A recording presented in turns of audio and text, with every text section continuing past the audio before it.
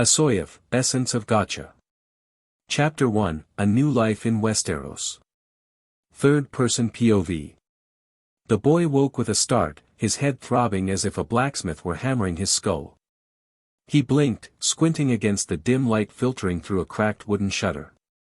The air smelled of stale ale, sweat, and something faintly metallic. He sat up, the rough straw mattress crackling beneath him, and froze. His hands, they weren't his hands. They were larger, calloused, with long fingers that didn't belong to the scrawny, overworked kid he'd been. His heart raced as he touched his face, feeling sharp cheekbones and a jawline that wasn't his own. A lock of black hair fell into his eyes, and when he caught his reflection in a nearby tarnished mirror, yellow eyes stared back. "Where the hell?" he muttered, his voice deeper than he remembered. He was tall now, at least 5 feet 10 inches, and his body felt strong, wiry.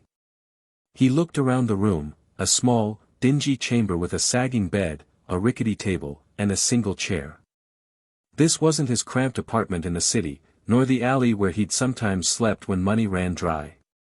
This was a tavern. The walls were rough-hewn wood, the floor strewn with straw, and the faint sound of raucous laughter drifted up from below. He pressed his hands to his temples, trying to piece together how he got here. His last memory was crossing a busy street, the screech of tires, a blinding light, and then, nothing. His headache flared, and fragments of memory flooded back, the grind of his life as an orphan, the endless hustle for a corporate job that never materialized, the exhaustion of scraping by. And then. Truck Kuan. He shouted the name aloud, the absurdity of it echoing in the small room. "You've got to be kidding me." He groaned, rubbing his face. "Ice Guide." Of course. He'd read enough manga and web novels to know the trope, but he never thought he'd be the one flattened by the infamous truck. His life hadn't been great, orphaned young, bouncing between foster homes, working dead-end jobs, but this? This was something else entirely. His gaze drifted to the table beside the bed. A small glass vial sat there, its contents swirling with rainbow-colored liquid that shimmered unnaturally. Beneath it was a folded piece of parchment. He picked up the vial, turning it over in his hand. It felt warm, almost alive. He unfolded the note, his eyes narrowing as he read the elegant, looping script. "Dear mortal. My deepest apologies for my grandson's mistake. He was not meant to end your life so abruptly. As compensation, I have reincarnated you into the world of Westeros, you know from the TV series, A Game of Thrones. You are now in a new body, one suited to this harsh world. As a gift, drink the vial. It will grant you a power to aid your journey. Choose wisely, and may you find purpose in this new life. A very sorry God." He stared at the note, rereading it twice. Westeros. Essos. Game of Thrones. He'd watched the series enough to know it was a brutal world of backstabbing nobles, dragons, and endless wars. And now he was in it. He glanced at the vial, its rainbow glow casting flecks of color across the room. "No other option, huh?" he muttered. With a deep breath, he uncorked the vial and downed its contents. It tasted like honey and lightning, buzzing down his throat. He closed his eyes, waiting for something to happen. A warmth spread through his chest, then a sharp jolt, like static electricity. When he opened his eyes, a translucent screen hovered in front of him, glowing with faint blue light. Words scrolled across it. "Welcome to the Gacha system. Player name, not assigned. Please name yourself to continue." He blinked, his mind racing. A Gacha system? Like in those mobile games he'd wasted pocket change on. "Dominic Augustus," he said aloud. The screen flickered. Player name, Dominic Augustus. System initialized. Gacha system rules. Earn 1 Gacha point, GP, per day. 3 GP required for a single roll. Purchase 100 GP monthly for 1 dragon, currency of this world. Roll 10 times consecutively to guarantee at least one rare card. Gacha contains character cards, items, and powers from all fictional universes. Dominic's jaw dropped. This wasn't just a second chance, it was a cheat code. A gacha system that could pull from any fictional universe. That was insane. He leaned back, mind spinning with possibilities. What should he do first? Explore? Fight? Figure out where he was? The screen shifted, displaying his status. Name, Dominic Augustus. Race, human. Age, 15. Character assimilation, fully assimilated, new body. Powers, none. Equipment, none. Gacha points, GP 100. 100 points, he exclaimed. That was enough for 33 single rolls or 3 10 rolls with guaranteed rares. He grinned, the headache fading as excitement took over. Let's see what this thing can do. He navigated the glowing interface, selecting a 10 roll. The screen flashed, and a slot machine-like animation spun, images of swords, glowing orbs, and shadowy figures blurring past. When it stopped, a list of rewards appeared. Item, standard steel sword, a well-crafted but unremarkable blade. Item, leather boots, durable, slightly worn. Item, water skin, holds enough water for a day. Item, iron dagger, small, sharp, good for close encounters. Character card, Toph Beifong, Avatar, the last airbender, can be assimilated to gain her earthbending abilities. Item, rope, 10 feet, sturdy hemp rope. Item, flint and steel, for starting fires. Item, plain cloak, keeps out the rain. Item, small pouch, can hold small items. Item, bread loaf, freshly baked, slightly stale by tomorrow. Dominic stared at the list. Toph Beifong. Earthbending. That was huge. The rest were basic, but a sword, dagger, and survival gear weren't bad for a start. He glanced around the room, wondering where the items had gone. A pile of gear had appeared by the bed, a sword in a simple scabbard, a pair of boots, a folded cloak, and the rest neatly stacked. The Toph card, a shimmering piece of parchment with her image, glowed faintly in his hand. He rummaged through the room, hoping for more clues. Under the bed, he found a small sack containing 30 gold dragons, heavy, gleaming coins stamped with a dragon's head. Not bad, he murmured, tucking the sack into his belt. He slipped on the boots, slung the cloak over his shoulders, and strapped the sword to his waist. The dagger went into his boot, and the rest of the items fit into the pouch. Stepping outside, the humid air hit him like a wave. The tavern was in a bustling market street, lined with stalls selling spices, silks, and roasted meat. Voices haggled in a language he somehow understood, Valyrian, maybe. He caught snippets of conversation. The Dothraki are moving west, the price of slaves is up, Essos, definitely. But where exactly? He wandered back to the tavern's common room, the smell of stew and ale thick in the air. He ordered a meal, bread, cheese, and a bowl of lamb stew, and sat near a grizzled man in a patched cloak. "Excuse me," Dominic said, keeping his voice casual. "Where exactly am I?" The man raised an eyebrow, chewing on a piece of bread. "Pentos, lad." "Where else?" "Pentos." "Okay, that was a start. And, who's sitting on the Iron Throne these days?" The man snorted. "Robert Baratheon, the fat old stag. Been king for nigh on 13 years. What year is it?" Dominic asked, trying not to sound too ignorant. 296 after Aegon's conquest, the man said, giving him a strange look. "You been living under a rock?" Dominic forced a laugh. "Something like that." He finished his meal, his mind racing. 296 AC meant Robert was still king, Ned Stark was probably still alive, and Daenerys was out there somewhere with her brother Viserys. He was early in the Game of Thrones timeline, plenty of time to carve out a place for himself. Night fell, and after another meal, Dominic returned to his room. He sat on the bed, holding the Toph Beifong card. Assimilating it would give him earthbending, a power that could make him unstoppable in this world.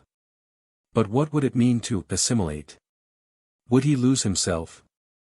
The system said he was already fully assimilated into this body, so maybe it was safe. He took a deep breath and pressed the card to his chest, willing it to activate.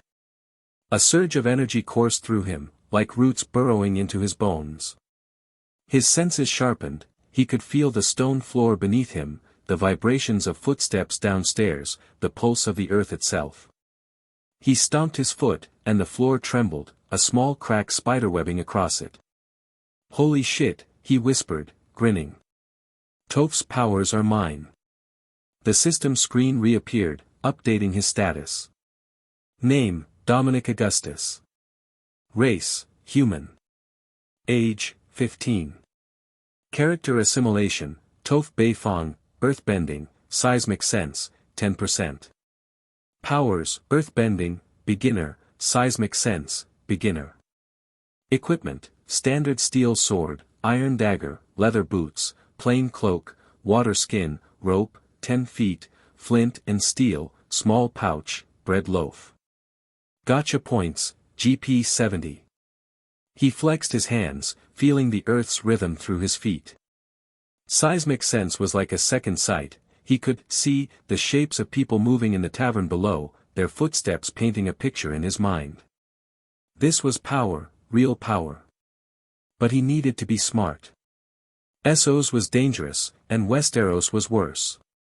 He had 70 GP left, enough for more rolls, but he decided to save them. He needed to understand this world better before gambling on more pulls. Lying back on the bed, Dominic stared at the ceiling. He was no longer the orphan scraping by in a world that didn't care. He was Dominic Augustus, earthbender, gacha wielder, and maybe, just maybe, a player in the Game of Thrones. Tomorrow, he'd explore Pentos, learn the lay of the land, and figure out his next move. For now, he closed his eyes, the hum of the earth lulling him to sleep. The next morning, Dominic woke to the system's chime. Daily GP earned, +1. Total GP, 91. He smirked, slow but steady. He spent the day wandering Pentos, using his seismic sense to navigate crowded markets and avoid pickpockets. The city was vibrant but chaotic, full of merchants, sellswords, and whispers of war. He overheard talk of Daenerys Targaryen, still a minor player in Karth, and of unrest in Westeros. The gold dragons in his pouch bought him a proper meal, a map of Essos, and a cheap horse, a sturdy brown mare he named Ember. Over the next few days, he practiced earthbending in secret, raising small pillars of stone in abandoned alleys and honing his seismic sense. It was clumsy at first, knocking over crates, cracking walls, but he improved quickly. Toph's instincts were part of him now, guiding his movements. He also rolled the gacha once more, spending 3 GP for a single pull. The result was a healing salve, a small jar that could mend minor wounds. Useful, but not game-changing. By the end of the week, Dominic had a plan. Pentos was a start, but he needed allies, resources, and a goal. Should he head to Westeros and meddle in the Stark-Lannister feud? Or carve out his own empire in Essos? The gacha system gave him endless possibilities, but he'd need to be strategic. For now, he'd stay in Pentos, gather information, and build his strength. Chapter 2, The Invisible Heist. 296 AC. Third-person POV. Pentos. The Invisible Heist. Dominic sat in his tavern room, the morning light filtering through the cracked shutter. A week in Pentos had burned through half his initial 30 gold dragons, 15 spent on sturdy clothes, hearty meals, and the tavern's rent. The room, though small, had been his training ground, where he honed Toph Beifong's earthbending and seismic sense. His assimilation with Toph had climbed to 40%, letting him manipulate larger chunks of earth and sense vibrations with greater clarity. He could now see the layout of rooms through walls or detect a guard's heartbeat from 20 paces. His gacha system had 74 points, accumulated from daily gains. After breakfast, bread, cheese, and a mug of weak ale, he decided to roll again, hoping for tools to secure his future in this brutal world. He activated the system, its glowing screen hovering before him, and selected a 10 roll, spending 30 GP. The screen spun, and the results materialized. Item: Spider-Man's Mask, Marvel, Mask from Spider-Man, 1, Tobey Maguire. Item: Naruto's Konoha Headband, a ninja village symbol, no special properties. Item: Bread loaf, fresh, crusty. Item: Inventory, 1000 x 1000 m, a dimensional storage space, accessible only by the user. Item: Geralt's leather jacket, The Witcher, durable, stylish, minor protection. Item: Torch, unlit, wooden. Item: Small pouch of herbs, medicinal, for minor ailments. Item: Rope, 20 feet, stronger than his previous rope. Item: Iron key, unknown purpose. Item: Cloth bandages, for wrapping wounds. The inventory was a godsend, a massive, invisible warehouse he could access with a thought. He slipped on the leather jacket, smirking at its rugged fit, and stored the rest in the inventory. With 44 GP left, he rolled again. Item: Captain America's shield, Marvel, vibranium, indestructible, ideal for defense and throwing. Item: Sokka's boomerang, Avatar, The Last Airbender, balanced, returns when thrown. Item: Flask of ale, decent Essos brew. Item: Wool blanket, warm, slightly scratchy.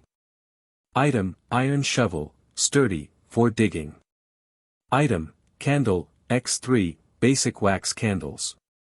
Item: Invisibility cloak, Harry Potter, Deathly Hallows, renders the wearer completely invisible. Item: Small mirror, hand-sized, slightly cracked. Item: Leather gloves, improved grip, minor protection. Item: Salted fish, preserved food for a week. The shield's weight felt reassuring in his hands, its star emblem gleaming.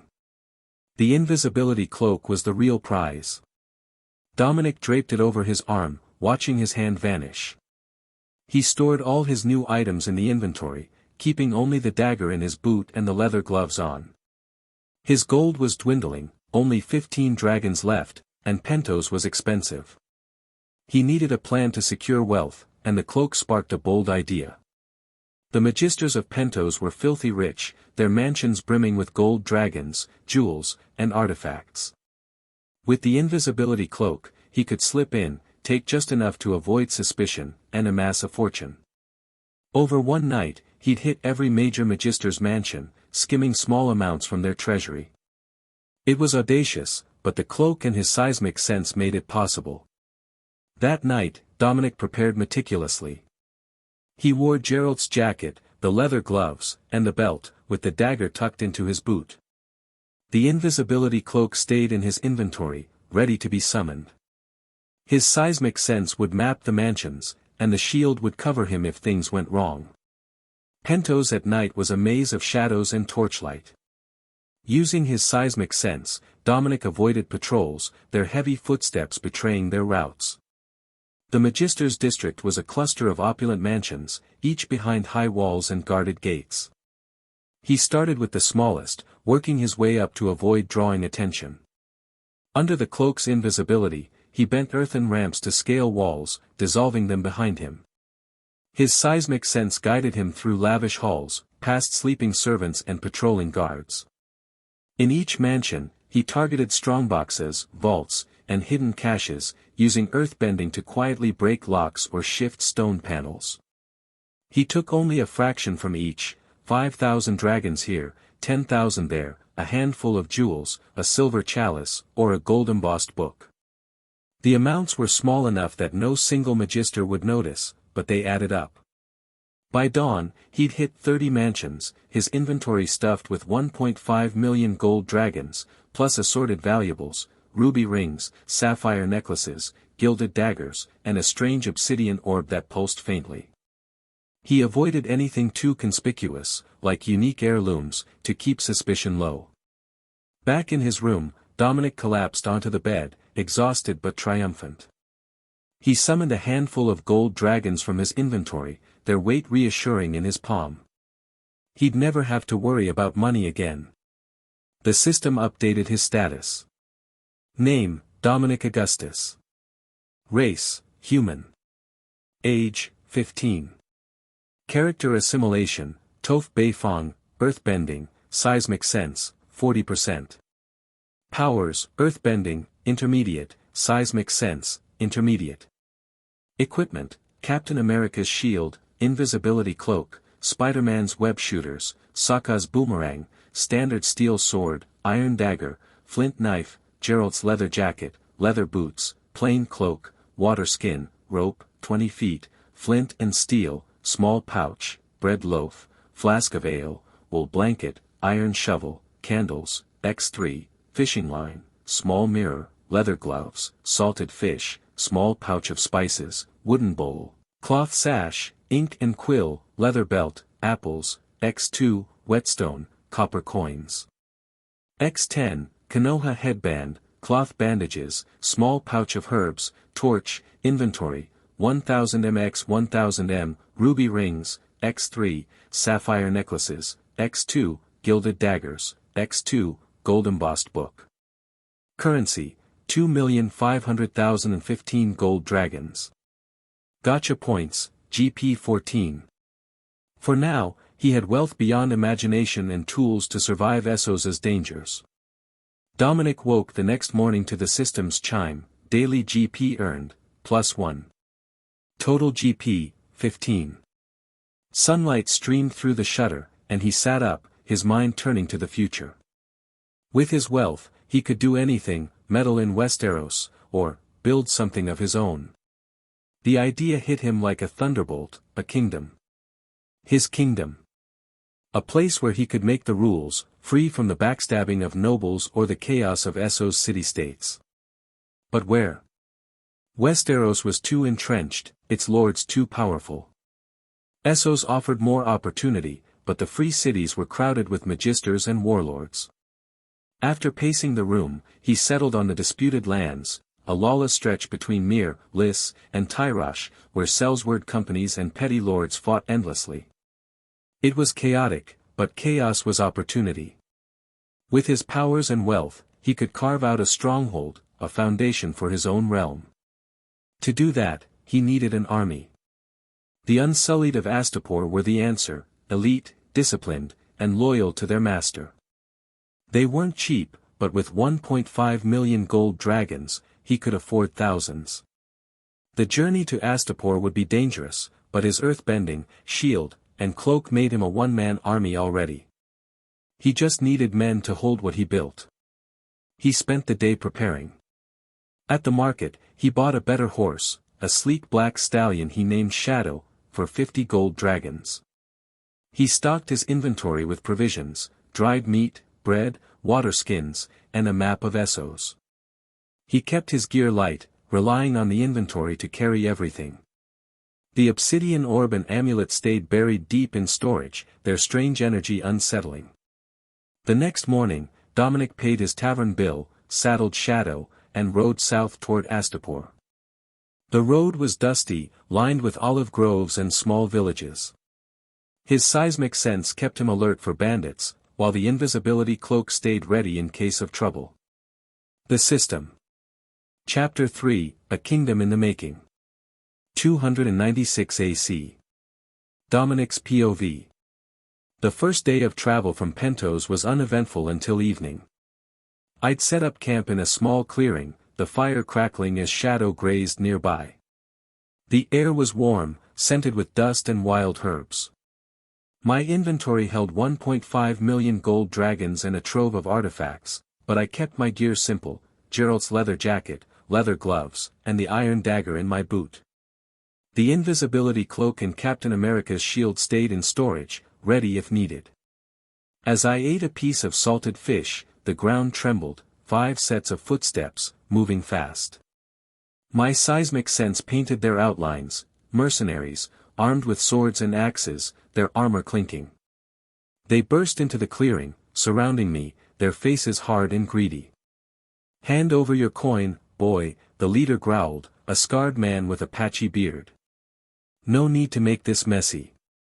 I stood, keeping my hands visible. "I don't have any money." "Check if you want." The leader sneered, eyeing my clean tunic and Gerald's jacket. "No need to lie. Those clothes are too fine for a pauper." "I don't want trouble," I said, my voice calm but firm. They didn't listen. The leader stepped forward, sword drawn, and the others closed in. I sighed. So much for diplomacy. With a stomp, I summoned 5 stone spikes from the earth, each aimed between their legs. The ground obeyed, and in an instant, 4 spikes shot upward, piercing through armor, flesh, and bone, stopping just below their skulls. 4 bodies slumped, lifeless. The 5th man, quicker than the rest, dove aside, landing hard on the dirt. He scrambled to his feet, eyes wide with terror. "Fuck this," he yelled, sprinting away.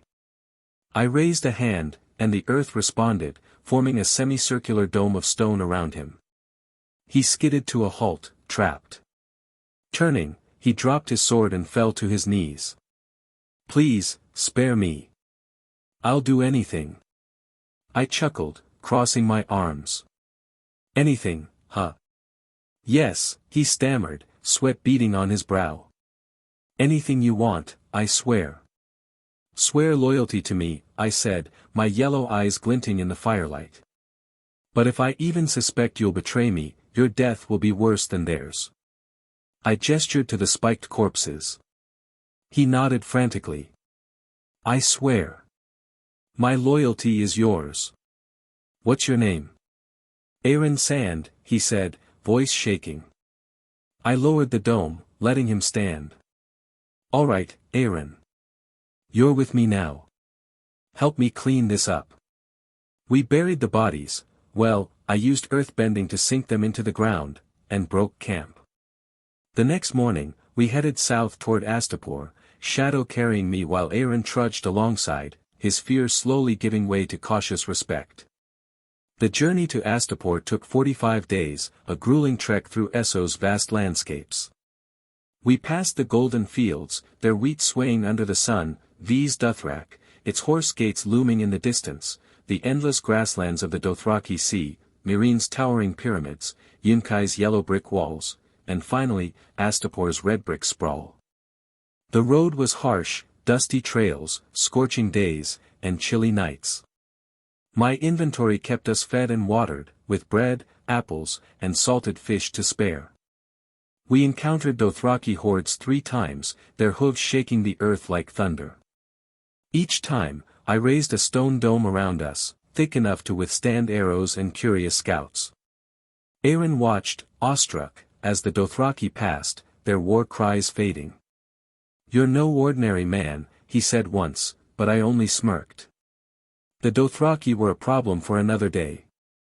One day, I'd ensure no Khalasar roamed free, but for now, they could live. Aaron proved useful, sharing tales of Essos politics and Sellsword life. He was a Dornishman, a bastard who'd fled Westeros for adventure, only to end up a mercenary scraping by. His loyalty seemed genuine, born of fear and the promise of a better life. I kept my seismic sense on him, watching for any hint of betrayal. So far, he was clean. We reached Astapor at dusk, the city's red walls glowing under the setting sun. After resting in a cheap inn, paid with a few copper coins from my inventory, we headed to the slave market the next morning. The air stank of sweat and iron, and the market buzzed with traders, overseers, and chained slaves. I approached a man in fine silks, clearly in charge. "I want to buy Unsullied," I said, my voice steady. He eyed me, then Aaron, his lip curling. "Come back tomorrow morning. I'll inform the good masters and arrange a meeting." The next day, we entered the training field, a dusty arena ringed by red brick walls. The good masters sat on a high platform, their silks fluttering, while thousands of unsullied stood in silent ranks, spears gleaming. A young woman with dark skin and sharp eyes stood nearby, translating. She looked familiar, too familiar. "What's your name?" I asked her. "Missandei," she replied, her voice clear. I nodded, hiding my surprise. "Missandei from the show. And what do you do?" "I translate for the good masters," she said. I leaned in. "Tell them I want 500 men, 500 women, 100 children, and 10,000 unsullied soldiers." Missandei's eyes widened slightly, but she translated flawlessly. The good masters murmured, then one spoke, his voice dripping with arrogance. Missandei translated, "The price is 1,000,000 gold dragons." "Done," I said without hesitation. "And throw in Missandei as a gift." The masters conferred, then nodded. Missandei's expression flickered, fear, hope, I couldn't tell. The deal was set. That night, I transferred 1,000,000 gold dragons from my inventory into 10 wooden chests, each heavy with coin. The next morning, I delivered them to the training field. The good masters inspected the gold, their greed palpable, and finalized the sale. The unsullied, 10,000 strong, plus 500 men, 500 women, 100 children, and Missandei, were mine. That night, I struck again. Under the invisibility cloak, I slipped into the good master's palaces, my seismic sense guiding me past guards and traps. Their vaults were obscene, piles of gold, gems, and artifacts. I took carefully, siphoning 2,000,000 gold dragons across multiple estates, plus a handful of valuables, a ruby-encrusted scepter, a diamond tiara, and a strange bronze ring that hummed faintly. By dawn, Astapor's elite were none the wiser, their losses too small to notice immediately. With my new army, I headed to Astapor's port. The docks were chaotic, ships creaking under the weight of cargo and slaves. I approached a merchant with a fleet of 50 galleys, each sturdy enough for a long voyage. "How much for all of them?" I asked. He blinked, then named a price, 500,000 gold dragons. I paid for my inventory, the coins materializing in chests. The ships were mine, crewed by hired sailors and my unsullied. Missandei, now free, stood by my side, her sharp mind already proving useful as she organized the civilians. Aaron, standing on the deck of the lead ship, turned to me as we prepared to sail. "Where are we going, anyway?" I looked out at the horizon, the wind tugging at my cloak. "To create our own kingdom." He raised an eyebrow but didn't press. The unsullied loaded supplies, the civilians boarded, and the ships groaned as they filled. My inventory held 2.5 million gold dragons, enough to fund a nation. The disputed lands awaited, a lawless expanse where I'd carve my empire. But first, I needed to train my army, master my powers, and roll the gacha for more tools. The system chimed, daily GP earned, +1. Total GP, 60. I smiled. The game was just beginning. My status updated as we set sail. Name, Dominic Augustus. Race, human. Age, 15. Character assimilation, Toph Beifong, earthbending, seismic sense, 40%. Powers, earthbending, intermediate, seismic sense, intermediate. Equipment, Captain America's shield, invisibility cloak, Spider-Man's web shooters, Sokka's boomerang, standard steel sword, iron dagger, flint knife, Geralt's leather jacket, leather boots, plain cloak, water skin, rope, 20 feet, flint and steel, small pouch, bread loaf, flask of ale, wool blanket, iron shovel, candles, X3, fishing line, small mirror, leather gloves, salted fish, small pouch of spices, wooden bowl, cloth sash, ink and quill, leather belt, apples, X2, whetstone, copper coins. X10, Konoha headband, cloth bandages, small pouch of herbs, torch, inventory, 1000 1000 sapphire ring, pearl-encrusted goblet, silver dagger, gilded candelabra, jade statue, ruby-encrusted scepter, diamond tiara, strange bronze ring, obsidian orb, 2,500,000 gold dragons. Followers, Aaron Sand, Missandei, 10,000 unsullied, 500 men, 500 women, 100 children. Assets, 50 galleys. Gacha points, GP 60. The sea stretched before me, and with it, my future. A kingdom of my own, built on earth and gold, was within reach. Chapter 4, Freedom and Power on the High Seas. 296 AC. Dominic's POV. The high walls of Astapor faded into the horizon as our fleet of 50 ships cut through the waves. The sea stretched endless before us, a canvas of blue under a blazing sun. I stood at the prow of the lead galley, the wind whipping my black hair, my eyes fixed on the future. My army, 10,000 unsullied, 500 men, 500 women, 100 children, and my allies Aaron Sand and Missandei, filled the ships behind me. 3 million gold dragons sat in my inventory, alongside artifacts like Captain America's shield and the invisibility cloak. The Gacha system had made me a force, but I wasn't here to play conqueror. Not yet. I wanted a kingdom, one built on loyalty, not chains. I turned to face the unsullied on my ship, their disciplined ranks staring back, spears gleaming. Unsullied. I shouted, my voice carrying over the creak of wood and crash of waves. My name is Dominic Augustus. I request your service to achieve my goal, a kingdom of our own. When it's done, you're free to leave. No chains, no masters. A murmur rippled through them, rare for men trained to silence. I pressed on. Who is your commander? One stepped forward, his face stoic, eyes sharp. I am, he said. Your name? I asked. Brown Leech, he replied. I nodded. From now on, you're Demon. Then I looked at the others, choose a name that suits you, all of you.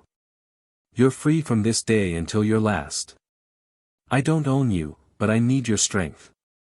You'll be paid for your service, handsomely. Are you with me?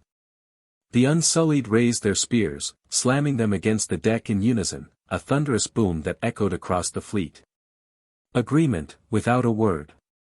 I turned to the men, women, and children, former slaves, now free, crowded on the deck. The same goes for you. Work with me, and you'll have a home, coin, and freedom. Are you in? They cheered, ragged but heartfelt, some weeping.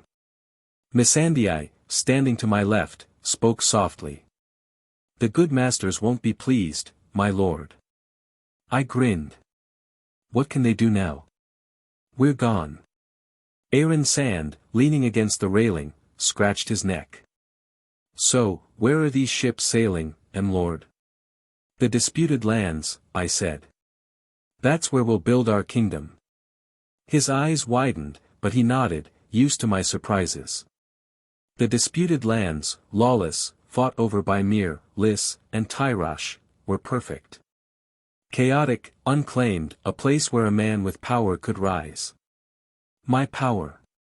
The journey took 1 moon, 30 days of salt spray and rolling waves. Each day, the Gacha system chimed, daily GP earned, +1. I'd saved 61 points before leaving Astapor, and with 30 more, I had 89 to burn. Then I used gold dragons to buy more GP. I decided to roll big, 150 times, using all 450 points. From the hall, the main rolls are: Item, Soul Contracts, X20, binds a person's loyalty, unbreakable. Character Card, Gellert Grindelwald, Harry Potter. Item, Super Soldier Serum, X6, Marvel, enhances strength, speed, and durability to Captain America levels. Item, Deadpool Swords, Marvel, Twin Katanas, razor sharp, durable. Item, Mera Mera no Mi, One Piece, Devil Fruit granting fire manipulation, weakness to water remains.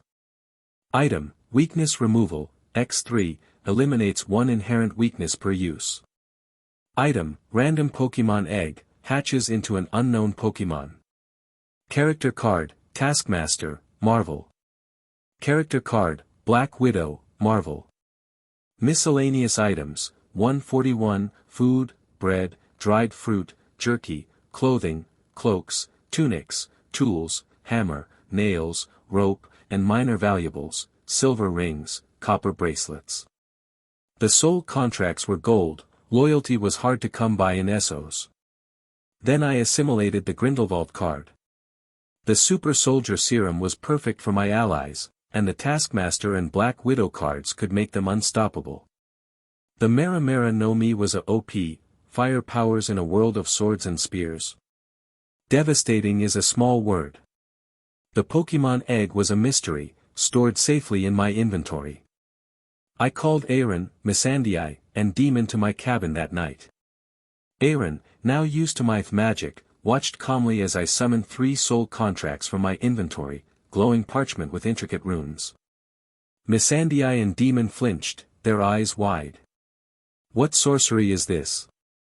Demon asked, gripping his spear. Not sorcery, I said.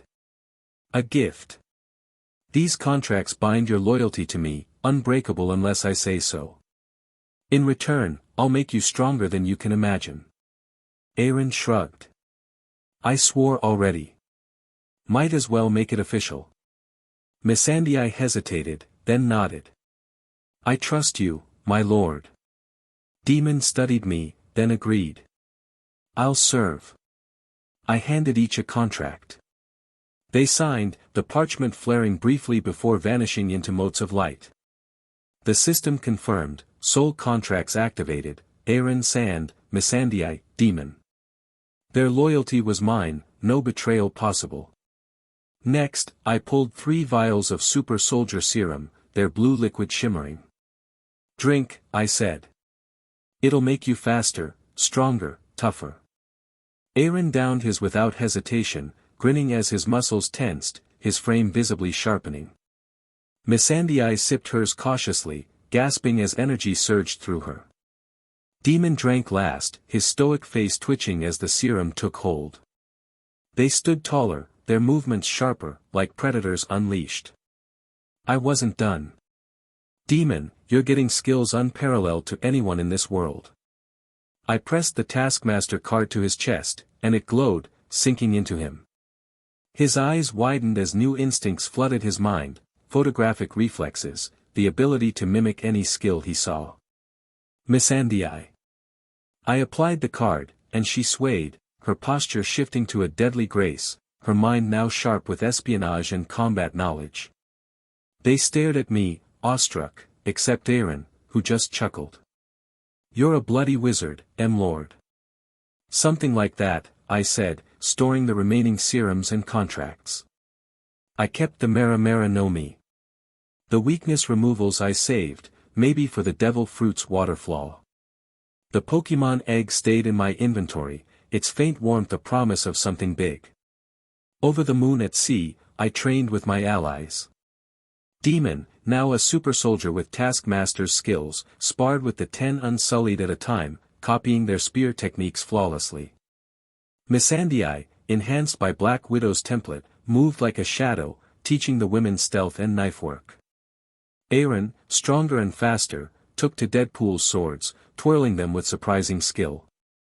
I practiced magic, of grindy while trying everything transfiguration, charms, dark magic, etc. My assimilation with Toph hit 100% now I can bend metal. The Unsullied chose new names, Rieger, Varys, Tycho, shedding their slave titles. The men, women, and children trained too, learning basic combat or shipwork, their spirits high with the promise of freedom. I paid them for my fortune, 100 gold dragons each, a pittance from my 3 million but life-changing for them. The system chimed daily, but I saved my GP, now at 11 after the 150 rolls. After a moon, the disputed lands appeared on the horizon, rocky coasts, rolling hills, and scattered ruins from endless wars. My fleet anchored off a deserted stretch, its cliffs defensible, its plains fertile. Perfect for a stronghold. I gathered my forces on the lead ship, updating my status. Name, Dominic Augustus. Race, human. Age, 15. Character assimilation, Toph Beifong, earthbending, seismic sense, 50%.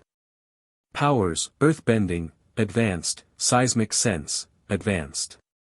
Equipment, Captain America's shield, invisibility cloak, Spider-Man's web shooters, Sokka's boomerang, Deadpool's swords, Geralt's leather jacket, Mera Mera no Mi, weakness removal, X3, random Pokemon egg, soul contracts, X17, super soldier serum, X3, 2,354,400 gold dragons. Gacha points, GP0.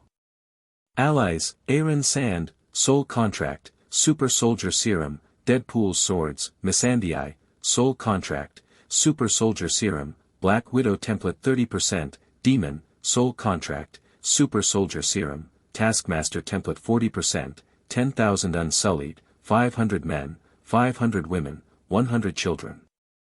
Assets, 50 ships. I stood on the shore, my army behind me, the cliffs rising like sentinels. This is it, I said to Aaron, Missandei, and Demon. Our kingdom starts here. Missandei's eyes gleamed with Black Widow's cunning. What's the first step, my lord? Build, I said. A fortress, a city, a home. I'll use my earthbending to raise walls, your skills to train our people, and our gold to draw allies. Demon nodded, his taskmaster reflexes already scanning the terrain. Defensible. Good choice. Aaron twirled a katana. Gonna be a fight, lord. The disputed lands don't stay quiet. Let them come, I said, stomping the ground. A stone pillar rose, towering over the beach. We're ready. The Pokemon egg pulsed in my inventory, the Mera Mera no Mi tempting me with fire. My kingdom was a dream, but with my powers, my allies, and my wealth, it was a dream I'd make real. The disputed lands would bow to Dominic Augustus. Chapter 5, Whispers of New Kingdom. Illyrio Mopatis's POV. 298 AC, Pentos. The air in my manse hung heavy with the scent of spiced wine and incense, but it did little to soothe the unease gnawing at me. From the balcony overlooking Pentos's bustling streets, I awaited the arrival of Khal Drogo's Khalasar, two Targaryen siblings seated behind me, Viserys and Daenerys. My wealth, my influence, all rested on Varys' intricate plan for the Iron Throne. I hope your scheme holds, Varys, I thought, fingers tightening on the railing.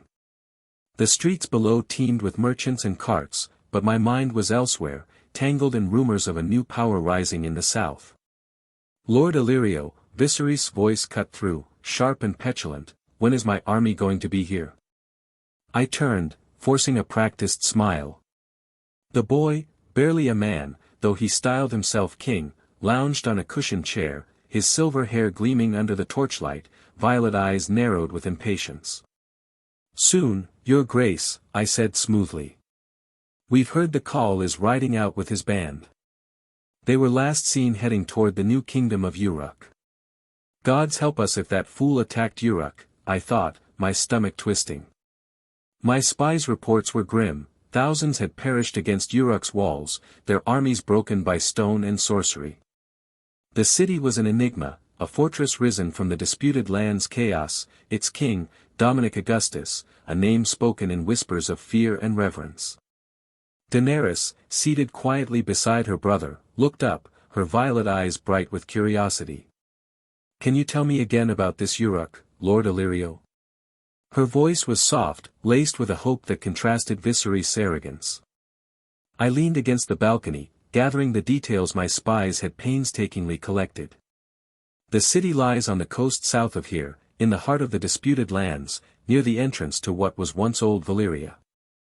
It emerged after the sacking of Slaver's Bay, a free city where slavery is outlawed. No man, woman, or child wears chains there. Its king, Dominic Augustus, rules with a heavy hand against those who harm others. Such offenders are said to vanish, taken by the king himself or his unseen forces. I paused, noting the spark in Daenerys's eyes. The city is carved from the mountains, its walls unyielding against sand and sea. It gleams in the sunlight, so clean it seems unnatural. Some claim ancient guardians, beasts or spirits from old Valyria, patrol its skies, striking down invaders. The people are cared for, fed, and housed, provided they contribute to the city's growth. It's a place of order amidst Essos' chaos, a beacon of freedom and strength. Daenerys's face lit up, her expression one of wonder, as if Urak embodied the haven she dreamed of, a place free from fear, where she could thrive. But Viserys scoffed, shattering the moment. Utter nonsense, he spat, leaning forward. He is some upstart squatting in the ruins of better days. I've seen the Red Keep, the greatest seat in the world. To think I, the last dragon, the true king of Westeros, would care for this filth-ridden corner of Essos is laughable. Gods, this boy is insufferable, I thought, swallowing the retort. Instead, I said, yes, your grace. The Cull's party should arrive in a few days. Let us hope they come in peace. Viserys waved a dismissive hand, turning to his sister. Daenerys, be prepared. We must make you perfect for your new husband. He seized her chin, forcing her eyes to meet his. You must be flawless. We need his men to take back our rightful home. You can do that for me, can't you? You wouldn't want to wake the dragon, would you? Daenerys, barely 16, trembled under his grip, nodding frantically, fear etched into her young face. Good, Viserys said, releasing her. Be ready when he arrives. I won't have this deal ruined by your stupidity. I watched as servants ushered her out, her shoulders hunched, the weight of her brother's cruelty heavy on her. Varys, let your plan succeed, I thought, my heart sinking. All I want is Aegon on the Iron Throne. But the shadow of Urak loomed large. My spies spoke of its king, Dominic Augustus, a young man wielding powers beyond comprehension, stone that moved at his will, sorcery that rivaled Valyria's lost arts. If Drogo's Khalasar had clashed with him, our plans could be crumbling already. The reports were consistent. Urak had risen in 2 years, its walls carved from cliffs, its streets clean and sparkling. Slavery was abolished, enforced by a king who brooked no defiance. His army, 1,000 strong, included disciplined warriors unlike any in Essos, and his city drew refugees and sellswords, all swearing loyalty to a ruler who offered freedom and protection. Some claimed he commanded a dragon, not a Targaryen beast, but a creature that soared above Urak, guarding it from attack. Others whispered of artifacts, shields that deflected any blow, cloaks that hid him from sight, and a wand that sparked with unnatural light. Viserys' arrogance blinded him to the threat, but I saw it clearly. Urak was no myth. It was a power to rival the free cities, perhaps even Westeros. If Drogo's Khalasar had been foolish enough to challenge it, we might face a vengeful king instead of an ally. I poured myself a goblet of wine, the liquid trembling in my hand. The Targaryen siblings were my path to influence, but Urak's rise changed the game. Dominic Augustus was a name I'd need to watch, perhaps to court, perhaps to fear. As Daenerys's footsteps faded down the hall, I turned back to the balcony, the distant hum of Pentos filling the silence. The Khalasar would arrive soon, and with it, the next move in Varys's grand design. But my thoughts lingered on Urak, its gleaming walls, and the king who'd built a kingdom from nothing. What manner of man are you, Dominic Augustus? I wondered. And what would it mean for the Iron Throne if he turned his gaze north? No one's POV. King's Landing. The Red Keep mourned in silence, its halls draped in the shadow of Jon Arryn's death. Jaime Lannister, the Kingslayer, strode through the corridors, his golden armor clinking softly, his face a mask of indifference hiding the weight of his thoughts. As he approached the small council chamber, Ser Barristan Selmy stood by the door, his white cloak pristine despite the somber air. Ser Jaime, Barristan greeted, his voice steady but heavy with the grief that hung over the court. Where is his grace? Jaime asked, already knowing King Robert Baratheon wouldn't be tangled in his usual vices, not today, not with his foster father dead. His Grace is overseeing preparations to send Lord Aaron's body back to the Eyrie, Barristan replied, his eyes scanning the hall as the small council members began to gather, their footsteps echoing on the cold stone. The council chamber was a tense affair, the air thick with unspoken rivalries and the sting of loss. Varys, the spymaster, sat with his hands folded, his powdered face unreadable. Peter Baelish, master of coin, lounged with a smirk that never quite reached his eyes. Renly Baratheon, the king's youngest brother, looked restless, while Grand Maester Pycelle hunched over his notes, his chains clinking. Queen Cersei Baratheon, resplendent in crimson and gold, presided with an icy authority, her brother Jaime standing at her side. Varys spoke first, his voice soft yet cutting through the room's murmur. My lords, my little birds bring grave news from Essos. Reports of strange creatures, beasts not of this world, have surfaced again. This is the 10th such report in 2 years. Their nest, it seems, lies in the new kingdom of Urak. The room stilled. Jaime's hand tightened on his sword hilt, a reflex born of unease. Urak. The name had crept into their councils before, a whisper from across the narrow sea, growing louder with each passing moon. A city risen from nothing in the disputed lands, its king, Dominic Augustus, a figure shrouded in mystery and dread. Any update on Urak itself? Peter Baelish asked, his tone light but his eyes sharp.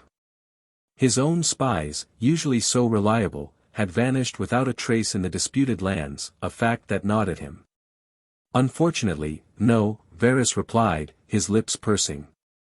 My birds sing of walls that gleam like polished stone, of a king who wields powers beyond mortal stone that moves, fire that obeys his will. But details are scarce. Those who venture too close to Urak, do not return. Cersei's emerald eyes flashed, her patience thin. Enough of these tales, she snapped. My husband grieves for Jon Arryn. We will not trouble him with more ill-fated news of some upstart in Essos. Of course, your grace, Varys said, bowing his head, though his eyes flickered with something unreadable. Renly Baratheon leaned forward, his voice laced with irritation. My brother wishes to name a new hand of the king. He's set on traveling the king's road to the north, Winterfell, I presume, to drag Ned Stark into this mess. His grace demands the council remain here, Grand Maester Pycelle added, his voice quavering as he clutched a raven scroll. I've sent word to Winterfell, as he commanded. Jaime watched the exchange, his mind drifting to Cersei, of their children, of the fragile game they played in King's Landing.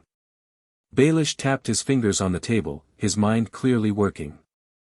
This Dominic Augustus, if he's real, he's no mere warlord. A city that sparkles, creatures in the sky, armies that rival the free cities. We'd do well to learn more before he looks west. Varys nodded slightly. My birds will keep listening, Lord Baelish. But Urak is a fortress of secrets. Its king does not welcome spies. Cersei's lips curled. Then let him keep his desert kingdom. Westeros is ours to rule. We have no time for myths and monsters. The council moved on to trade disputes and royal finances, but the specter of Urak lingered, a shadow cast across the narrow sea. As the meeting adjourned, Jaime lingered by the window, staring east. The Game of Thrones was shifting, and a new player had entered the board, one whose power might reshape the world. Chapter 6, The Golden King of Urak. Third-person POV. 298 AC. Kingdom of Urak. Urak, the city of dreams, stood as a beacon in the disputed lands, its white stone walls gleaming under the relentless Essosi sun. To those who had once been slaves, it was the city of freedom, a sanctuary where chains were broken and hope flourished. To the outside world, it was a mystery, a fortress of wonders and terrors that repelled all who sought to harm it. Its glowing walls, paved streets, and fields of endless harvests baffled spies and invaders alike. The city had risen in a mere week. Within 3 months, it was a thriving hub, fields tilled, docks built, and homes raised, all under the watchful eye of its enigmatic king, Dominic Augustus. The people of Urak, many former slaves, marveled at their new lives. Farm animals, cows, sheep, pigs, chickens, appeared as if by magic, their origins unquestioned in gratitude for their king's generosity. Plumbing, a marvel as Dominic called it, replaced buckets and ditches with private latrines in every home and public bathhouses for cleanliness. No one asked where the water came from or where the waste went, it was enough that it worked, better than anything they'd known. Silks of the finest thread clothed the citizens, and trading ships docked at the port, bringing wealth and goods. The land itself seemed blessed, crops grew faster, people worked longer, their bodies stronger, though few noticed the subtle magic at play. Urak's design was impregnable, its 3 concentric walls reminiscent of legends from distant lands. The outermost wall guarded the fields and outer districts, the second protected the bustling city proper, and the innermost encircled the heart of Urak, where markets, homes, and forges thrived. At the southern edge, near the coast, stood the king's castle, a towering structure of pure white stone, positioned to repel naval invasions while its high walls defied land assaults. Gates and towers studded each wall, manned by disciplined warriors who moved with uncanny precision. In the morning light, Dominic Augustus stood on his castle's balcony, clad in a black silk robe, gazing over the city he'd built. The outer wall, facing the Dothraki Sea, loomed in the distance, a bulwark against the chaos of Essos. Behind him, Missandei stirred in his bed, her voice soft with sleep. Why did you leave?" she murmured, missing his warmth. "I was looking out over the city," Dominic replied, his eyes tracing the horizon where the first rays of sun touched the walls. Missandei rose, unabashed in her nakedness, and crossed to him. "Dom, let Dragonite and Charizard handle those savages," she said, her hands sliding over his chest. "They've scared off plenty of Dothraki before. They can do it again." He hummed, feeling her lips brush his neck. At 6 feet 6 inches and a foot taller than her, he savored the effort she put into reaching him, a familiar dance they both loved. "Tides are changing," he said, leaning into her embrace. "We're going to be busy from now on." "Then the time has come to show the world," she replied, kissing his cheek. "As much as I'd like to keep you to myself, you're too influential." Her lips grazed his shoulder. "Too strong." She turned him, pushing him gently into the chair on the balcony. "Too important." Straddling him, she lowered herself onto his lap, guiding him inside her with a slow, deliberate motion. "And, as much as I'd hate to admit it, too insatiable to keep to myself." Dominic chuckled, hands resting on her hips. "You, my dear, are the insatiable one." He knew she was right, she'd passed out from their passionate night before, yet here she was, hungry for more. Missandei moved slowly, panting, her kisses silencing his thoughts. He had magic to ensure no children would come from their union, a choice made to protect their path. She cried out, slamming herself down, her body trembling. "So full."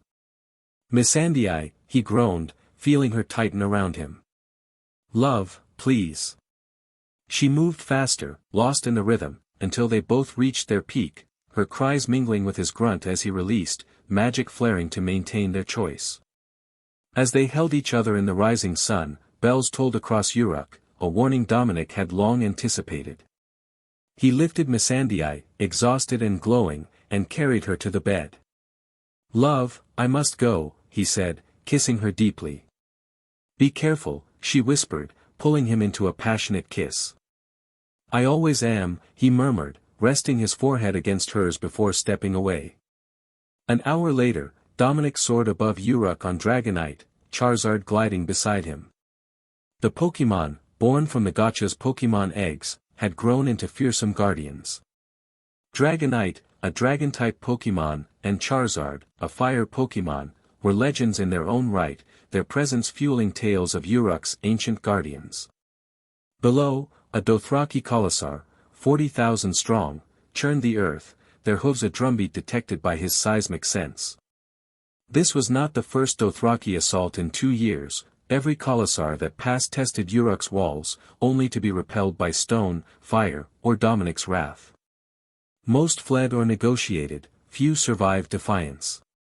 He landed before the horde, Dragonite and Charizard flanking him, their roars shaking the air. Dominic wore the golden armor of Gilgamesh from the Fate series, a Gacha pull, its gleaming plates radiating power.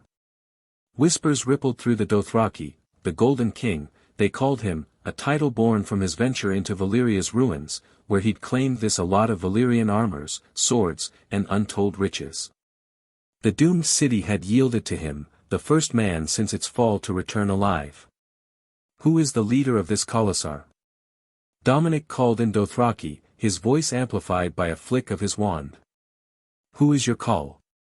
The horde trembled at the sight of his Pokémon, but some low-born riders, eager for glory, charged. Charizard roared, unleashing a fire blast that incinerated them, leaving ash and screams. If your coward of a call won't face me, I'll kill you all, Dominic declared, his tone icy. You dare call our call, leader of the greatest Khalasar, a coward? A blood rider shouted, stepping forward. I'll call him worse if he doesn't kneel, Dominic replied. Do we fight for command, per your code, or do I slaughter you all? You're no Dothraki, a KO, bellowed. Kill the feeble man. The horde surged, thousands strong, their screams filling the air. Dominic sighed, raising his wand he blasted fiendfire. And he also commanded, Dragonite, Charizard, fire blast. The Pokémon roared, flames erupting in a wave that consumed the front ranks. Thousands burned, their cries swallowed by the inferno. The horde froze, horror etched on their faces. Bring out your call. Dominic's voice boomed, enhanced by magic, carrying over the sea of ash and fear. A hulking figure emerged, the call himself, his braid long and adorned with bells. You dare, he roared, striding forward. Finally showing yourself, worm, Dominic said, his wand steady. I am the greatest call among the Dothraki. I am, the call's words cut off as Dominic slashed his wand, unleashing a sectum semper. A blade of invisible force sliced through the air, severing the call's head in a spray of blood. The body collapsed, bells jingling. You are dead, Dominic said coldly. He turned to the stunned Khalasar. Now, who's next? The Dothraki dropped to their knees, their weapons clattering to the ground. Dominic's golden armor gleamed, Dragonite and Charizard looming behind him. Urak's walls stood unbreached, its fields untouched. The horde's surrender was total, they were broken by a king who wielded earth, fire, and magic. Word of the massacre would spread, as it always did. Urak's legend grew, city of dreams, fortress of freedom, ruled by a king who could not be defied. In Pentos, Illyrio Mopatis would hear of this, his plans for the Targaryens shaken. In King's Landing, Varys's little birds would sing of the Golden King and his mystical creatures. But in Urak, life continued, fields were tilled, silks were worn, and the people prospered, their faith in Dominic Augustus unshakable. The tides were changing, and the world would soon know the true power of Urak. Status. Name, Dominic Augustus. Race, human. Age, 18. Character assimilation. Toph Bei Fong, earthbending, seismic sense, 100%. Gellert Grindelwald, dark magic, wand mastery, 100%. Gold Roger, hockey, charisma, 100%. Ted Mosby, architecture, storytelling, 100%. Erwin Smith, leadership, 30%. Powers. Earthbending, seismic sense, master reshapes landscapes, detects vibrations. Dark magic, wand mastery, master casts powerful spells, wields elder wand. Hockey, master conquerors, observation, armament hockey. Architecture, storytelling, master designs flawless structures, inspires loyalty. Leadership, intermediate strategic command, developing. Equipment. Captain America's shield, invisibility cloak, elder wand, two-way mirror. Inu Inu no mi, main main no mi, tori tori no mi, mera mera no mi, no water weakness. Weakness removal, X8, Pokemon eggs, X5, soul contracts, X100. Lasso of truth, super soldier serum, X20, Deadpool's swords. Gilgamesh's golden armor. Inventory, 10,000 M x 10,000 M, it increased. 25,354,400 gold dragons. Gacha points, 200. Allies. Aaron Sand, soul contract, super soldier serum, Deadpool's swords, Afro samurai, 100%. Missandei, soul contract, super soldier serum, Black Widow, 100%, Emma Frost, 100%. Demon, soul contract, super soldier serum, Taskmaster, 100%. Pokemon, Charizard, Dragonite, Rapidash, Gyarados, Altaria, Eevee, Celebi. Chapter 7, A Dragon's Hope. Daenerys's POV. 298 AC, Pentos. 2 weeks had passed since that tense conversation with my brother Viserys and Lord Illyrio Mopatis, and every moment since had been a whirlwind of preparation for this day. Servants fussed over me, pampering me after a bath to make me appear the princess I was born to be. That bath was wonderful, I thought, wincing slightly as a comb tugged through my silver hair. The water had been scalding, or so the servants claimed, but to me, it felt like any other bath, warm, comforting, unremarkable. Baths were a rare luxury in my life, and I savored them, even if I didn't understand why the heat never bothered me. The next 2 hours, however, were the most aggravating of my life. Viserys found fault with everything. My dress, a flowing lilac gown, didn't reveal enough of my body for his liking, and he demanded it changed. My makeup was too bold, then too plain, forcing me to scrub it off for a lighter touch. My hair, painstakingly braided, wasn't positioned to his satisfaction. His violet eyes burned with barely restrained fury, and I saw the threat of his hand in the way he loomed over me. He's so close to striking me, I thought, my heart racing. Thank the gods, scouts reported the call was near, sparing me his wrath, for now. As the moment approached, my nerves frayed. Will the call like me? Will I face Viserys' dragon if I fail? The questions swirled, a storm in my mind. I watched my brother pace the hall, his silk cloak swishing with each step, his face twisted in irritation. How long does this savage expect us to wait? Viserys snapped, turning to Illyrio. I am a king, and this barbarian dares delay me? I do not know, your grace, Illyrio said, his plump face glistening with sweat as he glanced nervously toward the gates. The scout said he would be here by now. Before Viserys could unleash another tirade, a man hurried to Illyrio's side. M'lord, a call is here to speak with you. He and his party await in the garden. Finally, this savage has wasted enough of our time, Viserys growled, seizing my arm and pulling me toward the door. Oh no. This is it. My stomach churned as I walked between Viserys and Illyrio, my heart pounding. The garden tent loomed ahead, its silks fluttering in the breeze. This moment would change my life forever. Inside the tent stood the Khal, a figure of terrifying presence. As we approached, I glanced at his guards. These aren't the Dothraki I've heard of. Their metal armor gleamed, unlike the leather and bone of typical riders, and their discipline was unnerving. Then a woman emerged from the tent, and my breath caught. If she's near the Khal, what chance do I have? She was close to my age, her ebony hair silky, her round face framed by striking blue eyes. Her dusky skin glowed in a white dress that hugged her curves, exuding exotic beauty. My Khal thanks you for your offer, she said, her voice clear and confident. However, the deal made with Khal Drogo is void, as he has been bested and slain. If you wish a new alliance, my Khal will listen. I stared, speechless, my heart sinking. All of this, for nothing. Viserys' face reddened, but Illyrio spoke quickly. I am Illyrio Mopatis. We seek an alliance between your Khalasar and the Targaryens of Valyria, sealed by the marriage of your Khal to Daenerys Stormborn of House Targaryen. The woman retreated into the tent, speaking briefly, then returned. My Khal is pleased with this deal. The alliance will proceed as planned. He wishes to rest before finalizing terms. Viserys bristled. I demand an audience. I am the rightful king of the Iron Throne. Illyrio, his words were cut off as the guards drew their blades, their movements swift and synchronized. You dare demand from our king, one growled. Fear gripped me.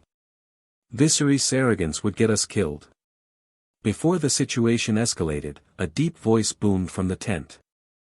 Enough. Leave, or death follows. Bring the girl inside. My eyes widened. He wants me. Brother. I whispered, trembling. You will do everything to secure this deal, Viserys snarled, his grip bruising my arm. You will not wake the dragon if you fail. The guards pushed him back, and I stumbled toward the tent, my legs weak. Terrified didn't begin to describe it. The woman took my arm gently, whispering, Don't worry. The king wanted you away from your brother. Madness seems to have taken him. Her kindness steadied me as we entered the tent. You are as beautiful as the rumors say, a voice said. I looked up, startled, at a man unlike any Khal I'd imagined. He wore a white shirt under an open red coat, black pants, and his raven black hair was tousled, begging to be touched. His golden eyes glowed, piercing yet warm. A Valyrian steel blade, its design unique, hung at his side. I bowed, my voice soft. I am Daenerys Stormborn of House Targaryen. He studied me, his presence commanding yet gentle. Are you okay with this marriage, Daenerys? Yes, I said, my voice steadier than I felt. He tilted his head. Are you saying that because your brother demands it, or are you truly okay with it? I hesitated, then met his gaze. I'm truly okay with it. And I meant it, something about him felt safe, unlike Viserys' cruelty. He nodded, turning to a man at his side. Aaron, go speak with the beggar king. Tell him I'll take the bride, and he'll have the Khalasar. Aaron chuckled. Yeah, I'll make sure they accept. He left the tent, his swords glinting. Dominic gestured to a chair beside him. Sit, Daenerys. I obeyed, my hands trembling slightly. He poured me a drink, a golden liquid that fizzed. I sipped it, the sweet, buttery taste surprising me. I couldn't hide my delight, and he chuckled. Did you enjoy it? I nodded, smiling shyly. It's wonderful. It's a specialty of ours, he said, his voice warm. We call it butterbeer. We've just started exporting it. Curiosity overcame my nerves. How did you become Khal of the largest Khalasar? My brother said Khal Drogo was coming. Dominic leaned back, his golden eyes distant. Some Dothraki attacked my city. I learned they had a deal with Targaryens and one of the biggest Khalasars.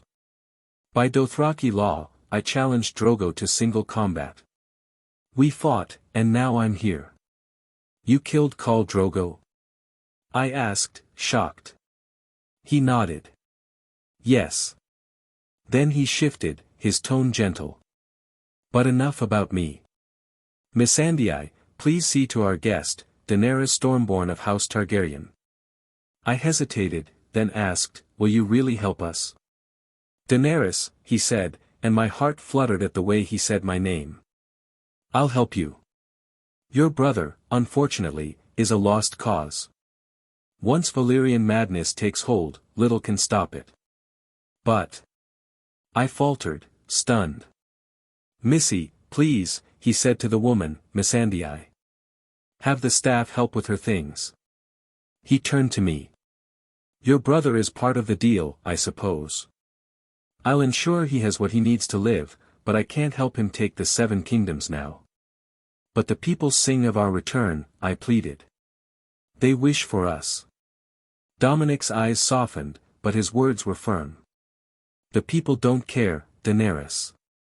Only Dorne might, and that's for revenge, not loyalty. Go with Missandei. She'll guide you. Don't dwell on this. Aeron will speak with Illyrio, and will plan what comes next. I nodded, my mind reeling, and followed Missandei out. For the first time, I felt a flicker of hope, not for Viserys' dreams, but for my own. This Khal, this king, was unlike any man I'd known. Perhaps with him, I could find a path to something greater than fear. Chapter 8, A Union Sealed in Fire. Third-person POV. 298 AC, Pentos, 1 week later.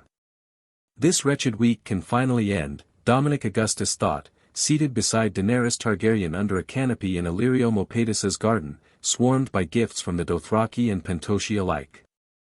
The air was thick with the scent of jasmine and roasted meat, but Dominic's mind was elsewhere. All I want is to be back in Urak, planning my next move. Beside him, Daenerys, radiant in a lilac gown, accepted gifts with a shy smile, her silver hair catching the sunlight. Not that anything went as planned. Aeron Sand, his loyal guard and friend, grumbled nearby. Sorry, my friend, Dominic whispered, leaning toward him. This will be over soon. Aeron smirked, his super-soldier-enhanced frame relaxed but alert. Your new wife's quite beautiful, he teased, nodding at Daenerys. Stop teasing him, Missandei chided, her dusky skin glowing in a white dress as she translated the Dothraki's words for Daenerys, her Black Widow and Emma Frost templates making her a vision of grace and cunning. Daenerys glanced at Dominic, her violet eyes wide. These people are all here for us. Kind of, Dominic replied, his voice low. The Khalasar follows the Khal. They're nomadic, but they tend to cause more trouble than they're worth. He was eager to leave their company, his mind on Urak's gleaming walls. I still can't believe you're the king of Urak, Daenerys said, her voice tinged with awe as another guest presented a woven rug. Is your city really made of gold? Dominic chuckled, shaking his head. No, but it shines like it. Stone, mostly, carved by my hand. You'll see it soon. His gaze shifted as Illyrio and Viserys approached, the latter's face twisted with impatience. Your Grace, Illyrio said, bowing slightly, his servant opening a chest. My gift for your wedding. May these fossilized eggs symbolize the joy of your life. Daenerys gasped, her eyes locked on the 3 dragon eggs, green, black, and gold. Are these dragon eggs? Yes, Illyrio said. Sadly, fossilized, unable to hatch. Dominic's magic stirred, Grindelwald's power pulsing through him. He channeled it subtly into the eggs, feeling a faint hum of life awaken within them. She'll hatch them in time, he thought, a smile tugging at his lips. Thank you, Daenerys said, mesmerized, her fingers brushing the green egg scales. Missandei leaned in, her voice formal. My call, it is time to consummate the marriage. Dominic nodded, glancing at Aeron. Right, we'll be back. Keep the Khalasar in check. Don't let them wreak havoc. Of course, Aeron replied, his eyes scanning the crowd for trouble. Viserys grabbed Daenerys' arm, his voice venomous. You will give him the best time of his life. Ensure I get my army, or you'll face the dragon. Release my wife. Dominic's voice boomed, amplified by magic. He pulled Daenerys to him, his golden eyes flashing. Lifting her onto their horse, he murmured, Don't worry, I'll keep you safe. She curled into him, her trembling easing. They rode toward a secluded valley, Dominic ensuring everything is comfortable for her as they rode. After a short ride, they stopped at hills far from Pentos' noise. This should do, he muttered, dismounting. Daenerys watched him, curious. Dragonite, Charizard, come out. Dominic called, his voice ringing. What are you? Daenerys began, then froze as Dragonite and Charizard materialized, their massive forms looming.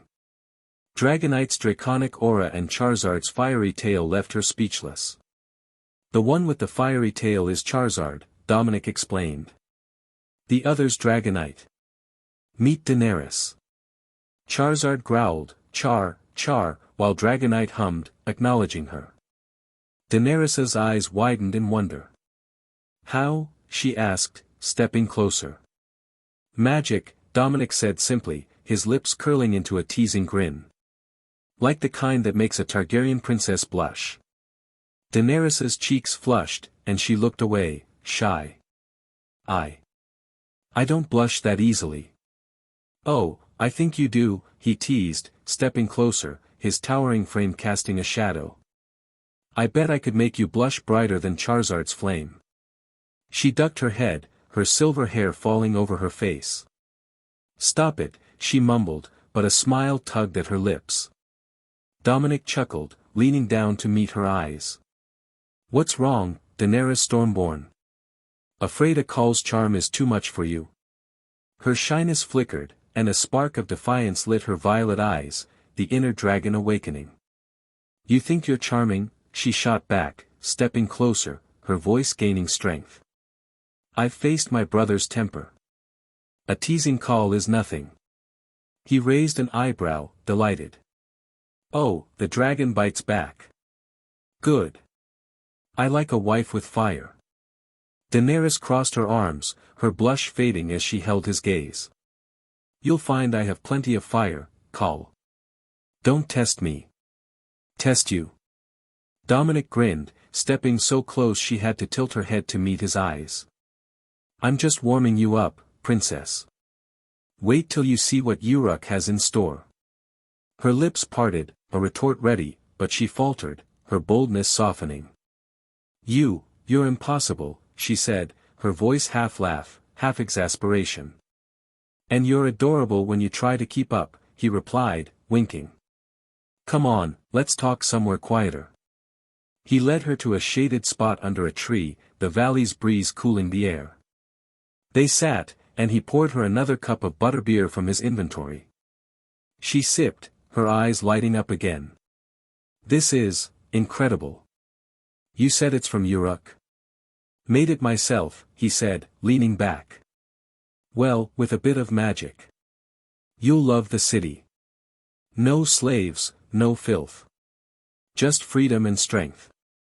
Daenerys's expression softened, her fingers tracing the cup's rim. Freedom. I've never known it. Not truly. You will, Dominic said, his tone serious. With me, you'll be free. No one will hurt you, not Viserys, not anyone. She looked at him, her eyes searching. Why me? You're a king, a Call, with others. Why marry me? He tilted his head, teasing again. Maybe I just wanted a dragon princess to make my city shine brighter. She swatted his arm, her shyness returning.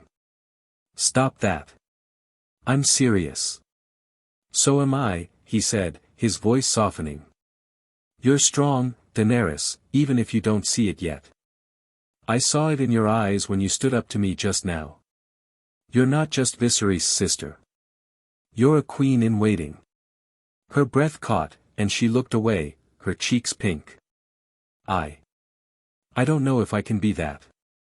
You can, he said firmly. And I'll help you find out. But first.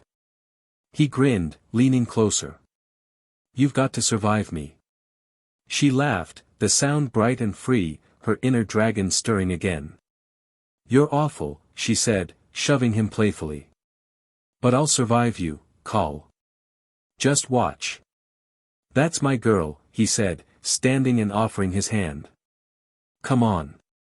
Let's make this official. Daenerys took his hand, her nervousness returning but tempered by excitement. Where are we going? Somewhere private, he said, his eyes glinting. A bed's better than a hillside, don't you think? Her face flushed scarlet, and she stammered, "Wait, what?" He laughed, pulling her toward Dragonite. Relax, princess. I'll be gentle, unless you bite back again. 2 hours later, no one POV. Lemon warning. Dominic Augustus lifted Daenerys off Dragonite, carrying her into a private magical tent he'd prepared, its silk shimmering in the valley's dusk. Where? She started, but he silenced her with a kiss, his lips claiming hers with a hunger that made her moan. His tongue explored her mouth, and she melted into him, her hands clutching his robes. He set her on the bed, his magic tearing her dress with a flick of his hand. "You are mine," he said, climbing over her, his hands roaming her bare skin, igniting sparks of pleasure. "Yes," she gasped, arching as his hand slid between her thighs, his fingers brushing her folds, thumbs circling her clit. "Does that feel good, my dragon queen?" he murmured. "Yes," she cried, hips bucking, craving more. Her nails dug into his shoulders, her sensitivity overwhelming. He teased her, fingers slow, drawing out her moans. "Please," she begged, her body trembling with new sensations. "Not yet," he said, smirking as she bit his shoulder, her nails raking his back. Just as she neared her peak, he paused, making her whimper. "Please, don't stop," she pleaded, her voice desperate. He pressed his thumb harder, and she shattered, crying out as he sucked her breast, her pink nipple hard under his tongue. He pinched her other nipple, his fingers slipping into her folds, exploring her wetness. I think I'll taste you next," he said, kissing down her body. His tongue dipped into her folds, and Daenerys, still reeling from her first climax, gasped. "What are?" Her words dissolved into a scream, "Gods." As he licked, her body shaking, liquid flooding his face. Her legs clamped around him, trapping him as he continued, her cries echoing for minutes. "I." She gasped, vision clearing. Dominic rose, his golden eyes intense. "Now for the main part," he said, easing her nerves with magic to dull any pain. He pushed in slowly, inch by inch, pausing at her barrier. Last chance to back out. Daenerys wrapped her legs around him, pulling him past it. Pain flared briefly, then stars burst in her vision as he filled her. "He's so big," she thought, clamping down, overwhelmed. He moved slowly, then faster, her moans filling the tent. "Your Grace, please." She gasped, lost in pleasure. "Dom," he corrected, slowing briefly. "Call me Dom." "Dom, please, keep going," she begged, nearing another peak. He growled, "You are mine," slamming into her, pushing her over the edge. "Yours," she screamed, her climax hitting as he drove deep, his own release flooding her, triggering another wave of pleasure. Lemon end. Dominic collapsed beside her, pulling the covers over them as she passed out, curling into him. First time was too much for her, he thought, holding her close. Next day.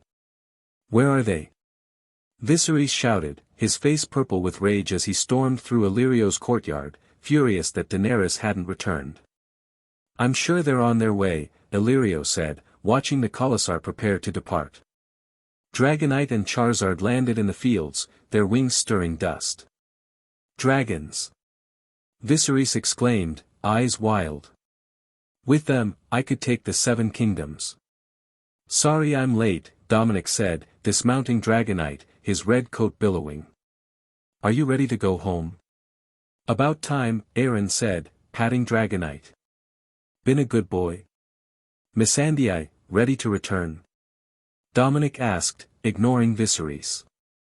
"Yes," she began, but Viserys interrupted. "Where is my sister?" he demanded. "Sleeping at home," Dominic said coolly.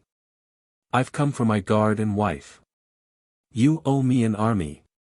Viserys yelled, stepping closer. "You've taken my treasure. Uphold your bargain." Dominic raised an eyebrow. "You have your army. They're heading to the Dothraki Sea. Good luck being Khal." "I demand your dragons." Viserys shouted. "I'm a Targaryen. They're my birthright." Illyrio tried to intervene. "Your Grace. Dragons?" Dominic stepped toward Viserys, towering over him. They're not dragons. And don't talk to me of demands. You have your army. Fight your war. Turning to the Khalasar, he spoke in Dothraki. I release my leadership to this man, the last dragon. You are free to choose your path. Never return to Urak's walls. Facing Viserys one last time, he said, you have your army. Do not come to Urak. You're no longer needed in your sister's life. What about my dragon? Viserys called as Aeron urged Charizard skyward. Find an egg and hatch it, Dominic shot back, settling behind Missandei on Dragonite. I'm sure the last dragon can manage. You've condemned him to death, Missandei said, snuggling closer as they took flight. Not my problem, Dominic replied. Urak and my wives are my concern. With Dany with us, and Jon Arryn's death stirring Westeros, we must prepare for war. Chapter 9, A New Dawn in Urak. Third-person POV. 298 AC, Pentos. Illyrio Mopatis stood in his lush garden, watching Dominic Augustus ascend into the sky atop Dragonite, Charizard soaring beside him, with Missandei and Aeron Sand in tow. The air thrummed with the beat of their wings, and Illyrio's mind reeled. Magical creatures. Honest to gods. Where had this man, this so-called Golden King, acquired such beasts? The implications for Varys's carefully laid plans were catastrophic. Beside him, Viserys Targaryen seated, his silver hair glinting in the sun as he shouted, Illyrio, this is not our deal. I was not given my birthright. Those dragons are mine. Illyrio's patience frayed, but he kept his voice smooth.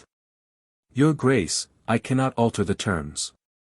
The bride price was paid. He gestured to a figure emerging from the Khalasar. Thankfully, we've secured you an advisor. Yora.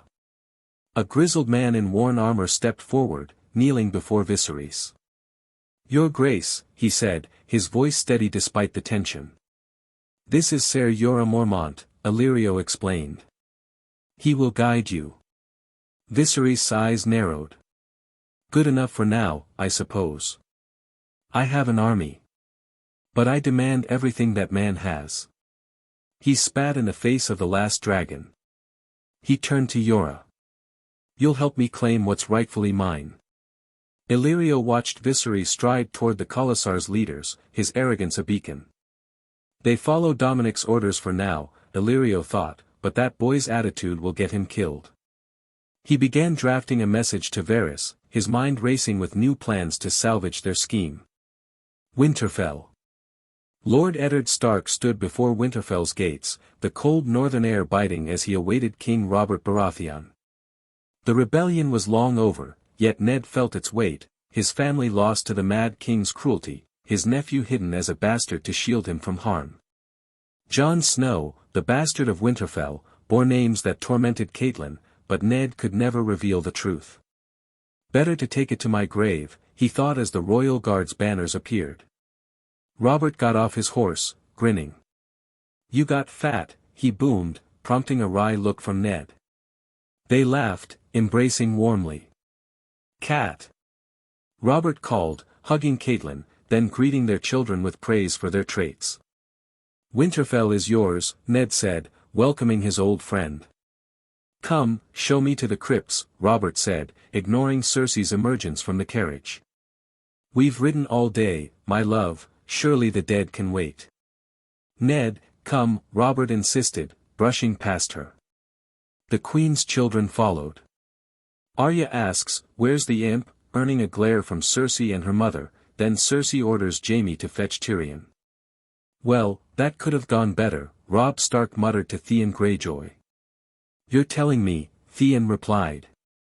If that's marriage, I'll stay single. In the crypts, Robert stood silent before Lyanna's statue for 20 minutes. Ned, he finally said, I need your help. Something's changing. The kingdoms are weak. Robb, the 7 kingdoms are loyal. No force can overtake us without dragons, Ned countered. I've read the reports, Robert said. A new player in Essos, Dragonspawn making alliances. My family hates me. We'd be united if not for that Targaryen devil. Let it go, Ned urged.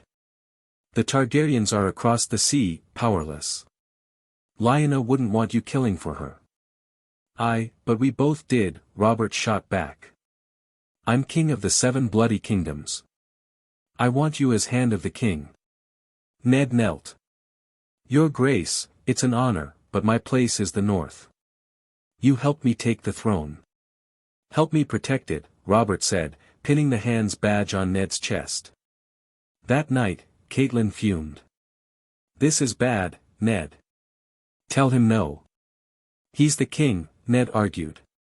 And Lisa's letter about Jon Arryn's death, I must find the culprit. How long? She asked.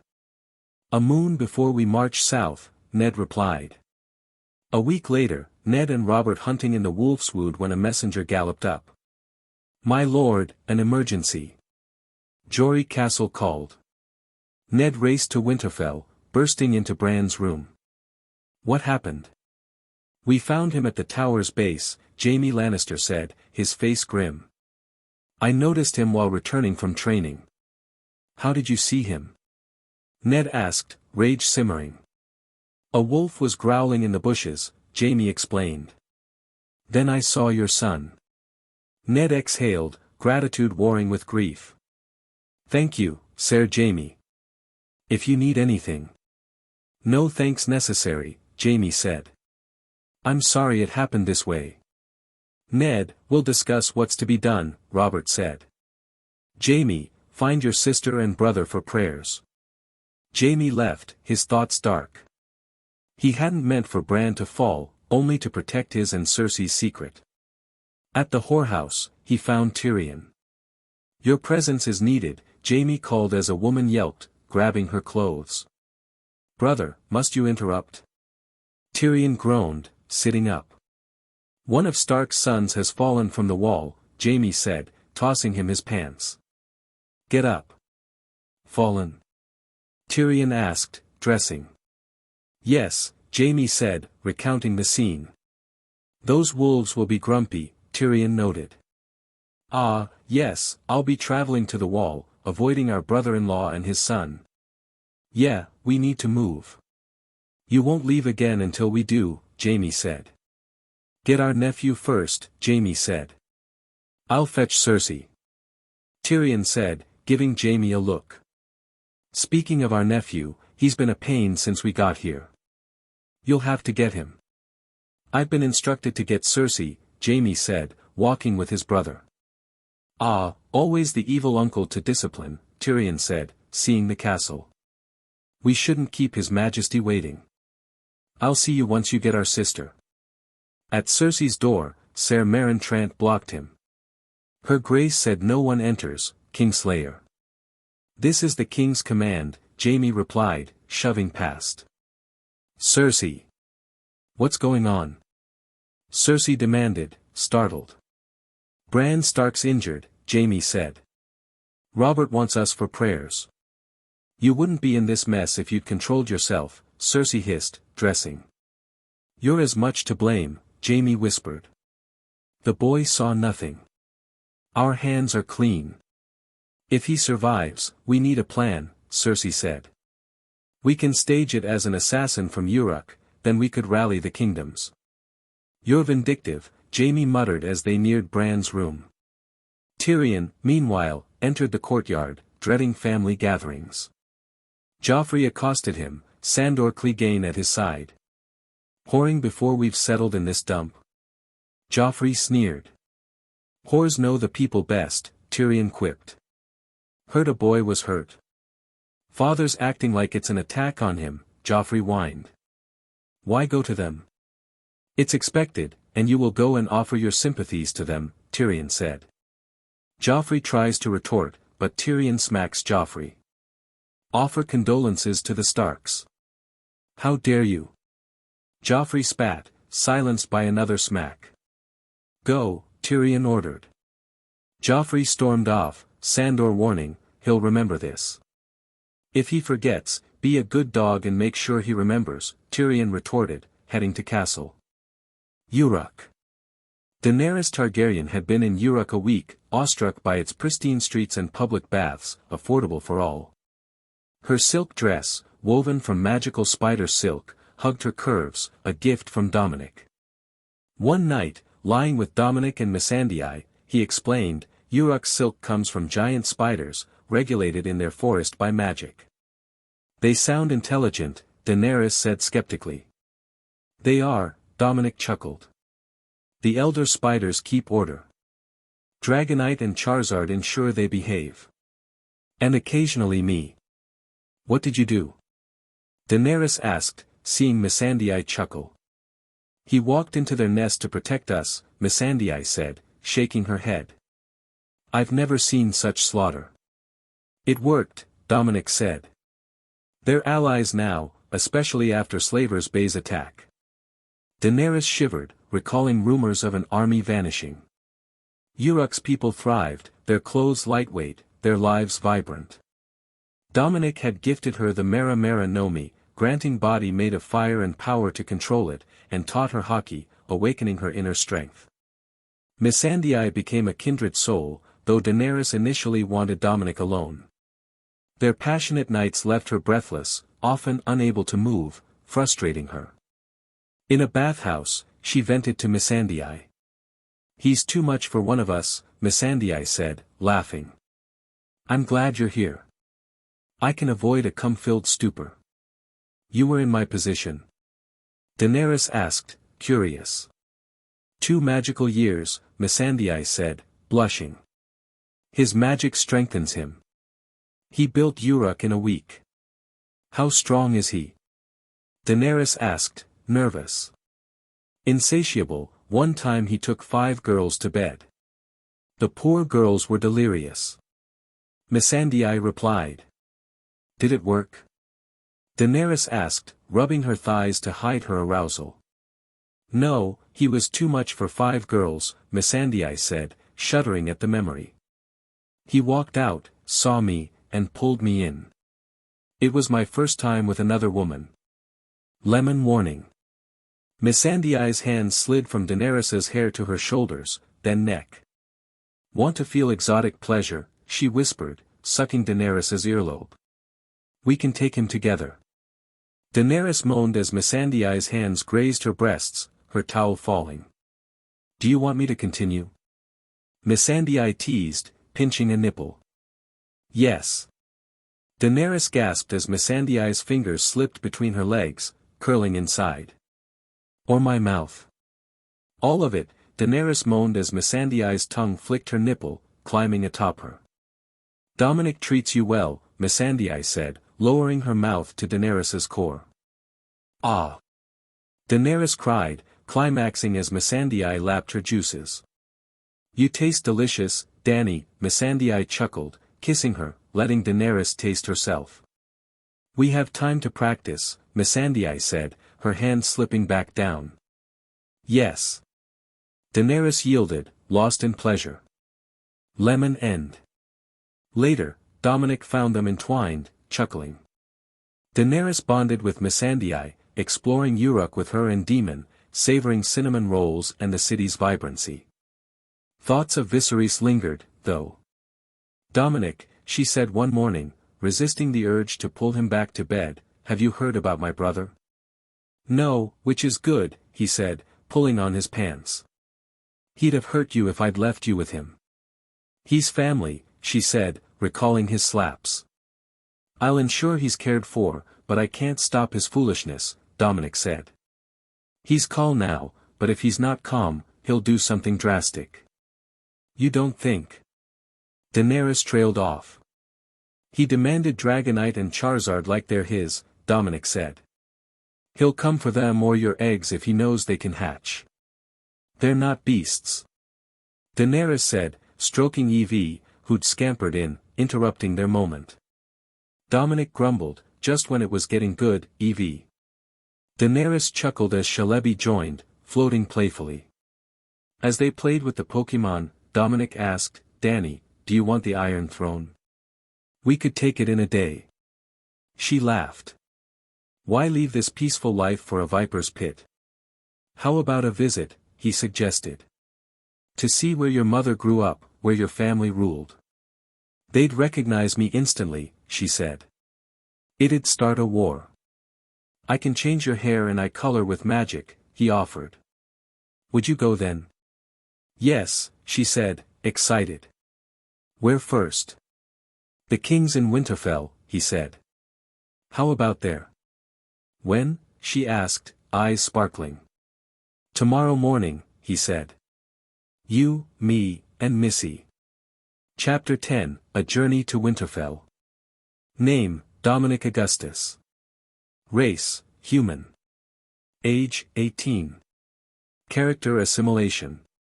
Toph Bei Fong, earthbending, seismic sense, 100%. Gellert Grindelwald, dark magic, wand mastery, 100%. Gold Roger, hockey, charisma, 100%. Ted Mosby, architecture, storytelling, 100%. Erwin Smith, leadership, 40%. Equipment. Captain America's shield, invisibility cloak, elder wand, two-way mirror. Inu Inu no Mi, Main no Mi, Tori Tori no Mi. Weakness removal, X7, Pokemon eggs, X5, soul contracts, X100. Lasso of truth, super soldier serum, X19. Gilgamesh's golden armor. 25,354,400 gold dragons. Gacha points, 207. Allies. Aaron Sand, soul contract, super soldier serum, Deadpool swords, Afro samurai, 100%. Missandei, soul contract, super soldier serum, Black Widow, 100%, Emma Frost, 100%.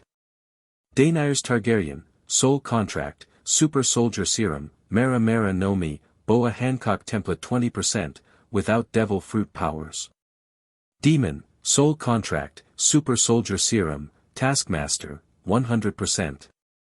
Pokemon, Charizard, Dragonite, Rapidash, Gyarados, Altaria, Eevee, Celebi. A Secret Venture to Winterfell. Third-person POV. 298 AC, Urak, morning. The garden of Dominic Augustus's castle in Urak burst with vibrant blooms, a vivid contrast to the plain common folk clothes he, Daenerys, and Missandei wore to avoid attention on their journey. Dominic donned a simple brown tunic and cloak. Daenerys and Missandei, in modest woolen dresses, stood close, their excitement tinged with nervous anticipation. Aaron Sand, nearby in leather armor, adjusted his swords, preparing for his own journey. When are you leaving for Dorne, Aaron? Dominic asked, his voice low as he scanned the garden. Midday, Aaron replied, securing his gear. Our trade ship's heading there. I'll catch a ride. Dominic nodded, then turned to Daenerys, holding out a silver ring etched with faint runes.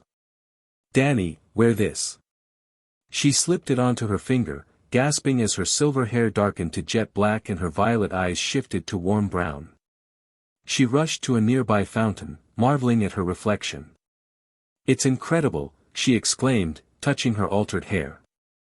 Dominic grinned, his elder wand tucked discreetly in his sleeve. Ready, both of you? Missandei and Daenerys nodded, but Daenerys tilted her head. How are we getting there? He smirked, eyes twinkling with mischief. Magic. They chuckled, shaking their heads at his flair for drama. Of course, Missandei said, rolling her eyes playfully. Give me your hands, Dominic instructed, taking one from each wife. His magic surged, and with a deep breath, he apparat, the trio vanishing from Urak with a soft pop. Wintertown.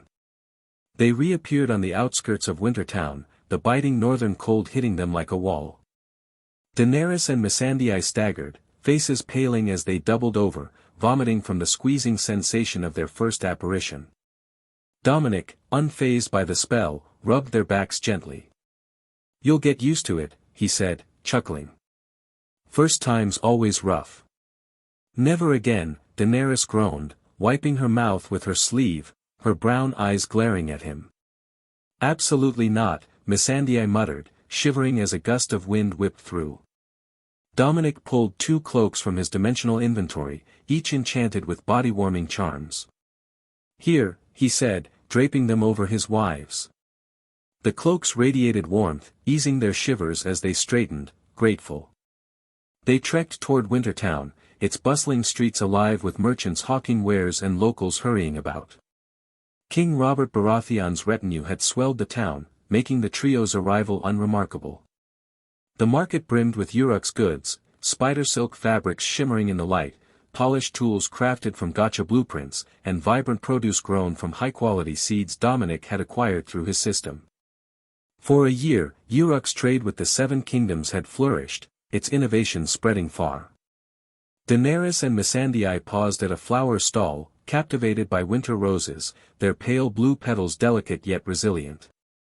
"They're beautiful," Daenerys said, tucking one into her black hair, the contrast striking. "Want to see Winterfell?" Dominic asked, his voice barely above a whisper. "Yes," Missandei said eagerly, but Daenerys frowned. "How?" "There are guards everywhere." Dominic's lips curled into a sly grin as he waved his elder wand subtly. A disillusionment charm cloaked them, rendering them invisible to all but each other. "Follow me," he whispered, leading them toward Winterfell's gates. As they neared, they overheard guards muttering gravely, "Bran Stark fell from a tower. Hasn't woken up." Dominic's eyes narrowed. So it's happened. The timeline of Westeros was unfolding as he'd anticipated, the tragedy of Bran's fall a pivotal moment. They slipped through the gates, their charmed invisibility keeping them undetected. In the courtyard, they watched Robb Stark spar with Theon Greyjoy, wooden swords clacking rhythmically. Robb, tall and broad-shouldered, disarmed Theon with a swift move, earning a grin from his friend. "Not bad, Stark," Theon said, clapping his shoulder. Prince Joffrey Baratheon sauntered into the courtyard, his golden hair gleaming, a sneer on his face. "Boys playing war with wooden swords," he mocked, his voice dripping with disdain. Robb bristled, stepping forward. "Care to try, Prince?" Joffrey's eyes gleamed with malice. "Spar with real steel, Stark. Or are you too craven?" "I'll do it," Robb said, his jaw set. Ser Roderick Castle, Winterfell's master-at-arms, intervened, his voice firm. "No, your grace. Blunted swords only. I'm the prince." Joffrey snapped, his face reddening. "We'll use real steel." "You're a prince, which is why I won't allow it," Roderick said, unyielding. Sandor Clegane, the hound, loomed at Joffrey's side, his scarred face twisting. "He trains them like women," he growled. Roderick glared, stepping closer. "Mind your tongue, dog, or I'll have you muzzled." The argument escalated, voices rising, but Joffrey grew bored. "Come see me when you're older, Stark," he said, turning to leave with a dismissive wave. Dominic, invisible among the crowd, flicked his elder wand with a mischievous grin. A loud, unmistakable farting noise erupted from Joffrey, silencing the courtyard. The prince froze, his face turning scarlet as he glanced around, mortified. "Hound, follow me," he barked, storming toward the exit, only for another fart to sound, louder than the first. Robb and Theon burst into laughter, clutching their sides. Stark soldiers, struggling to maintain composure, gave in, their guffaws echoing off the stone walls. Joffrey fled the courtyard, his face a mask of humiliated rage, the hound trailing silently. Dominic, Daenerys, and Missandei, cloaked by a silencing charm, laughed uproariously, their voices inaudible to others. "Dom!" Daenerys gasped, tears streaming down her face as she clutched her sides. "You're terrible." "Had to humble the little brat," Dominic said, winking. "No one sneers like that and gets away with it." Missandei wiped her eyes, still giggling. "You're going to get us in trouble one day." "Only if they catch us," Dominic replied, his grin widening. "Come on, let's see more of Winterfell." They moved deeper into the castle, their disillusionment charm keeping them hidden. The air grew heavier as they passed servants whispering about Bran's fall, their faces etched with worry. Daenerys's expression softened, her brown eyes, altered by the ring, glistening with empathy. "That poor boy," she murmured. "Can you do something?" Dominic's jaw tightened. "I can, but not now." He trailed off, his seismic sense subtly scanning the castle, detecting the faint vibrations of a boy's heartbeat in a distant room. "He's alive, at least." Missandei squeezed Daenerys's hand. "Let's not dwell on it. We're here to see the North, not its sorrows." They slipped into the God's Wood, its ancient heart tree looming, its red leaves stark against the snow. Daenerys paused, awed by the carved face, its sap like blood. "This is where the Starks pray," she said softly. "It's sacred." Dominic nodded, his earth-bending instincts resonating with the deep roots beneath. "Old magic lives here. Not like mine, but strong." They lingered, the silence soothing, before moving to the great hall. Servants bustled, preparing for a feast, their chatter filled with tales of the king's arrival and Bran's accident. Dominic's eyes flicked to a corner where Arya Stark, a small girl with a fierce scowl, practiced with a wooden stick, mimicking her brother's sparring. "She's got spirit," he thought, amused. As they explored, Daenerys tugged Dominic's sleeve. "Dom, why are we really here? Just to see Winterfell?" He glanced at her, his expression softening. "To show you the world you might have ruled. And to gauge the Seven Kingdoms. Things are shifting, Bran's fall, Jon Arryn's death. Trouble's brewing." Missandei frowned. "You think war's coming?" "Not yet," Dominic said, "but the pieces are moving. Robert's court is fractured, and Viserys." He shook his head. "Your brother's a wild card, Dany. If he thinks he can hatch your dragon eggs, he'll come for them, or you." Daenerys paled, clutching the winter rose. "He wouldn't, would he? He demanded Dragonite and Charizard," Dominic said gently. "He'd see your dragons the same way." Missandei wrapped an arm around Daenerys. "What is there to worry about? You can take him and his courser all by yourself." Daenerys smiled weakly. "Thank you, Missy. And you, Dom. I wish he could be different." Dominic squeezed her shoulder. "We'll deal with him if he comes. For now, let's enjoy this. Want to see the crypts?" Daenerys hesitated, then nodded. "Yes." They descended into Winterfell's crypts, the air cool and heavy with history. Statues of Stark kings lined the walls, their stone eyes solemn. Dominic's seismic sense traced the tunnels, detecting no threats. "Lyanna Stark's here," he murmured, pausing at her statue. "Her death started Robert's rebellion." Daenerys touched the statue, her fingers lingering. "Why did my brother kidnap her?" "It's a long story, I will tell you after we settle in Wintertown," Dominic said. They stood in silence, the weight of the past settling over them. Missandei broke the quiet. "We should head back soon." Dominic nodded, guiding them out. As they exited the crypts, he cast a glance at Winterfell's towers, his mind racing. The game's begun. Urak must be ready. Back in the courtyard, they watched Sansa Stark embroider with other ladies, her auburn hair catching the light. "She's so proper," Daenerys whispered. "Nothing like Arya." "Different strengths," Dominic said. "Sansa's a dreamer. Arya's a fighter. Both will matter in what's coming." As they prepared to leave, Dominic flicked his wand, refreshing the disillusionment charm. Chapter 11, Secrets and Schemes in the North. Third-person POV. 298 AC, outskirts of Wintertown, evening. The chill of the northern dusk settled over the outskirts of Wintertown as Dominic Augustus waved his elder wand, conjuring a magical tent with a flourish.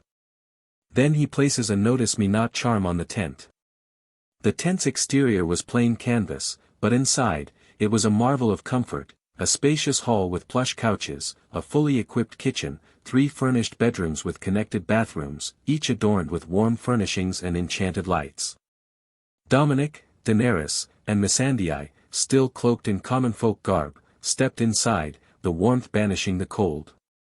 They sank onto a couch in the hall, Daenerys's black hair, altered by the rune-etched ring, falling over her shoulders, her brown eyes bright with excitement. Missandei, her dusky skin glowing in the soft light, leaned against Dominic, who stretched his 6 feet 6 inches frame, his brown tunic creased from the day's adventure. "That was incredible," Daenerys said, clutching a winter rose from the market. "Winterfell so different from anything I've known. But Joffrey." She burst into giggles, recalling the prince's humiliation. "Dom, you're awful for that farting charm." Dominic grinned, his golden eyes twinkling. "The little brat deserved it. Sneering like he owns the north. Not on my watch." Missandei laughed, nudging him. "You're going to start a war with your pranks one day. I can't imagine Cersei's face after she hears it." "Oh, Cersei," Daenerys said, her laughter fading. She looked so cold. Like she hated being there. "And Robert, gods, he's nothing like the rebel King Viserys ranted about." "Robert's a broken man," Dominic said, leaning back. "He won a throne but lost his heart. Lyanna Stark's death haunts him. You saw him in the castle, Dany. That's not a king ruling, it's a man grieving." Missandei nodded. "And the commotion in the courtyard? Joffrey challenging Robb, the Hound and Roderick arguing, it's a powder keg. The Starks and Lannisters are oil and flame." "Robb held his own," Daenerys said, smiling. "He's strong, like a wolf. But Joffrey's cruel. I felt it in his voice." "Cruel and spoiled," Dominic agreed. "He's a liability to the crown. Cersei's coddling makes it worse. The 7 kingdoms are fracturing, and Joffrey's the kind of spark that'll ignite it." Daenerys's eyes softened. "And Bran, that poor boy. Dom, when are you going to treat him?" "At the hour of the wolf," Dominic said, his voice low. "When the castle's asleep. I'll slip in, heal him, and be gone before dawn." Daenerys nodded, then hesitated, her fingers tracing the rose's petals. "Dom, why did my brother Rhaegar kidnap Lyanna Stark? Viserys always said she seduced him, but—" Dominic sighed, settling deeper into the couch. "It's a long story, Dany." He began recounting the tale. Rhaegar Targaryen, the melancholic prince, believed in a prophecy of a promised savior. At the tourney of Harrenhal, he crowned Lyanna Stark the Queen of Love and Beauty, sparking rumors of affection. When they vanished together, Robert Baratheon, betrothed to Lyanna, and Brandon Stark, her brother, assumed abduction. Brandon's confrontation with the Mad King, Aerys II, led to his and his father's deaths, igniting war. Rhaegar and Lyanna, hiding in Dorne, had married in secret, their love genuine. Lyanna died giving birth to their son, Aemon Targaryen, whom Eddard Stark claimed as his bastard, Jon Snow, to protect him from Robert's wrath. Daenerys's eyes widened, her breath catching. "Jon Snow, is my nephew a Targaryen?" Dominic nodded. "Aemon Targaryen, by rights. Ned hid him to protect him from Robert's wrath." Then Daenerys chuckled softly, shaking her head. "Viserys always screamed he was the last dragon. He'd lose his mind knowing Rhaegar's son is alive." Her laughter faded, a thoughtful look crossing her face. "Anne, are we really the only Targaryens left?" Dominic dropped a bombshell, his voice calm. "No, Dany. There's one more. Aemon Targaryen, your great-granduncle, son of King Mikar. He's over 100, a maester at the wall." Daenerys gasped, leaning forward. "I want to see him." Dominic nodded. "We'll fly from here. I can't apparate to places I haven't been." Missandei tilted her head. "What about Jon, Dom? He's your nephew, Dany. Will you meet him? He might join the Night's Watch. Daenerys's eyes blazed. He's the rightful king of the Seven Kingdoms. He shouldn't rot at the wall. I'll help him take the Iron Throne. Dominic chuckled, amused by her fire. You can do what you want, Dany. I'll help you. But first, we need to stop him from taking the Black. I'll arrange for him to come to Urak with us. Daenerys nodded, determination hardening her features. Dominic said, the kingdom's heading for war. A Game of Thrones is starting. We can use the chaos to seat Jon on the throne. Smart, Missandei said, smiling. Dany herself can fight against the whole army without breaking a sweat, but if she does that, all that will be left is ashes. Dominic nods and says, the North will follow Jon if his parentage is proven. The Riverlands, tied to the Starks, would join. Dorne is itching for revenge against the Lannisters for Elia Martell's murder. Some Crownlands houses resent Baratheon rule. The Reach will side with the highest bidder. The Vale's a problem, Lisa Arryn's under Peter Baelish's thumb, and he's a delusional schemer who wants chaos to crown himself king. Westerlands and Stormlands will back the Baratheons and Lannisters. Then after talking about the future plans for a while and then they shifted topics, reminiscing about the market. Those winter roses were divine, Daenerys said. And the Urak goods. Your seeds and blueprints, Dom, they're changing Westeros. High-quality Gacha pulls, Dominic said, grinning. The seeds grow crops twice as fast, and the blueprints let us craft tools and fabrics that outshine anything here.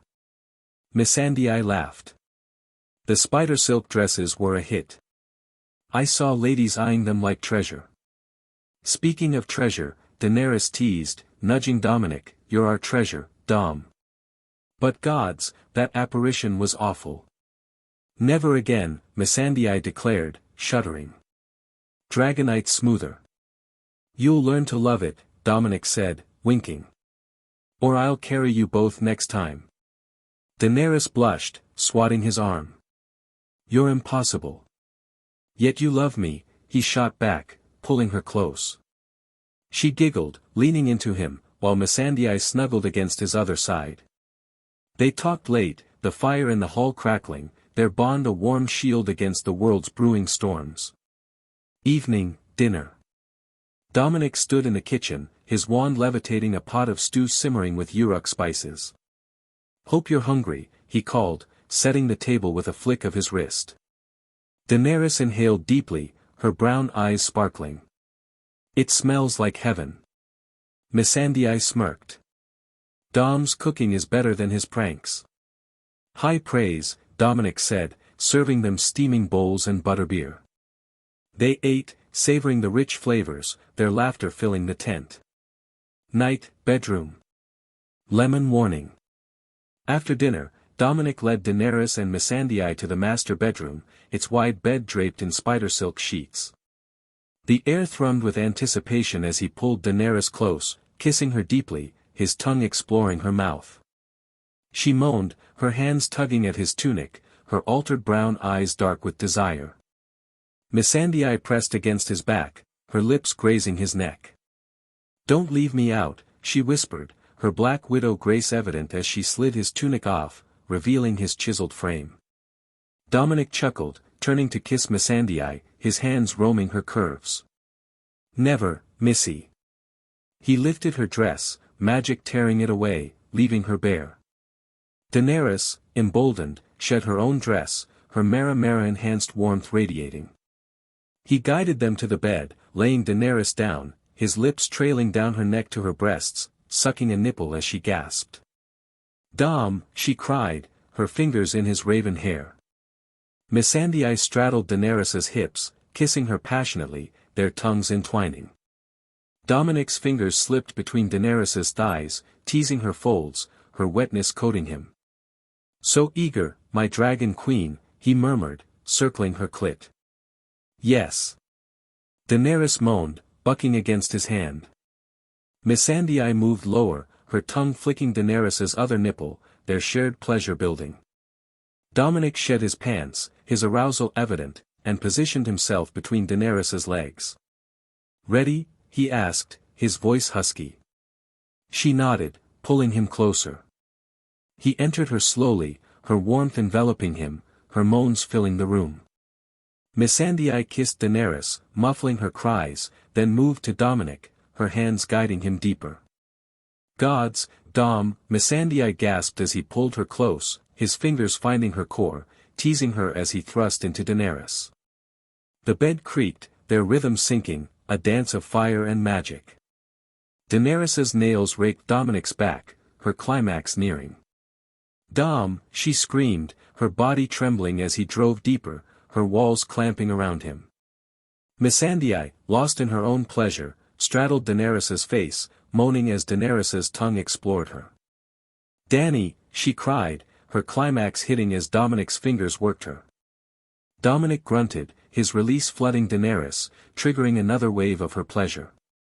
He pulled Missandei down, entering her swiftly, her cries echoing as he moved, his magic heightening their sensations. "You are mine," he growled, his thrusts relentless. "I'm yours." Missandei screamed, her body shaking as she peaked, collapsing beside Daenerys. Exhausted, they tangled together, sweat-slicked and sated. Daenerys and Missandei passed out, curled into Dominic, their breaths soft. Lemon end. Dominic slipped from the bed, dressing quietly, and sat in a chair, waiting for the hour of the wolf.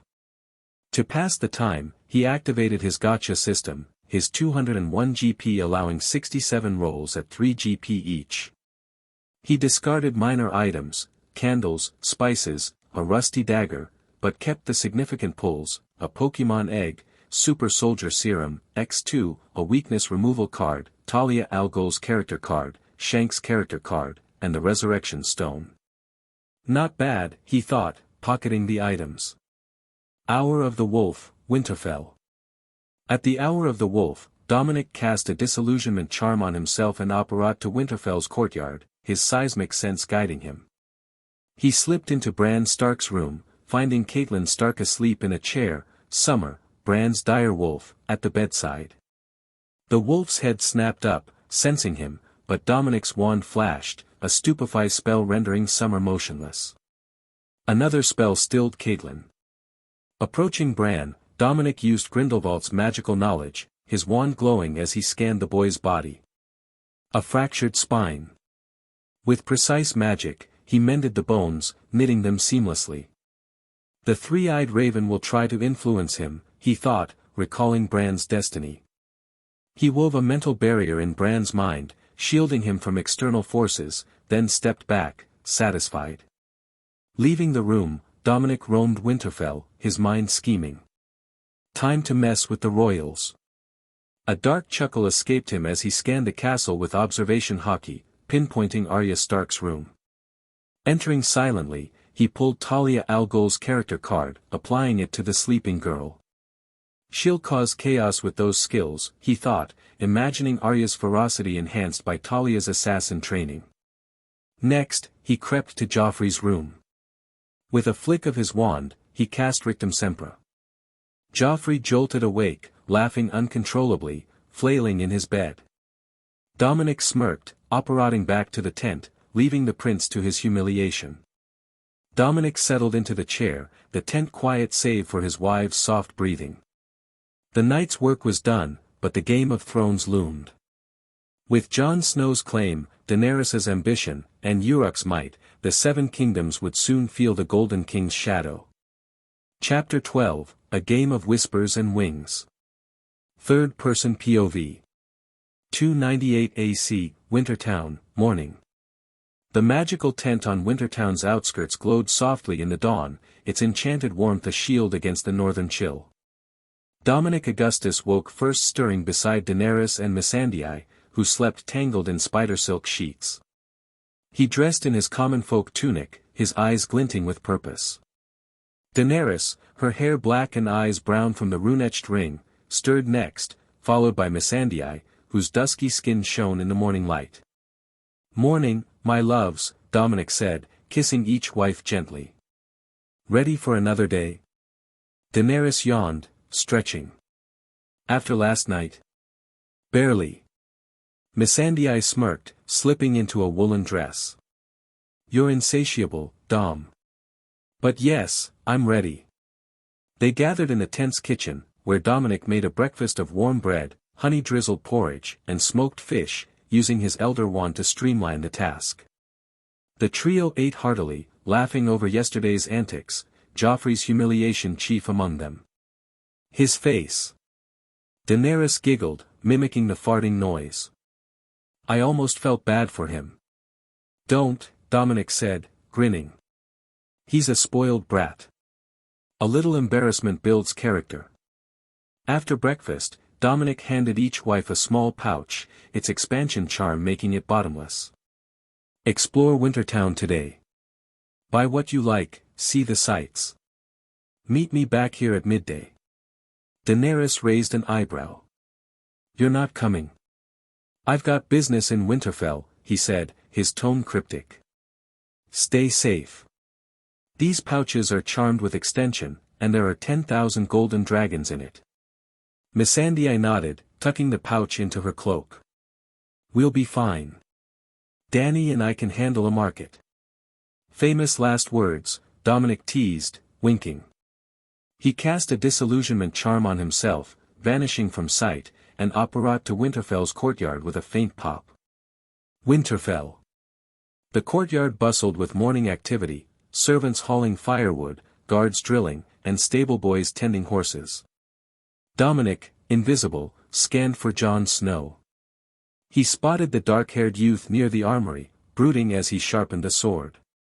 There you are, Dominic thought, focusing his Grindelwald-honed legitimacy. Slipping into Jon's mind, he planted subtle suggestions: travel to Urak in Essos. Seek adventure for a year or two before joining the Night's Watch. The thoughts took root, natural and untraceable, nudging Jon's destiny toward Urak. Satisfied, Dominic roamed the courtyard, observing. In the God's Wood, he found Arya Stark, her small frame a blur of motion as she practiced with a wooden sword, her ferocity amplified by the Talia al Ghul card he'd applied. Joffrey tries to cross her, he's in for a world of pain, Dominic thought, chuckling at the chaos she'd unleash. He watched her train for a while. Entering the great hall, he spotted Joffrey Baratheon, his eyes red and shadowed, dark circles betraying a sleepless night. Rictum Semper's a gift that keeps giving, Dominic thought, grinning. With a flick of his wand, he cast another Rictum Semper. Joffrey erupted into uncontrollable laughter, collapsing to the floor, rolling as tears streamed down his face. Myrcella and Tommen, nearby, giggled softly, their innocent amusement a contrast to Cersei and Jaime Lannister's alarm. Joffrey, what's wrong? Cersei asks, concerned, kneeling beside him, her emerald eyes wide with worry. Joffrey gasped, trying to speak, but laughter choked his words. Fetch the maester. Cersei snapped at a servant, who scurried off. Tyrion Lannister, watching from a corner, couldn't resist. Seems the prince has found his true calling, court jester, he quipped, earning a venomous glare from Cersei. Spare me your wit, Tyrion, she hissed. Tyrion offered a mock bow. My sympathies, dear sister, he said, sauntering out, his smirk hidden. Dominic, still invisible, slipped out of Winterfell, his mischief complete. That'll keep them busy, he thought, apparating back to the tent. Wintertown, midday. Dominic prepared a midday meal in the tent's kitchen, conjuring a spread of roasted quail, buttered turnips, and cinnamon rolls. The aroma filled the air as Daenerys and Missandei returned, their pouches bulging with market finds, winter roses, fur-lined gloves, and a small carved direwolf figurine. Look at this. Daenerys said, holding up the figurine. It reminds me of the direwolf the Starks have. Missandei displayed a bear pelt. The merchant said they bought it from last hearth. It is, Dominic said, serving them plates. How was Wintertown? Lively, Daenerys said, biting into a roll. People are worried about Bran, but they're also gossiping about Joffrey's incident. Missandei laughed. You're a menace, Dom. Did you do anything else today? Just a little errand, he said, winking. Jon Snow's set to visit Urak before he considers the wall. We'll see him soon. Daenerys's eyes lit up. You did it? He'll come. Planted the idea, Dominic said. He'll think it's his own. Now, eat up. We're flying north next. After the meal, Dominic released Dragonite and Charizard from his pokeball, their massive forms materializing outside the tent. He cast a disillusionment charm on all of them, cloaking the dragons and riders in invisibility. To the wall, he said, helping Daenerys and Missandei onto Dragonite while he mounted Charizard. They soared into the sky, the cold wind rushing past, their charmed cloaks keeping them warm. By nightfall, they landed in a secluded valley, setting up the magical tent to rest. The next day, they continued, the wall's distant shimmer growing closer. By afternoon, its colossal ice face loomed, a marvel of ancient magic. Dominic returned Dragonite and Charizard to their pokeballs, their forms vanishing. Still under disillusionment charms, the trio trekked toward the wall, Castle Black's dark stone visible at its base. The air grew colder, the weight of the North's ancient duty pressing down. Journey to the wall. The flight to the wall was breathtaking, the North's rugged beauty unfolding below, snow-dusted forests, frozen rivers, and stark hills. At night, they rested in the tent, sharing stories of Urak's vibrancy and planning their approach to Castle Black. Daenerys, her Mera no Mi sparking faintly in excitement, practiced hockey under Dominic's guidance, her observation hockey sharpening. By the next afternoon, the wall towered above, its 700-foot ice face a testament to ancient magic. Dominic recalled Dragonite and Charizard, their pokeballs secure in his inventory. Under disillusionment charms, they approached Castle Black, its crumbling towers a stark contrast to the wall's grandeur. The Night's Watch patrolled, their black cloaks flapping in the wind, unaware of the invisible trio slipping closer. Time to meet Aemon, Dominic thought, his mind already plotting their next move in the Game of Thrones. Third-person POV. 298 AC, Winterfell, morning. In the solar of Winterfell, Lord Eddard Stark sat behind his heavy oak desk, the weight of the North on his shoulders. The room was sparse, warmed by a crackling hearth, its stone walls adorned with a single stark banner. Jon Snow stood before him, his dark hair cut recently, his grey eyes steady but tinged with a restless spark. The air was thick with the gravity of their conversation. Jon, Ned began, his voice low and measured, why this change of heart? Just yesterday, you were begging me to let you join the Night's Watch. Jon shifted, his hands clasped behind his back. I spoke with Uncle Benjen last night, Father. He told me more about the wall, its hardships, what it truly means to take the Black. Tyrion Lannister said something that stuck with me. He said the wall's no place for dreams, only duty. I thought about it, long into the night. I'm not ready to give up the world yet. I want to see Essos, travel for a year or two, then join the Watch. Ned studied his nephew, the boy he'd raised as his son to shield him from Robert's wrath. Jon's words carried conviction, but Ned sensed something deeper, a nudge he couldn't place. He's young, Ned thought, but he's got lioness stubbornness. Sighing, he reached into his desk drawer and pulled out a leather pouch, the faint clink of coins echoing. There are 50 gold dragons here, Ned said, sliding the pouch across. This will aid your travels in Essos. I'll send a letter to Lord Wyman Manderley in White Harbor, informing him of your purpose.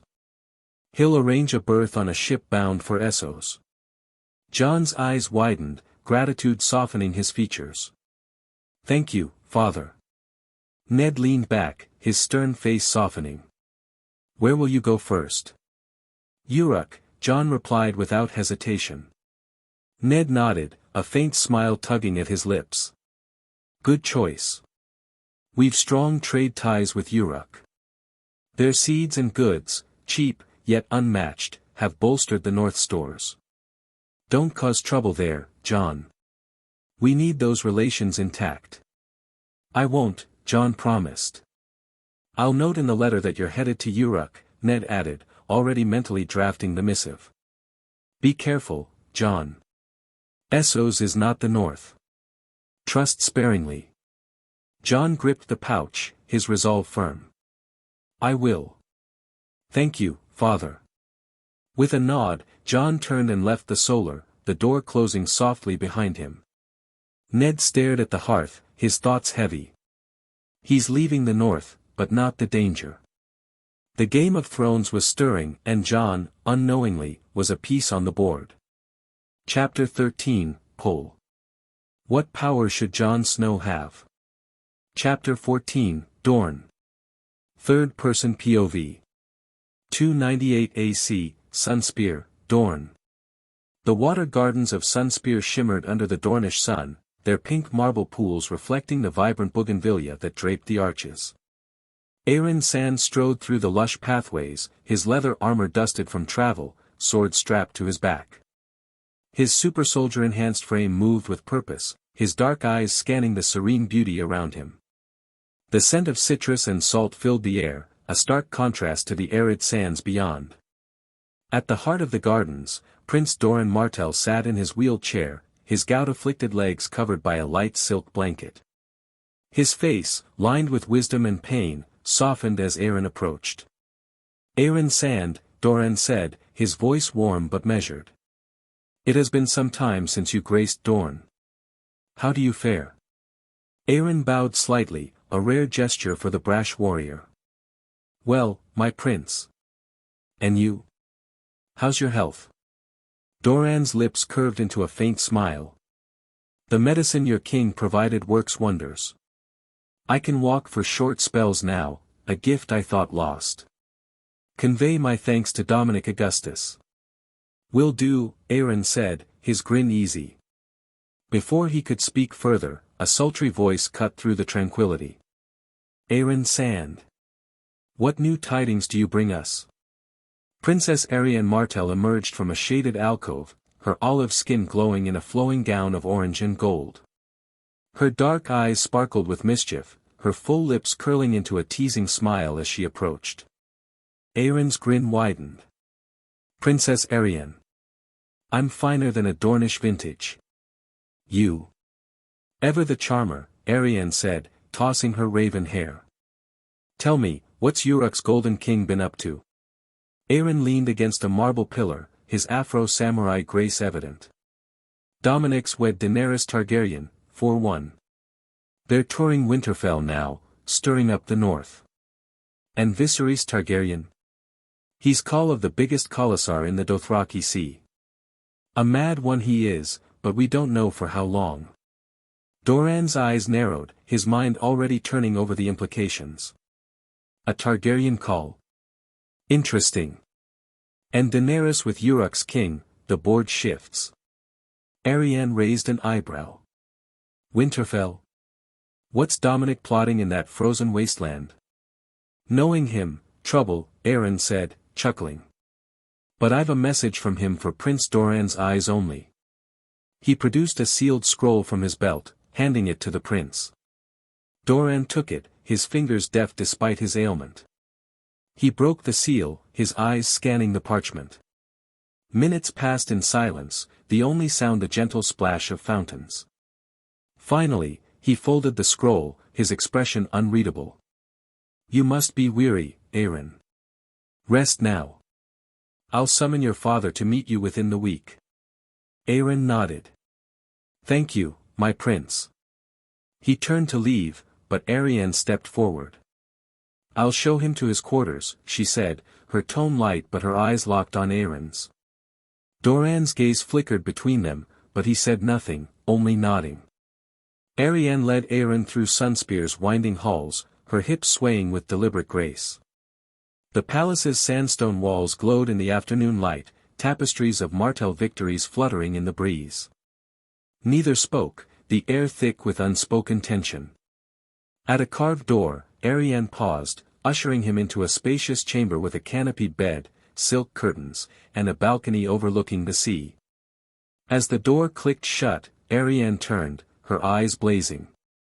Aron met her gaze, and in an instant, they crashed together, lips locking in a fierce, hungry kiss. Their hands moved frantically, tearing at clothes with practiced urgency. Ariane's gown fell in a pool of silk, revealing her curves, while Aaron's armor and tunic hit the floor, his super-soldier physique gleaming with sweat. Aaron scooped Ariane into his arms, her gasp turning to a laugh as he tossed her onto the bed, the silk sheets cool against her skin. He climbed over her, his dark eyes burning with desire, and their dance of passion began. Lemon warning. Ariane arched beneath Aaron, her nails digging into his shoulders as he kissed her deeply, his tongue claiming her mouth. She moaned, her body responding to his superhuman strength, her legs wrapping around his waist. "You've kept me waiting too long," she purred, biting his lip. "Patience isn't your virtue," Aaron growled, his hands roaming her curves, squeezing her hips. He kissed down her neck, sucking at her pulse, leaving a mark that made her gasp. Her fingers tangled in his hair, pulling him closer. "Do me more," she demanded, her voice husky. Aaron obliged, his lips trailing to her breasts, his tongue flicking over a nipple. Ariane cried out, her back arching as he sucked, his teeth grazing just enough to spark pleasure. His hand slid to her other breast, kneading, pinching, driving her wild. She pushed him back, flipping him onto the bed with surprising strength. "My turn," she said, straddling his hips, her dark hair cascading over her shoulders. She ground against him, feeling his arousal, her smirk wicked. Leaning down, she kissed his chest, her tongue tracing the scars from his battles, each one a story of survival. Aaron groaned, his hands gripping her thighs. "Your trouble, princess." She laughed, her lips moving lower, teasing his abs, then lower still. Her breath ghosted over him, making him tense, before she took him into her mouth, her tongue swirling. His head fell back, a guttural moan escaping. "Gods, Ariane," he gasped, his fingers in her hair, guiding her rhythm. She hummed, the vibration sending shocks through him, her pace relentless. Just as he neared the edge, she pulled back, smirking at his frustrated growl. "Not yet," she teased, climbing back up to kiss him. Aaron flipped her onto her back, pinning her wrists above her head. "You're playing with fire," he warned, his voice low. "Then burn me," she challenged, her eyes defiant. He released her wrists, his hands sliding between her thighs, finding her wet and ready. His fingers teased her folds, circling her clit, making her hips buck. "Aaron," she cried, her voice breaking. He slipped a finger inside, curling it, then added another, his thumb pressing her sensitive nerves. Ariane's moans filled the room, her body trembling as he worked her, his super-soldier precision devastating. Her climax hit hard, her scream echoing, her walls clenching around his fingers. Before she could recover, Aaron positioned himself, entering her in one slow thrust. Ariane gasped, her nails raking his back, the stretch intense. "You're too much," she panted, but her legs tightened around him, urging him deeper. He moved, slow at first, savoring her heat, then faster, each thrust driving her higher. "You're mine," he growled, his hands gripping her hips, angling her for deeper penetration. Ariane's cries grew louder, her body shaking with each impact. "Yes," she screamed, her second climax building. Aaron's pace was relentless, his superhuman stamina pushing her limits. She clawed at him, her pleasure overwhelming, stars bursting behind her eyes as she shattered again, her walls milking him. Aaron slowed, kissing her softly, letting her catch her breath. "Still with me?" he murmured, his lips brushing her ear. She nodded, dazed, her smile radiant. He rolled her, pulling her atop him, her thighs straddling his hips. "Show me what you've got," he said, his hands on her waist. Ariane grinned, rocking her hips, setting a torturous pace. Her breasts bounced, her hair a wild halo, and Aaron groaned, his hands roaming her body, cupping her breasts, pinching her nipples. She leaned down, kissing him fiercely, her movements quickening. "You're perfect," she gasped, her climax nearing again. Aaron thrust upward, matching her rhythm, his own release building. Their moans mingled, the room a symphony of passion.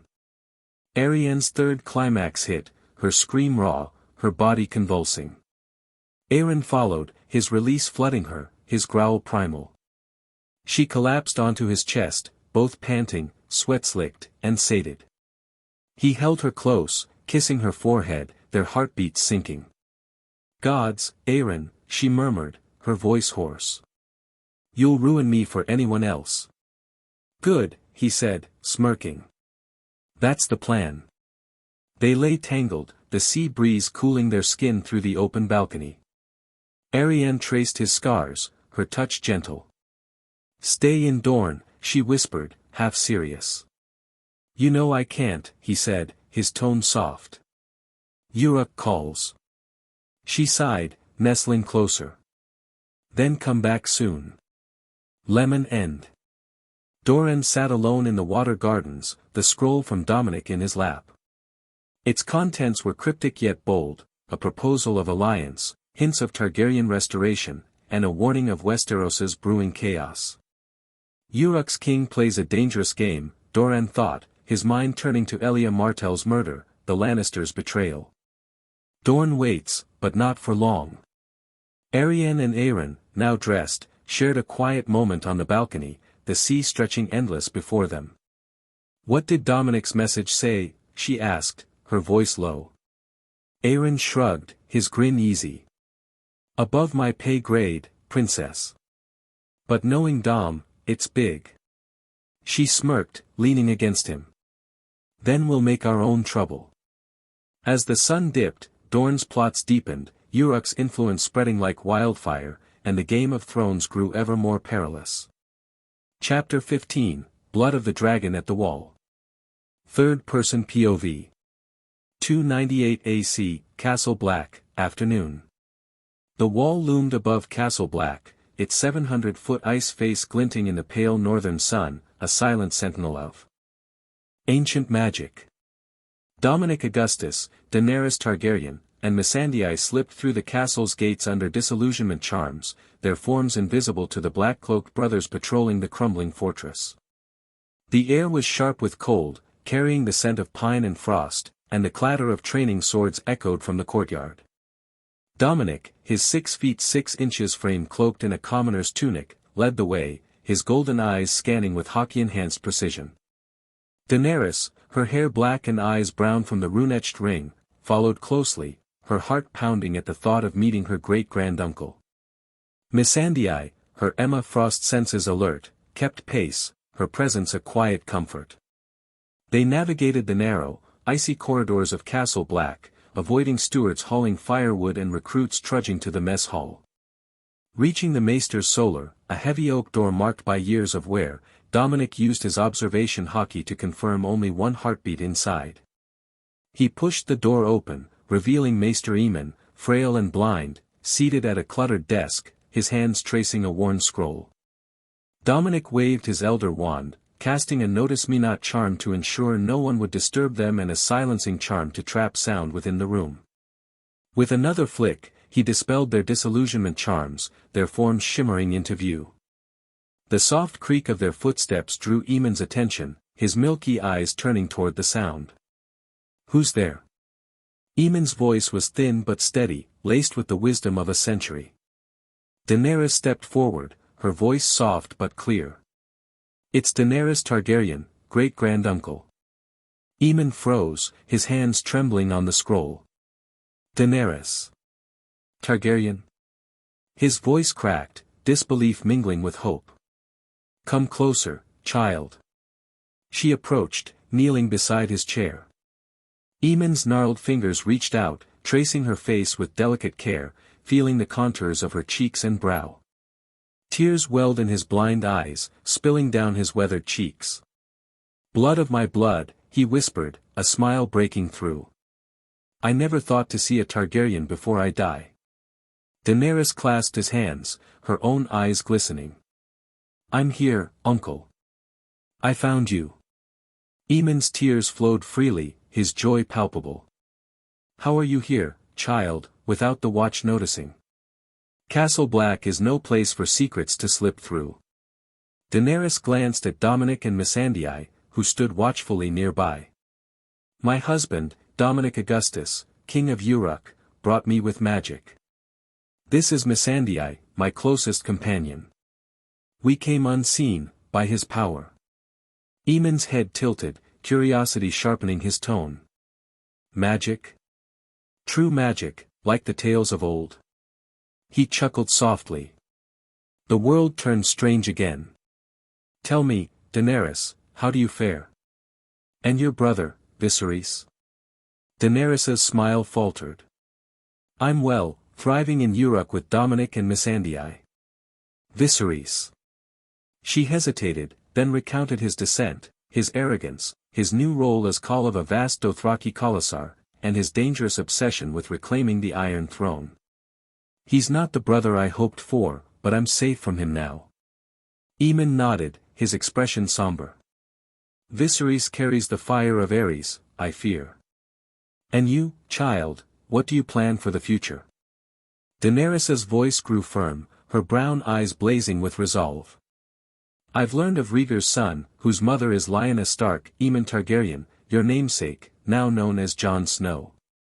He's alive, raised in Winterfell as a bastard of Eddard Stark. I mean to help him claim the Iron Throne, to restore our house. Aemon's blind eyes seemed to pierce her soul, a faint smile tugging at his lips. Aemon Targaryen, son of Rhaegar. I wish you luck, Daenerys, but the throne is a cursed seat. Be wary. I will, she promised, then softened. Come with us, uncle. When we take King's Landing, you could be Grand Maester.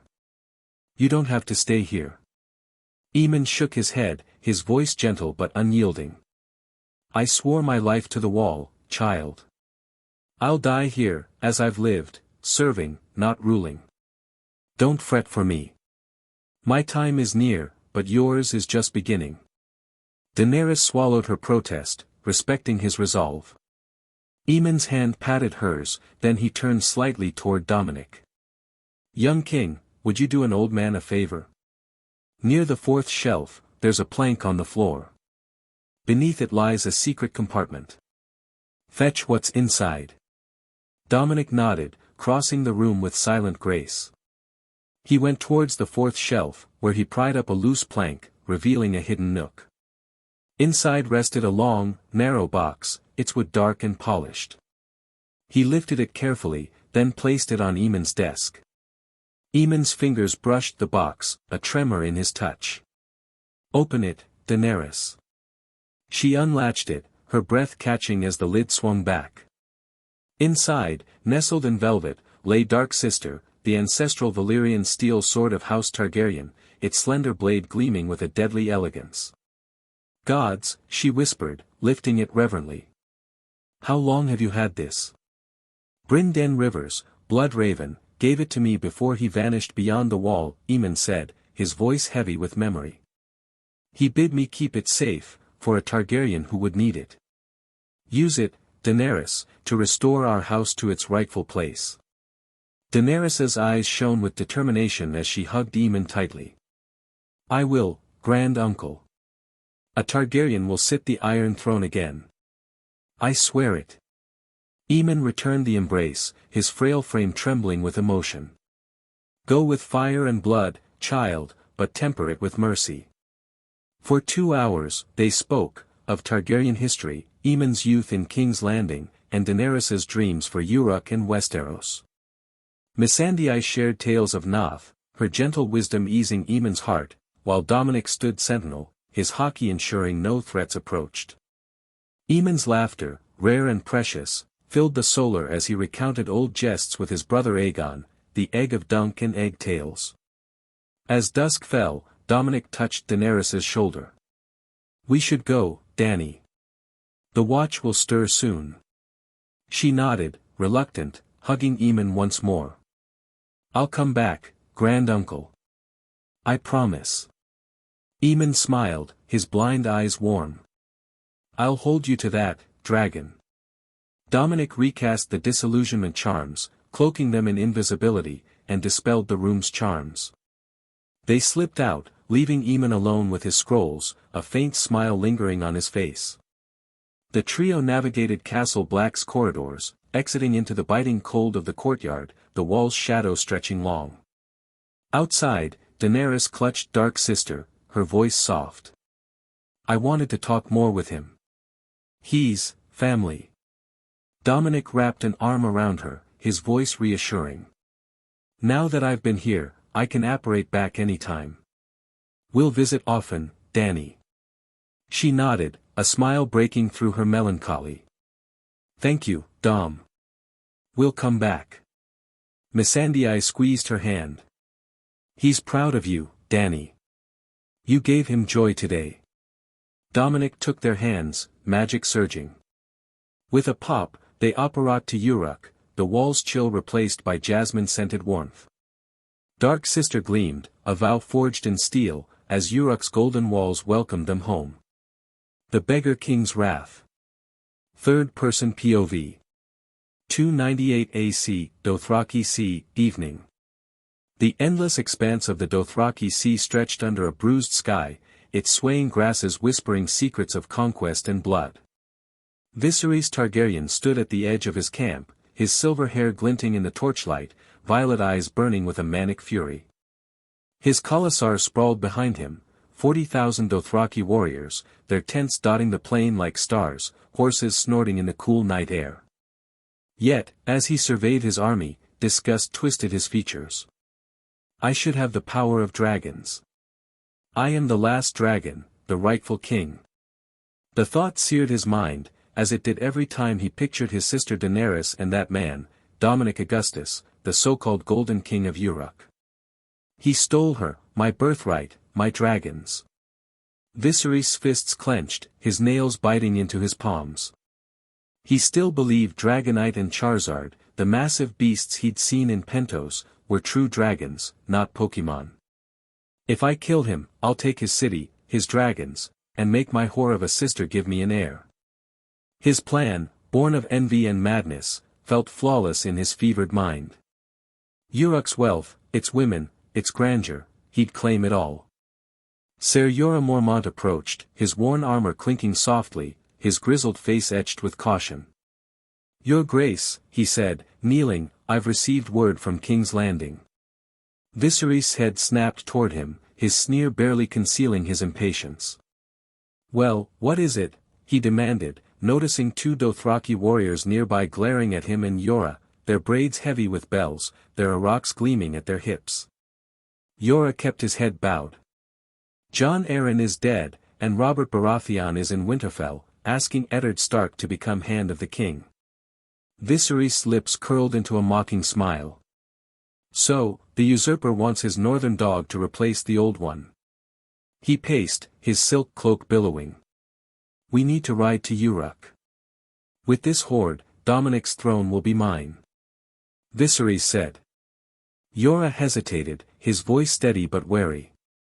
Your Grace, the Dothraki will not attack that city. They call it the City of Death. They fear one man. A clay cup in Viserys' hand shattered against the ground, wine staining the earth like blood. They fear one man, he growled, his voice rising to a shriek. I am the last dragon. I will have that city. I will own those dragons. The camp stirred, Dothraki glancing over, their expressions unreadable but tense. The women Viserys had taken as gifts cowered in his tent, their screams muffled as he began hurling objects, goblets, furs, a bronze brazier. I will have it all, he roared, his face flushed, spittle flying. Of course, Your Grace, Jorah said, his tone placating, though his eyes betrayed concern. In the 2 weeks since joining Viserys, he'd seen this madness flare repeatedly, first toward Daenerys, then the Dothraki for refusing him extra rations, and worst of all, toward the girls forced to serve him. He's becoming his father, Jorah thought grimly. The Mad King's shadow loomed large. The Dothraki obeyed Viserys only because Dominic had commanded it, a fact that gnawed at Jorah. But their patience was fraying. Whispers of dissent rippled through the camp, and Jorah feared the breaking point was near. How close are we to Urak? Viserys demanded, huffing from his tantrum, his chest heaving. Yora rose, keeping his gaze low. At a normal pace, 2 months. If we push, perhaps 6 weeks, but it's hard to say. 6 weeks is too long. Viserys yelled, his voice cracking. There's nothing to be done, Your Grace, Yora said carefully. Even at that pace, we'd risk killing the horses. The Dothraki would never agree. Viserys' eyes narrowed, his breathing ragged. Very well. We ride at dawn. He turned to the 2 women cowering behind his bedding, their faces bruised, welts visible on their arms. Leave us. At once, Your Grace, Yora said, exiting swiftly. As he passed, he heard their whimpers, his stomach churning. Outside, a Dothraki bloodrider, Aggo, leaned against a tent pole, his expression dark. That man will lead us to our deaths, Aggo muttered to his fellow riders, his bells jingling softly. Yora said nothing, but his silence spoke volumes. Viserys' madness was aflame, and the Dothraki sea was dry tinder. Urak loomed on the horizon, a city of wonders, and, to the Dothraki, a city of doom. At dawn, Viserys' Khalasar broke camp, the thunder of hooves shaking the earth. Viserys rode at the head, his silk cloak flapping, his eyes fixed on the horizon.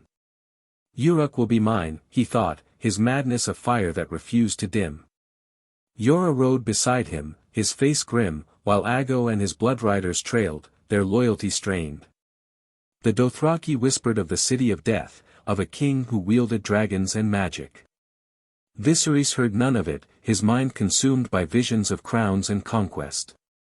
But the sea of grass was vast, and Urak's golden walls were a fortress of fate, waiting to crush the beggar king's dreams. Chapter 16, A Clash by the Kingsroad. Third-person POV. 299 AC, Kingsroad, afternoon. The Kingsroad snaked through the riverlands, its dusty stones shimmering under a late autumn sun. King Robert Baratheon's retinue, a sprawling mass of Stark bannermen, Lannister knights, and royal sycophants, had halted to rest, tents sprouting like mushrooms across the grassy hills. A month had passed since Dominic Augustus, Daenerys Targaryen, and Missandei ventured to Winterfell, their clandestine tour of Westeros' great cities, King's Landing, Oldtown, Lannisport, Highgarden, mapping a realm teetering on the edge of chaos. Now, Robert, with Lord Eddard Stark as his new hand, trudged south, old wounds and fresh tensions trailing them like shadows.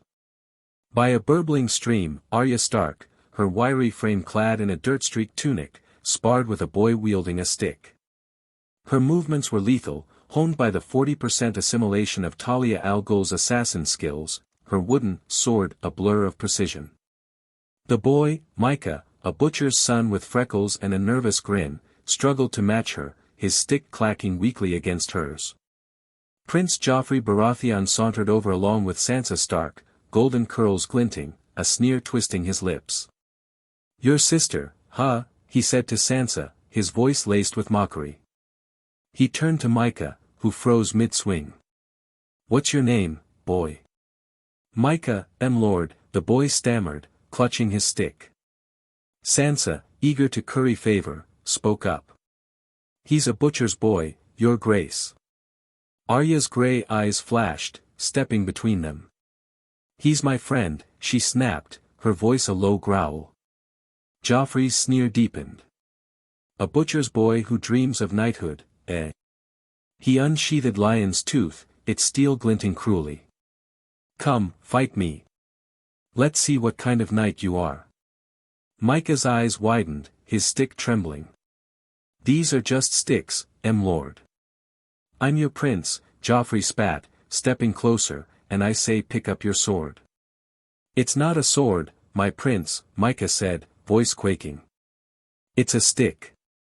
Joffrey's smile turned vicious. "And you're no knight, just a butcher's boy." He raised Lion's tooth, its tip hovering near Micah's cheek. "You're hitting my lady's sister, you know that." Arya's grip tightened, her knuckles white. "Stop it."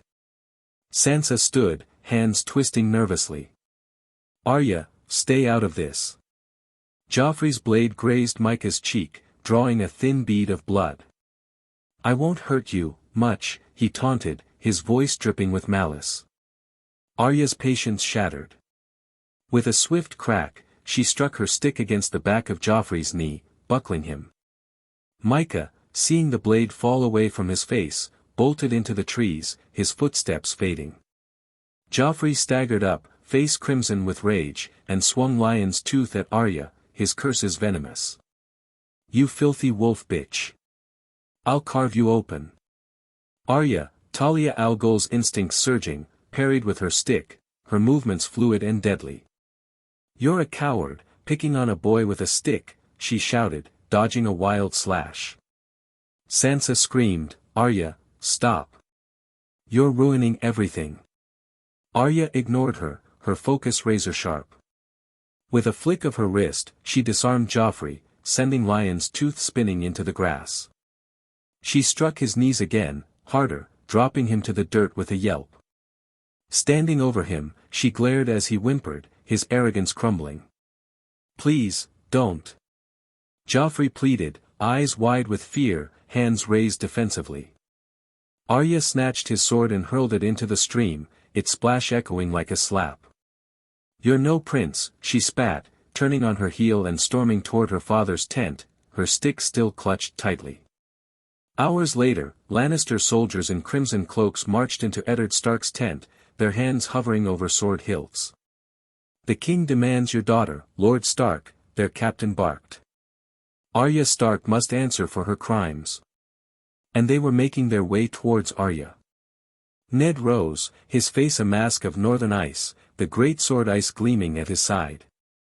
"Any man who touches my daughter forfeits his life," he growled, his voice low and lethal. His Stark men, Jory Castle, Harwin, and others, drew their blades, the rasp of steel filling the tent like a warning. The Lannisters faltered, their numbers dwarfed by the Stark resolve. The captain's jaw tightened. "The king. Tell the king I'll bring my daughter myself," Ned cut in, his tone unyielding. The Lannisters retreated, boots thudding on the dirt. Ned turned to Arya, who stood defiant, her grey eyes blazing. "What happened, Arya?" Arya recounted the clash, Joffrey's cruelty to Micah, her intervention, his attack on her, and her disarming him. Ned sighed, the wolf's blood in his daughter a familiar spark, now a dangerous flame. "You've caused a storm, Arya," he said sternly. "Do not speak unless spoken to before the king. Understand?" Arya nodded, biting her lip, and followed Ned to Robert's tent, Stark men trailing like a grim shadow. Robert's tent was a garish sprawl of crimson and gold, its air thick with tension and the faint reek of wine. The king slouched in a high-backed chair, his tangled beard framing a face weary from drink and duty. Cersei Lannister stood beside him, her emerald eyes cold, coddling Joffrey, whose wrist was wrapped in a cloth, his face pale but spiteful. Sansa lingered nearby, hands clasped, eyes downcast, her cheeks streaked with dried tears. Jaime Lannister leaned against a tent pole, his golden armor glinting, a smirk playing on his lips. Ser Barristan Selmy and other Kingsguard stood silent, their white cloaks a stark contrast to the brewing storm. As Ned and Arya entered, Joffrey pointed, his voice shrill. "She and that butcher's boy ambushed me. They beat me senseless. She deserves the whip." Cersei's voice was sharp as a blade. "The girl's wild, Lord Stark. A few floggings will teach her place." Ned's eyes narrowed, his voice steady. "What's the meaning of this, your grace?" Robert groaned, rubbing his temples. "I don't want to deal with this shit, Ned, but my whelp and my wife keep nagging with their shrill voice. They say your girl and some butcher's boy jumped Joffrey and beat him bloody." Arya's fists clenched, her Talia al Ghul fire flaring. "That's a lie," she burst out, ignoring Ned's sharp glance. "Joffrey was cutting Micah's face with his sword. I hit him to stop him, and he swung at me, so I disarmed him and threw his sword in the river." Joffrey leaped up, face twisted. "You liar. You and that filthy boy ambushed me while I walked with Sansa. You're a savage, a disgrace. Liar. Arya shouted, stepping forward, her voice ringing. You're a coward who picks on boys with sticks. Micah had nothing but a stick, and you had a real blade. You're no prince, you're a bully hiding behind your crown. Joffrey sputtered, his voice rising to a shriek. You threw my sword in the river. You humiliated me. I'm the crown prince, and you'll pay for this. You humiliated yourself. Arya shot back, undaunted. Crying like a babe when I knocked you down. Begging me to stop. You're pathetic. Silence. Robert roared, slamming his fist on the chair, the sound like thunder. The tent fell quiet, save for Joffrey's heavy breathing and Arya's defiant glare. Boy says one thing, girl says another. I'm sick of this squabbling. Cersei's eyes glinted, seizing the moment. Sansa was there. She'll speak the truth. All eyes turned to Sansa, who shrank under the weight of their stares. Her voice trembled, barely audible. I don't know what happened. It was so fast, I can't remember. Arya's jaw dropped, betrayal cutting deep. Liar. Tell the truth. Sansa's cheeks flushed, tears welling. I didn't see. It happened too quickly. You're lying. Arya yelled, lunging toward her sister, only for Ned to pull her back, his grip firm. You're protecting him. Cersei's lips curled. See, Lord Stark. Your daughter's feral, attacking her own sister, the crown prince. She lacks all decorum. Arya whirled on Cersei, her voice fierce. If you want proof, let me fight Joffrey. I'll disarm him again, right here, and you'll see I'm telling the truth. Joffrey paled, his bravado faltering. She's mad. She can't challenge me. I'm the prince. Scared, Joffrey? Arya taunted, her grey eyes blazing. Afraid a girl will beat you again? You couldn't even hold your sword. You little beast. Joffrey screeched, stepping forward, only for Jaime to place a hand on his shoulder. Cersei's voice was icy. This is outrageous. The girl's a danger, Robert. She must be punished. Arya glared at Cersei. Punish your son for cutting a boy's face. He's the one who started it. Enough. Robert bellowed, his face red. I can't tell who's lying, and I don't care. Ned, your girl's got spirit, but she needs to be disciplined. I'll do the same for my son. Cersei's voice rose, sharp as a dagger. Is this justice? The crown prince struck by a wildling girl, and she walks free. Robert spun, his eyes blazing. Crown prince? Disarmed by a girl half his size? Hiding behind your skirts? Have you no shame, boy? He turned to Ned, exasperation plain. Take your daughter, Ned. Everyone, get out. Cersei's face twisted, her voice venomous. This is no punishment for assaulting royalty. Robert stormed toward the tent flap, his voice a growl. He's no royalty if he can't hold a sword against a child. Enough, woman. He shoved past, his boots shaking the ground. Ned guided Arya out, his grip firm but gentle, Stark men trailing.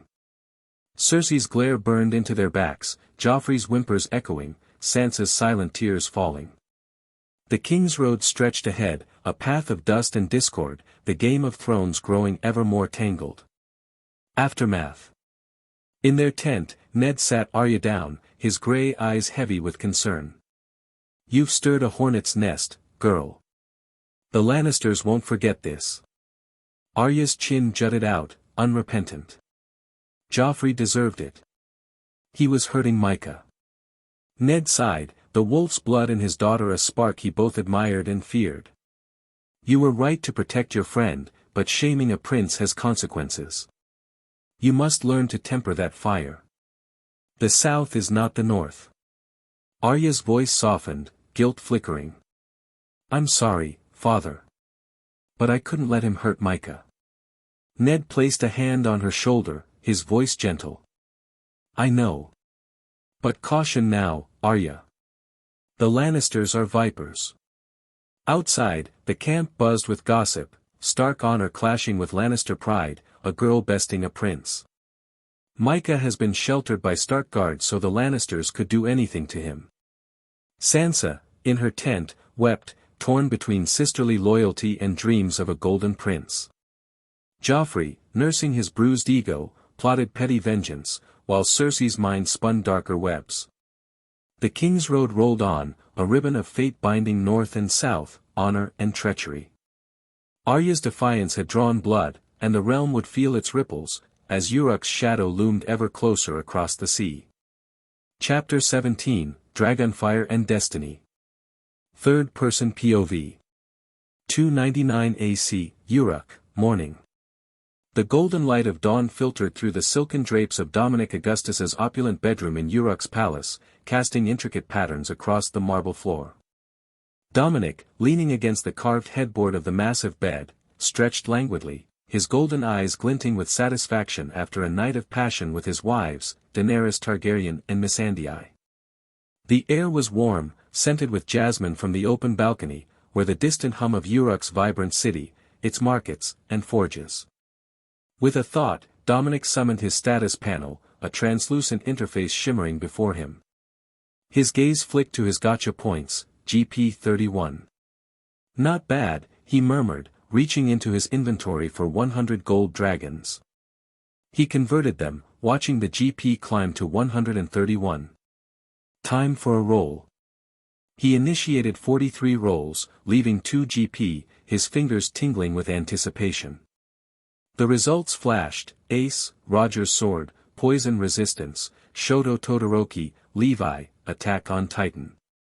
Solid hull, he thought, applying the poison resistance to himself instantly, a faint warmth spreading through his veins as his body became impervious to toxins.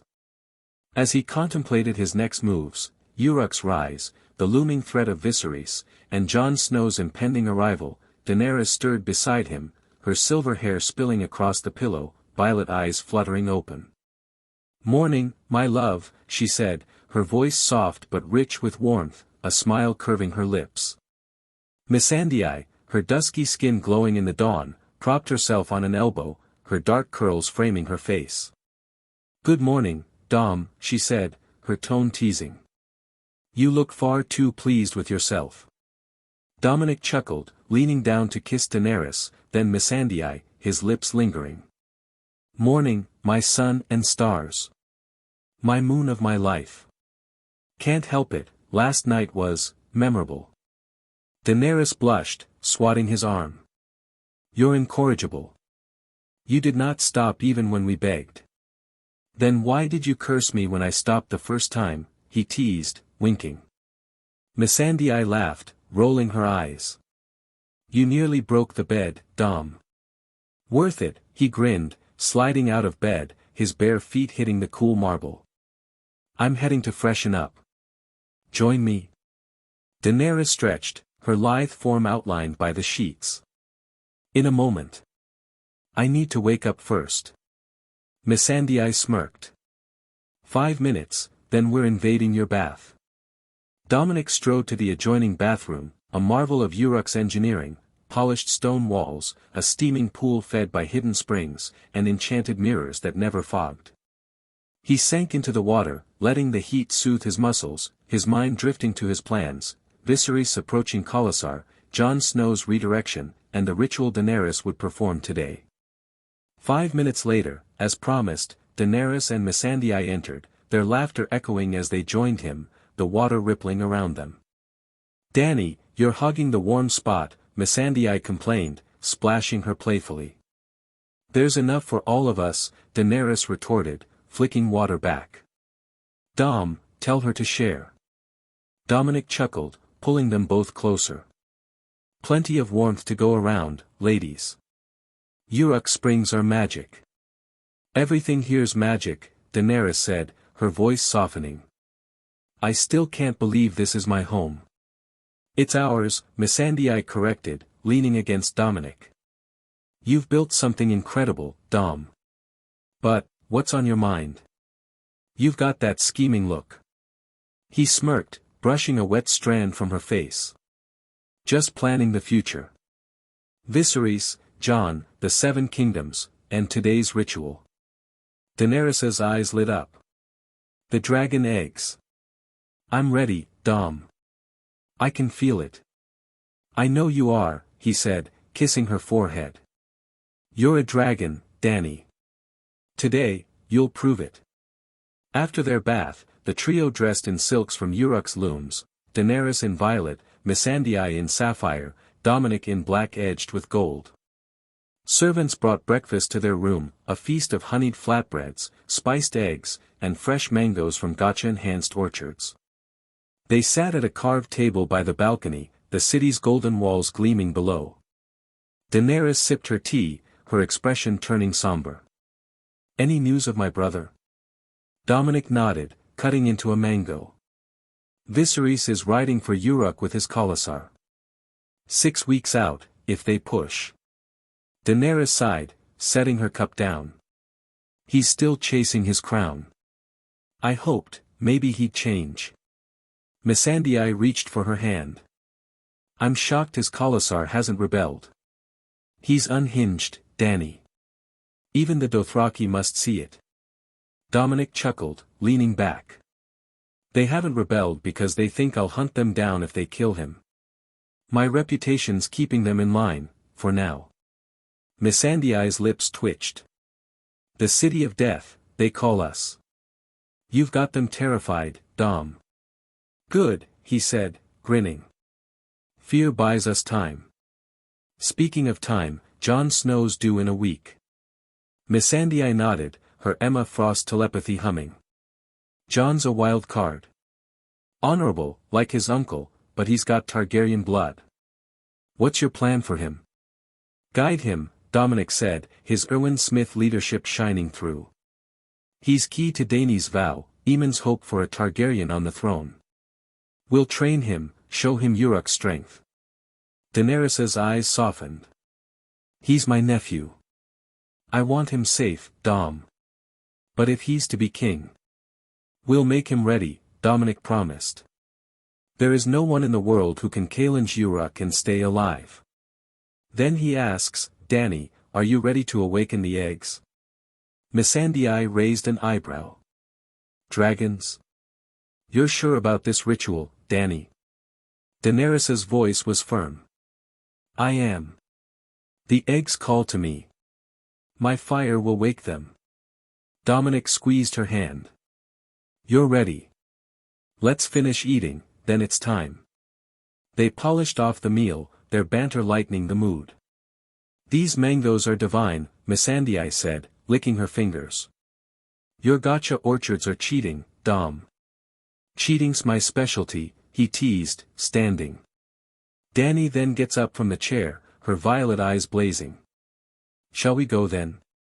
The trio descended to a secluded courtyard deep within the palace, its high walls shielding it from prying eyes.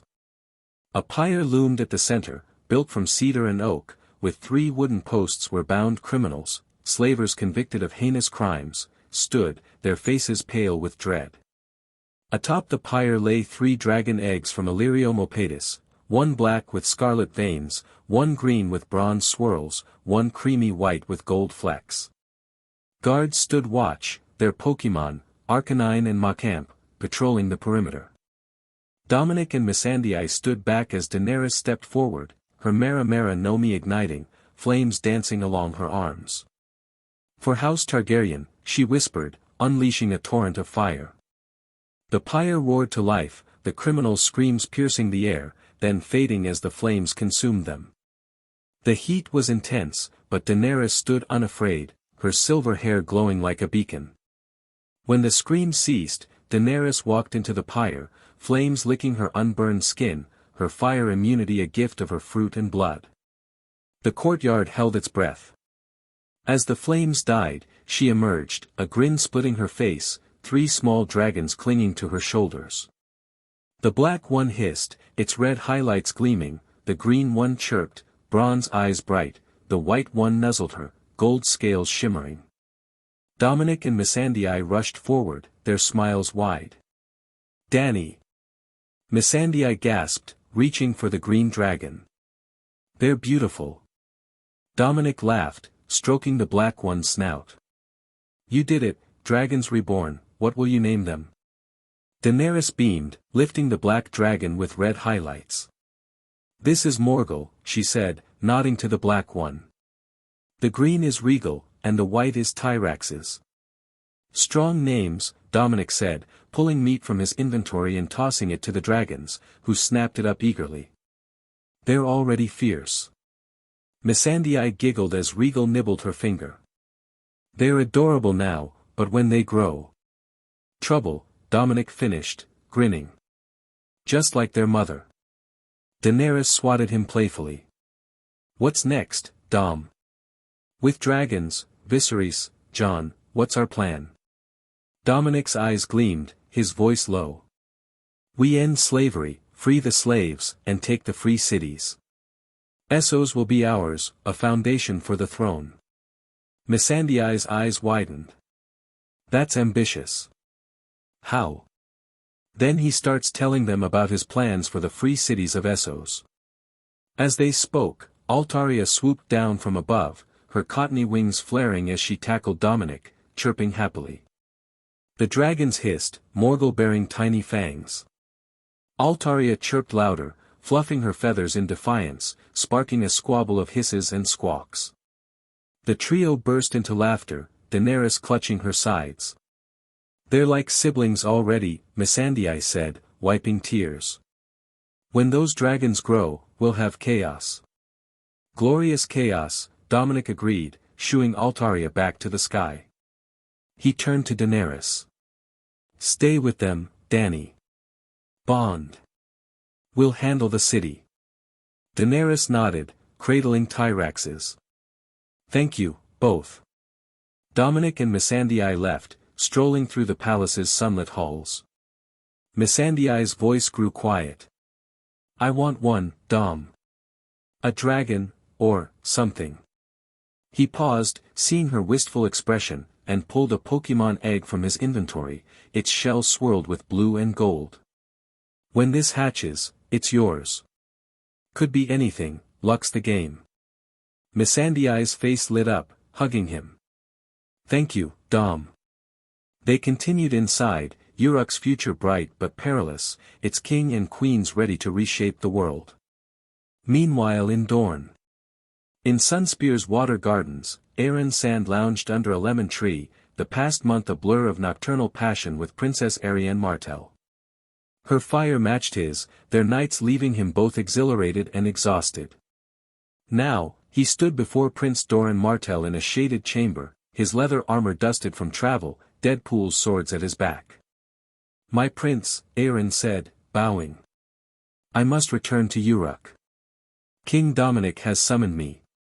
Doran, seated with his gout-afflicted legs propped, nodded, his weathered face thoughtful. "When do you leave?" 2 hours, Aeron replied. "A ship sails for Urak. I'll catch it." Doran's eyes glinted. "Tell your king Dorne and Urak are allies. We'll stand with you when the time comes." Aeron bowed again. "I will, my prince." He left, his steps light but his mind heavy with Urak's brewing storm. Chapter 18, A Revelation in Urak. Third-person POV. 298 AC, Urak docks, morning. The briny air of Urak's bustling docks greeted Jon Snow as he stepped off the ship from White Harbor, his cloak heavy with sea salt, his gray eyes scanning the vibrant chaos. Urak's port teemed with life, merchants hawking silks and spices, fishermen unloading shimmering catches, and Pokemon like Gyarados patrolling the waters, their scales glinting under the Essos sun. Jon hefted his meager pack, the pouch of 50 gold dragons from Eddard Stark clinking softly. Seeking a tavern for the night, he wove through the crowd, asking a fishmonger for directions. Before the man could answer, 2 unsullied soldiers approached, their bronze armor gleaming, spears held with disciplined precision. Their faces, trained to stoicism, fixed on him. Are you Jon Snow, son of Eddard Stark? One asked, voice flat. Jon's hand drifted to his sword hilt, cautious. I am. The king invites you to the palace, the other said. King Dominic wishes to meet the son of Eddard Stark. Jon's brow furrowed. What does the king want with me? The king desires your presence, the first replied simply. I'm a bastard, Jon said, his voice low, testing their intent. The Unsullied exchanged a glance. The king cares not if you are trueborn or bastard. You are summoned. Jon studied them, then nodded, curiosity outweighing wariness. Lead on. The Unsullied escorted him through Urak's gates, a city unlike any he'd imagined. 3 concentric walls. The outer wall, towering and broad, guards fields and cattle. The middle wall encircled the city proper. The innermost wall, delicate yet unyielding, cradled Agalma, King Dominic's palace, which is a ziggurat-like structure, inspired by the Hanging Gardens of Babylon. The building has multiple tiered levels, each with lush greenery, including palm trees, cascading down the sides. The structure is made of stone with a sandy beige color and features wide staircases leading up to higher levels. The topmost level has a more elaborate design with columns and a flat roof. The surrounding landscape is arid. The overall scene evokes a sense of grandeur and historical significance. The chariot ride to Agalma was swift, the Unsullied silent as they passed silk-draped bazaars and forges glowing with unnatural heat. Jon's eyes drank in Urak's splendor, a stark contrast to Winterfell's austere stone. At the palace, guards opened its gates of white marble, revealing a courtyard of blooming jasmine and a central fountain shaped like a dragon. Jon was led through vaulted halls, their walls adorned with tapestries of Urak's triumphs, to the throne room. The throne room was vast, its ceiling studded with star-like gems, light cascading onto a throne of polished obsidian. King Dominic Augustus sat commandingly, his 6 feet 6 inches frame radiating power, golden eyes sharp with mischief. To his left, Queen Daenerys Targaryen, silver hair and violet eyes aglow, smiled warmly. To his right, Queen Missandei, her dusky skin and dark curls radiant, exuded quiet strength. Unsullied stood guard, their presence a silent promise of Urak's might. Then herald announces, you are in the presence of Dominic of House Augustus, King of Urak, and his wives, Queen Missandei of House Augustus, and Queen Daenerys of House Targaryen. Jon, even though he was shocked that a Targaryen was the queen, stepped forward, bowing stiffly. King Dominic, Queen Missandei, Queen Daenerys, thank you for your hospitality. Dominic's grin was mischievous, his voice warm. No need for thanks between family, Jon. Daenerys and Missandei chuckled, their eyes twinkling. Jon's face twisted in confusion. Family? I don't understand. How are we related? Dominic leaned forward, his tone teasing. You know nothing, Jon Snow. Jon's eyes narrowed, a spark of frustration. Can you tell me how we're related, Your Grace? Dominic's grin softened. Do you know your mother? Jon frowned. Are you saying we're related through her? No, Dominic said, his voice firm. Through your father's line. He paused, his gaze piercing. Then Jon says with a frown, then can you enlighten me? Let me tell you who you are, Jon. You are the trueborn son of Rhaegar Targaryen and Lyanna Stark. Aemon of House Targaryen, third of your name. Born king, lord of the 7 kingdoms, king of the Undulls, Rhoynar, and First Men, protector of the realm. By relation, you are nephew to my wife, Daenerys. Jon's face went slack, shock rooting him to the floor. Daenerys's voice was gentle. Hello, nephew. Anger flared in Jon's eyes, his voice sharp. Is this a jest? Dominic sighed, his tone earnest. No jest, Jon. Why do you think Eddard Stark, the epitome of honor, traveled to Dorne after the rebellion to find his sister, only to return with her body and a child he claimed as his bastard? He did it to protect you. Robert Baratheon would have killed you as a babe if he knew your true parentage. Ned tarnished his honor to keep you safe. Jon's world tilted, his breath shallow. So, my whole life's a lie. Dominic's voice softened. Just because Ned didn't sire you doesn't mean he's not your father. He raised you, loved you, and protected you. Don't blame him, he did what he had to. I know it's a lot. You'll need time. Stay here in Igalma for the foreseeable future, think on it. Jon nodded numbly, his mind a storm. Dominic gestured to a servant. Show him to his quarters. As Jon left, Daenerys's voice was quiet. Will he be all right, Dom? He'll be fine, Dominic said, squeezing her hand. He just needs time to come to terms. Missandei nodded, her Emma Frost telepathy sensing Jon's turmoil. He's strong, Dany. Like you. They left the throne room, Urak's golden walls a backdrop to their plans. Next morning, Igalma Dining Hall. Dawn painted Igalma's dining hall in soft gold, its long table laden with breakfast, honeyed flatbreads, spiced eggs, and Gacha-grown mangoes. Dominic sat at the head, his black silk tunic edged with gold, when a servant announced Jon's request for a meeting. Invite him to break his fast, Dominic said, sipping tea. Jon entered, his face haggard from a sleepless night, but his gray eyes resolute. He bowed. Your Grace. Sit, Jon, Dominic said, gesturing to a chair. No titles here. So, what did you think about all night? Jon took a deep breath, his voice steady. Lord Stark didn't give birth to me, but he's still my father. My siblings, Robb, Sansa, Arya, Bran, Rickon, they're still my siblings. That doesn't change. Dominic nodded, a smile tugging his lips. Good man. So, what's next? Will you claim your throne? Jon shook his head. My plans haven't changed. I'll travel Essos for a year or two, then join the Night's Watch. Dominic leaned back, his tone thoughtful. Fair enough.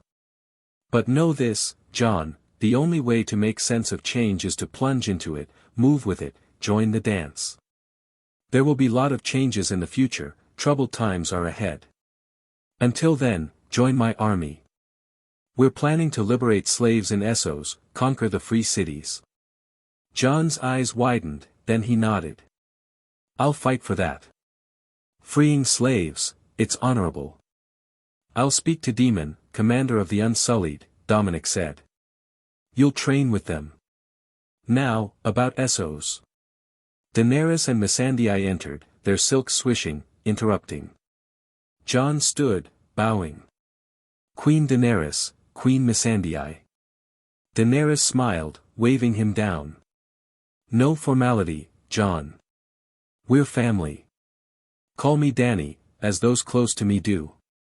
Missandei's eyes twinkled. And I'm Missandei. Sit, please. Jon nodded, easing back. All right. Dany, Missandei. Then Jon asks after they have taken seats, his voice curious. Dany, what about your brother, Viserys? Daenerys hesitated, then recounted what he is doing, Viserys Khalasar, his march on Urak, his madness. Daenerys's face fell, her violet eyes shadowed. He's lost, she said softly. Jon frowned, unsure how to respond. Daenerys, seeking to lighten the mood, said, I have hatched dragons a week ago. Do you want to see them? Missandei said, yes. Morgul, Regal, Tyraxes, they're small but fierce. Can I see them? Jon asked, his voice tinged with awe. Of course, Dany said, delighted. After we eat. Missandei leaned in, teasing. They're adorable, Jon, but already hissing at anyone who comes near Dany. Dominic chuckled. Altaria's not thrilled about sharing the skies. Then Jon asks, puzzled, Altaria? Dominic says, it is a magical bird only found in Urak. Hearing that Jon, who already knows about the rumors of magic surrounding Urak, just nods. The conversation turned to their travels. Dany recounted their tour of the Seven Kingdoms, her voice animated. We pranked Joffrey Baratheon in Winterfell with a laughing spell. He rolled on the floor, farting. Jon snorted, a rare laugh escaping. Gods, that was you. Robb and Theon howled when they heard about that incident. We thought he was mad or something when he started laughing hysterically. Missandei giggled. He's a menace. Arya must have loved seeing him squirm. Jon's eyes softened. Arya's fierce. Dany's voice grew wistful. We visited Aemon Targaryen at the Wall. Our great-granduncle. He's blind, frail, but wise. He gave me Dark Sister, our house's sword. Jon's jaw dropped. Maester Aemon. A Targaryen? He swore to the Watch, Dominic said. Jon shook his head, marveling. I never knew. Gods, it's all so strange. Dany touched his arm. It's a lot, Jon. But you're not alone.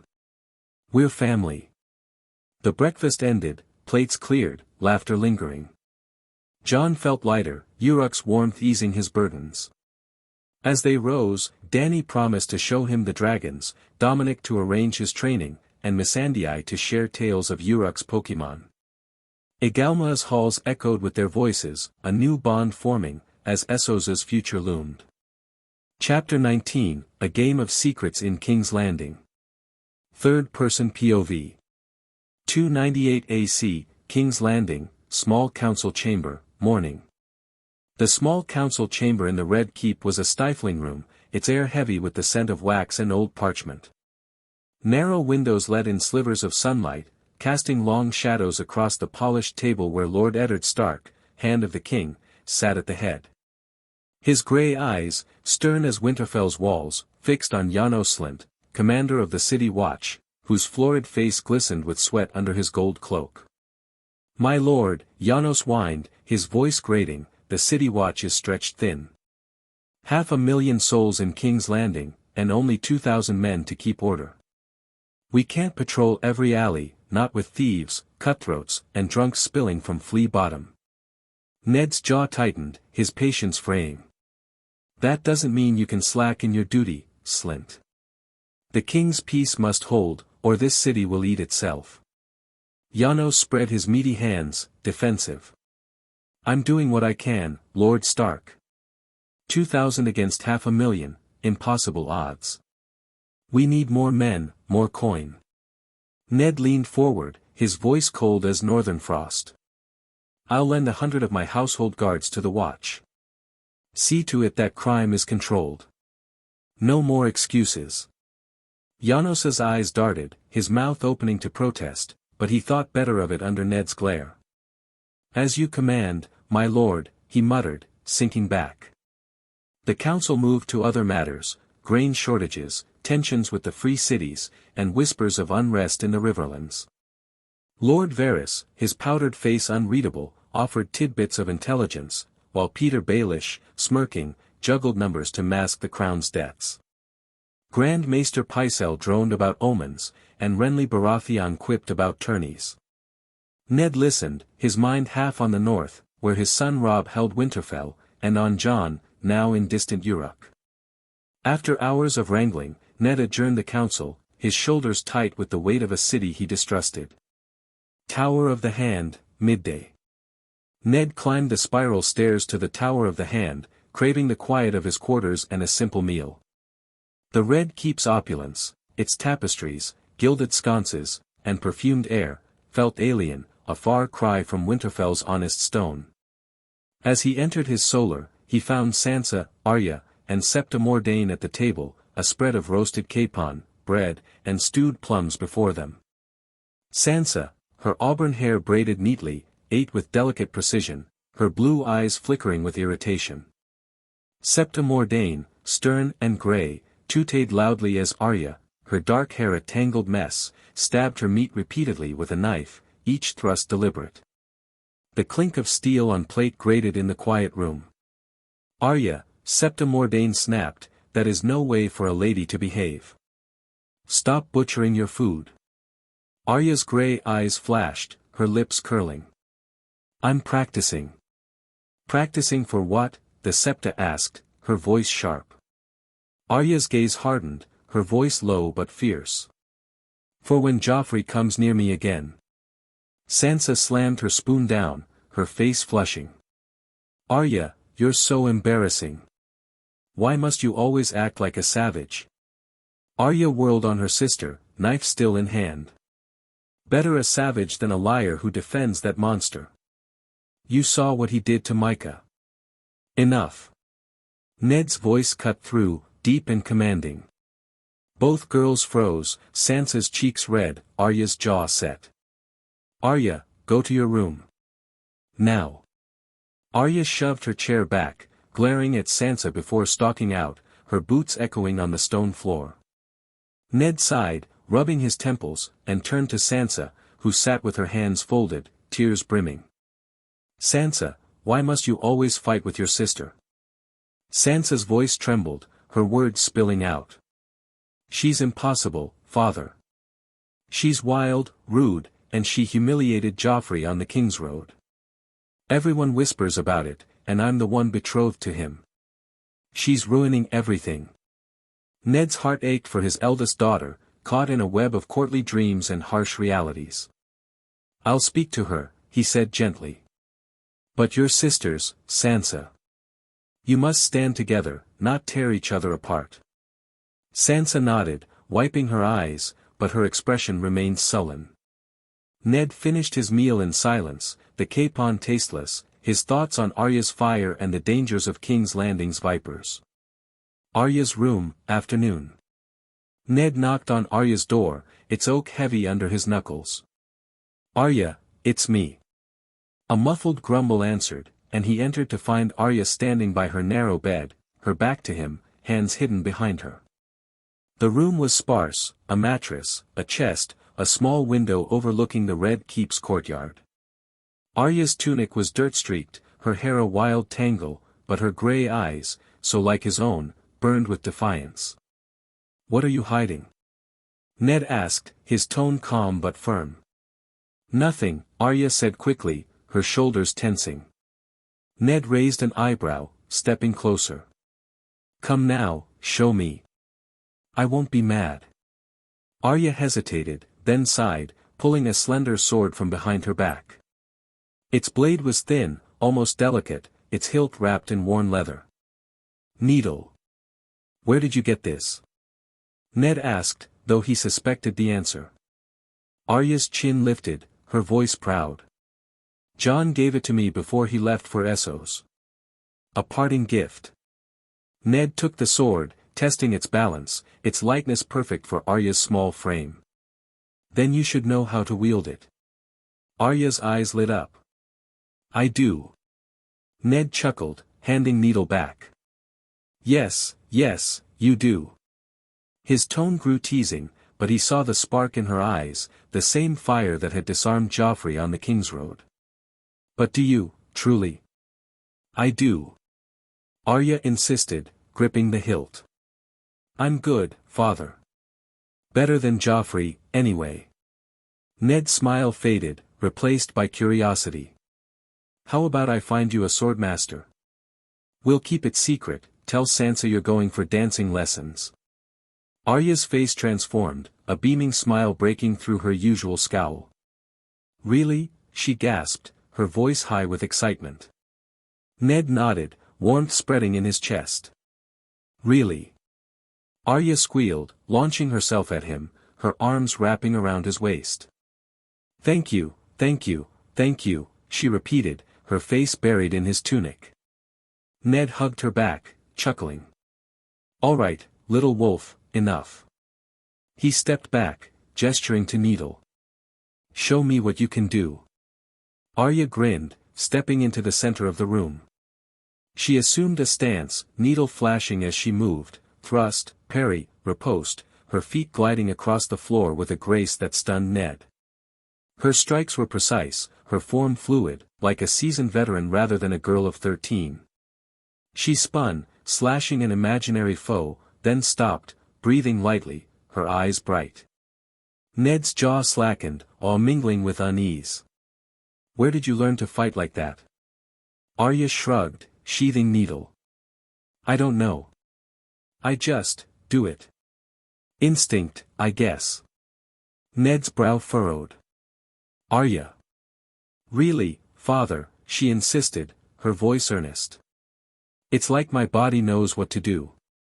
Ned studied her, the wolf's blood in her veins undeniable, but this skill, it was unnatural, almost otherworldly. I'll find you a swordmaster as soon as I can, he said, his voice firm. Someone discreet, skilled. Until then, practice quietly, and keep needle hidden. Arya nodded eagerly, her smile undimmed. I will, father. Promise. Ned ruffled her hair, a rare softness in his stern face. Good. Now, no more bickering with Sansa, Arya rolled her eyes but nodded. Ned left the room, the door closing softly, his mind a tangle of pride and worry. Arya's fire was a gift, but in King's Landing, it could burn her, or the realm. He resolved to find a master, perhaps a Braavosi water dancer, to hone her skill and keep her safe. The Game of Thrones was treacherous, and his little wolf needed claws. Meanwhile, across the narrow sea. In Urak's Agalma palace, Jon Snow grappled with his new identity as Aemon Targaryen, training with the Unsullied under Dominic's command. Daenerys's dragons, Morgul, Rhaegal, Tyrax's, grew fiercer, their bond with her strengthening. Dominic's plans to liberate Essos as slaves and conquer the free cities took shape, while Viserys Khalasar drew closer, a storm of madness on the horizon. Aeron Sand has just arrived in Urak, bearing Doran Martell's alliance. The world turned, pieces moving on a board vast and perilous, with King's Landing's tensions a mere spark in the gathering fire. Chapter 20, The Last Dragon's Folly. Third-person POV.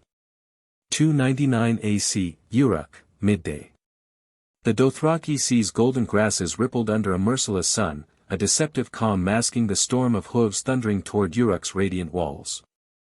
Viserys Targaryen sat astride his gaunt stallion, his silver hair matted with sweat, violet eyes ablaze with fevered ambition.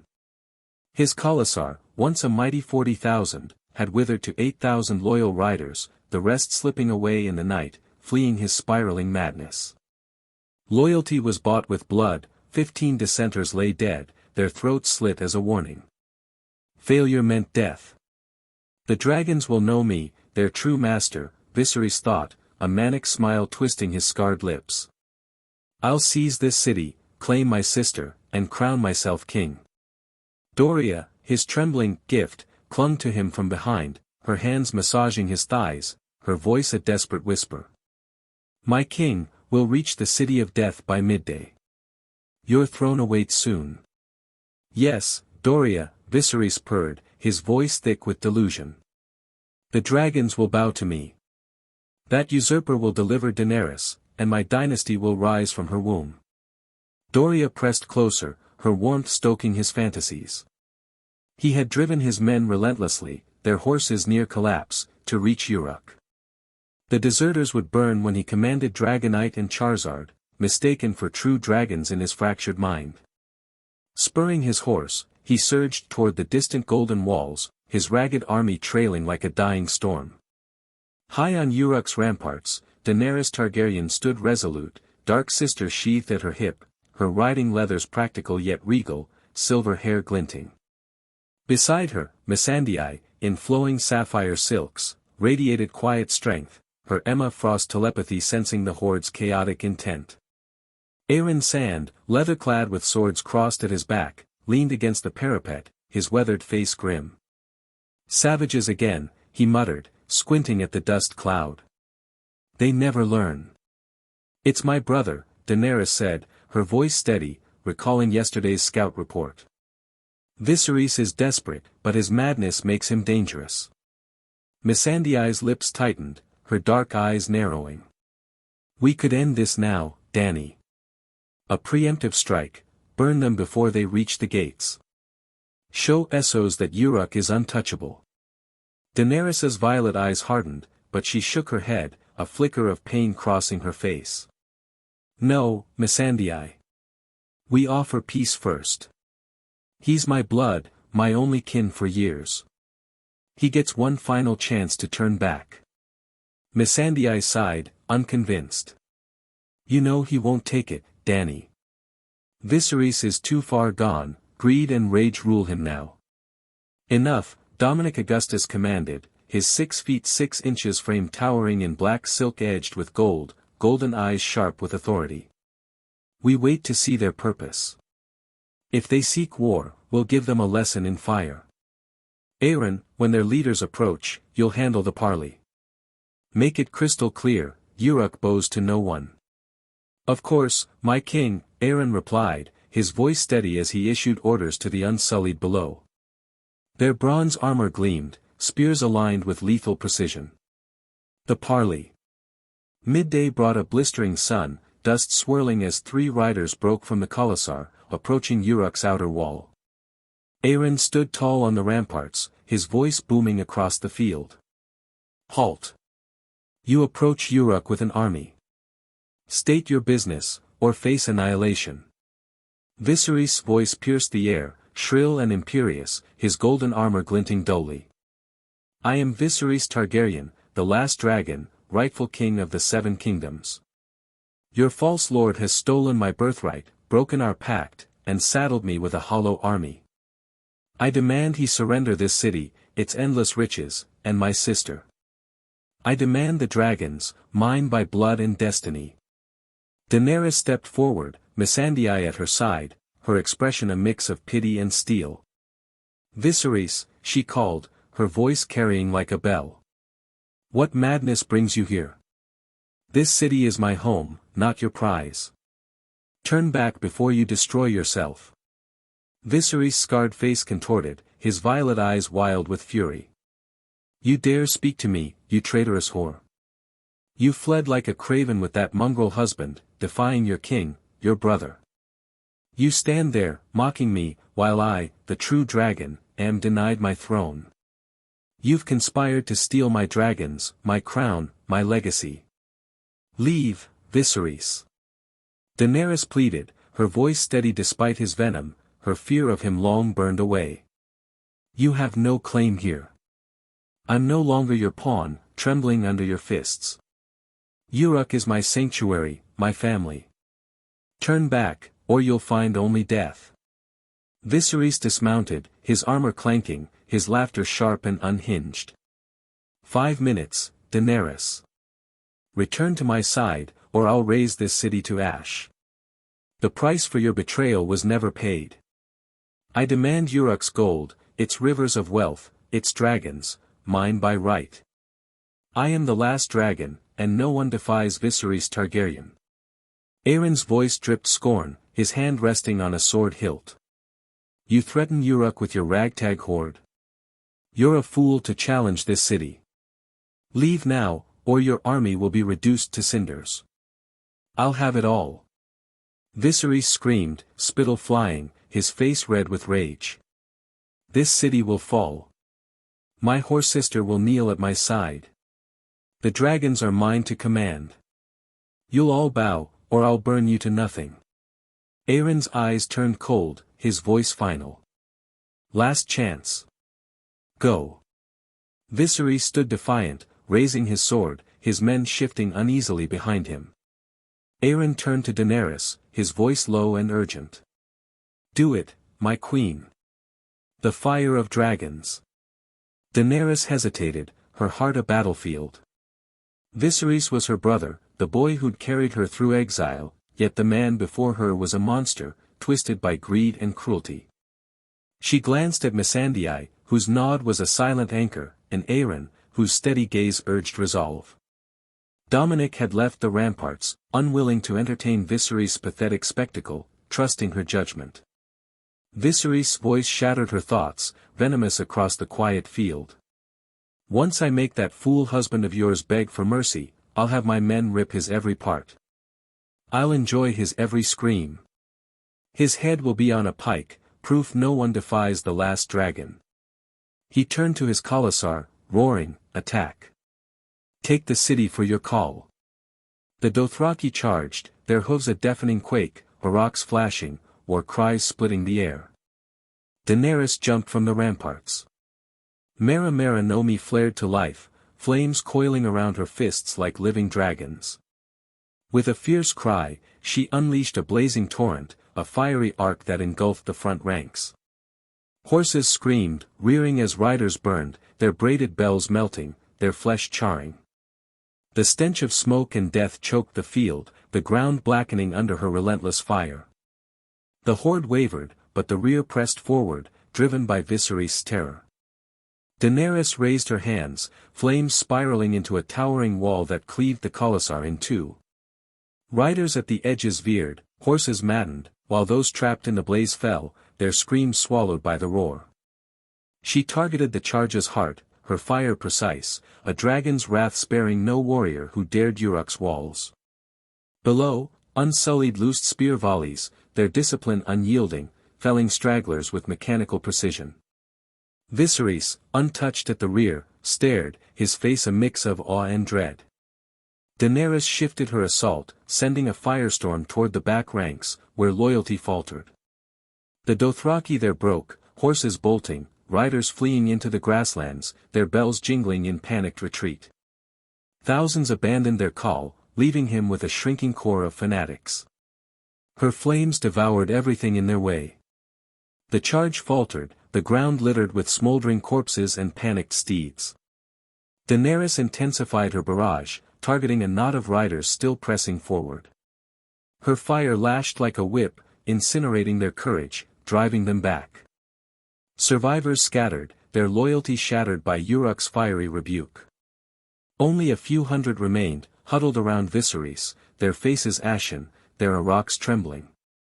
She pivoted, her flames carving a final path through a cluster of diehards, their war cries choking into silence as they burned.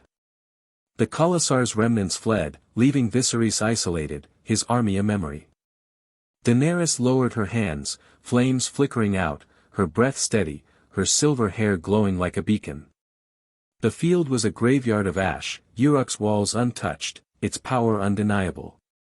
Viserys gaped, his voice reverent yet deranged, his sword limp in his hand. Magnificent, truly magnificent, Daenerys. Such power. With your fire, we can seize the Iron Throne alone. No allies, no compromises, just fire and blood. Come with me, sister, and we'll burn Westeros to its knees, make every lord kneel before House Targaryen. Daenerys's gaze was ice, her voice dripping with disdain, each word a blade. You're delusional, Viserys. You're no dragon, no king, just a broken man consumed by greed and cruelty. I'm not killing you, not because you deserve mercy, but because kinslaying is the vilest sin. Otherwise, you'd be ash like your army. She turned to Aeron, her tone unyielding. Take him to the Unsullied quarters. Train him as they train, no privileges, no exceptions. If he throws tantrums, cut his rations. Let him learn what it means to be a man, not a tyrant. Aeron nodded, his face grim as he signaled the Unsullied. As you command, my queen. Soldiers seized Viserys, who thrashed wildly, his screams echoing across the field. I am a king. You can't treat me as a commoner. I am the last dragon. Release me, you filth. His armor dulled by dust, he was dragged into Urak, his protests fading into the city's depths. Aeron glanced at the remaining figures, Doria, trembling in fear, and a knight kneeling in submission. What of the girl and the knight, my queen? Daenerys eyed Doria, her expression softening with pity. Give her work in the market, something honest, like weaving or selling. Keep her far from Viserys, she's endured enough of his cruelty. She turned to the knight, her voice sharp as dark sister's edge. Your name? The man knelt deeper, his grizzled face tense, his armor worn. Ser Jorah Mormont, at your service, your grace. Daenerys's lips curled, her voice cold. Ser Jorah Mormont, Varys' spy. Yora stiffened, his eyes dropping, guilt etched in his features. I'll give you one chance, she continued, her tone unrelenting. Serve me loyally, and you may earn redemption. Betray me, and I'll mount your head on a spike. Do you understand? Yora bowed, his voice hoarse with gratitude and fear. Yes, Your Grace. Thank you for sparing my life. I swear to serve you faithfully. Daenerys nodded, leading Missandei and Aeron into Agalma's Blackstone halls, the weight of her decision settling like ash. Viserys' threat was broken, but her heart ached for the brother lost to madness. Urak stood stronger, its fire unquenched as the Game of Thrones burned brighter, its players converging on a world poised for upheaval. Chapter 21, A Clash of Honor in the Small Council. Third-person POV. 299 AC, King's Landing, Small Council Chamber, morning. The small council chamber in the Red Keep was a dim, oppressive space, its air thick with the scent of melted wax and intrigue. King Robert Baratheon slumped in a high-backed chair at the table's head, his once mighty frame softened by wine and time, his bearded face etched with a grim scowl. Around him sat the council, Lord Varys, powdered and unreadable, Grand Maester Pycelle, hunched and wheezing, Lord Renly Baratheon, dashing in green velvet, and Peter Baelish, his smirk sharp as his dagger. The narrow windows cast slanted light, glinting off goblets and inkwells, as tension hung like a storm cloud. Lord Eddard Stark, Hand of the King, entered, his grey cloak sweeping, his stern face catching Robert's dark expression. What's happened? Ned asked, his voice low, taking his seat with measured calm. Varys' soft voice slithered through the silence. Daenerys Targaryen, my lord, has wed the King of Urak, Dominic Augustus. Ned's brow furrowed, his grey eyes steady. So? Should we send a gift? Robert's laugh was a bitter bark, his fist slamming the table, sloshing whiskey, Urak's finest, in his goblet. Aye, a dagger dipped in poison. That's the gift for dragon spawn. Ned's gaze shifted to Varys. What of her brother, Viserys? Last we heard, Varys said, fingers steepled, he was attacking Urak with a Dothraki horde. A reckless move, even for him. Ned nodded, his voice flat. Then we can conclude he's mad. Renly leaned back, smirking. As mad as his father, the Mad King. Burning cities, raving about dragons. Robert's face reddened, his shout shaking the room. I don't care how mad he is. I want all dragon spawn dead. Every last one, wiped from the earth. Ned's voice remained calm, a northern anchor. There's a narrow sea between us, Robert. The 7 kingdoms are yours. Targaryens are no threat, not now. Robert's eyes narrowed, his voice a growl. Better to end it before it festers, Ned. A dragon grows, it burns. I'll not wait for her to hatch a brood. He turned to Varys, his command sharp. Send men, Spider. Assassins. Kill her, her brother, her damned husband if you must. Ned leaned forward, his voice firm, edged with warning. You're courting disaster, Robert. If Urak's queen is found dead, King Dominic won't stay silent. He'll turn his eyes here. Urak trades with all 7 kingdoms, your whiskey, your silks, and the food comes from their market. We have good relations. Don't throw that away for a rumor. Robert's fist crashed again, whiskey spilling. I don't give a damn about relations. I want them dead, Ned.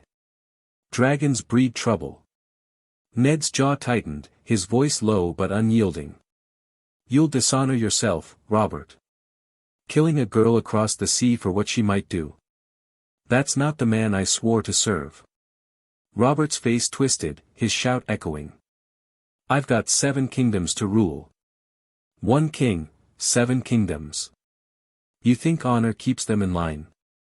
It's fear, Ned, fear and blood. Ned's eyes met his, unflinching. Then we're no better than the Mad King. The room stilled, Robert's face darkening. "Careful, Ned," he growled, his voice dangerous. "Careful now."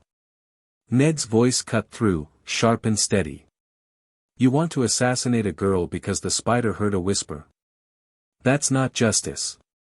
It's murder." Robert's gaze swept the council, his voice a snarl. "You're my counsel. Speak some sense to this honorable fool." Varys's voice was silk, laced with poison. "I understand your misgivings, Lord Stark, truly I do. It's a terrible, vile thing we contemplate. Yet we who rule must sometimes commit vile acts for the realm's good. Should the gods grant Daenerys a son, a Targaryen heir, the realm will bleed. Old loyalties will stir, banners will rise. War will come." Pycelle's reedy voice quavered, his hands trembling. "Should Urak invade, my lords, how many innocents will perish? How many wives will mourn husbands, mothers their sons? Is it not wiser, kinder even, that one girl die now, so tens of thousands might live?" Renly shrugged, his tone flippant. "We should have killed them both years ago, spared us this headache." Baelish's eyes gleamed, his voice sly. "When you're abed with an ugly woman, my lord, close your eyes and do the deed. The realm's safety demands it." Ned's face hardened, his voice rising with conviction. "I followed you into war twice, Robert, without doubt, without hesitation. But I won't follow you now." The Robert the First knew didn't tremble at the shadow of an unborn child. He fought for justice, not butchery. Robert's voice was iron. "She dies, Ned." Ned stood, his gray eyes cold. "I'll have no part in it." Robert leaned forward, his voice a thunderclap. "You're the king's hand, Lord Stark. You'll do as I command, or I'll find a hand who will." Ned unclasped the hand's pin from his cloak, its weight heavy in his palm, and set it on the table with a soft clink. "Good luck with it, I thought you were a better man."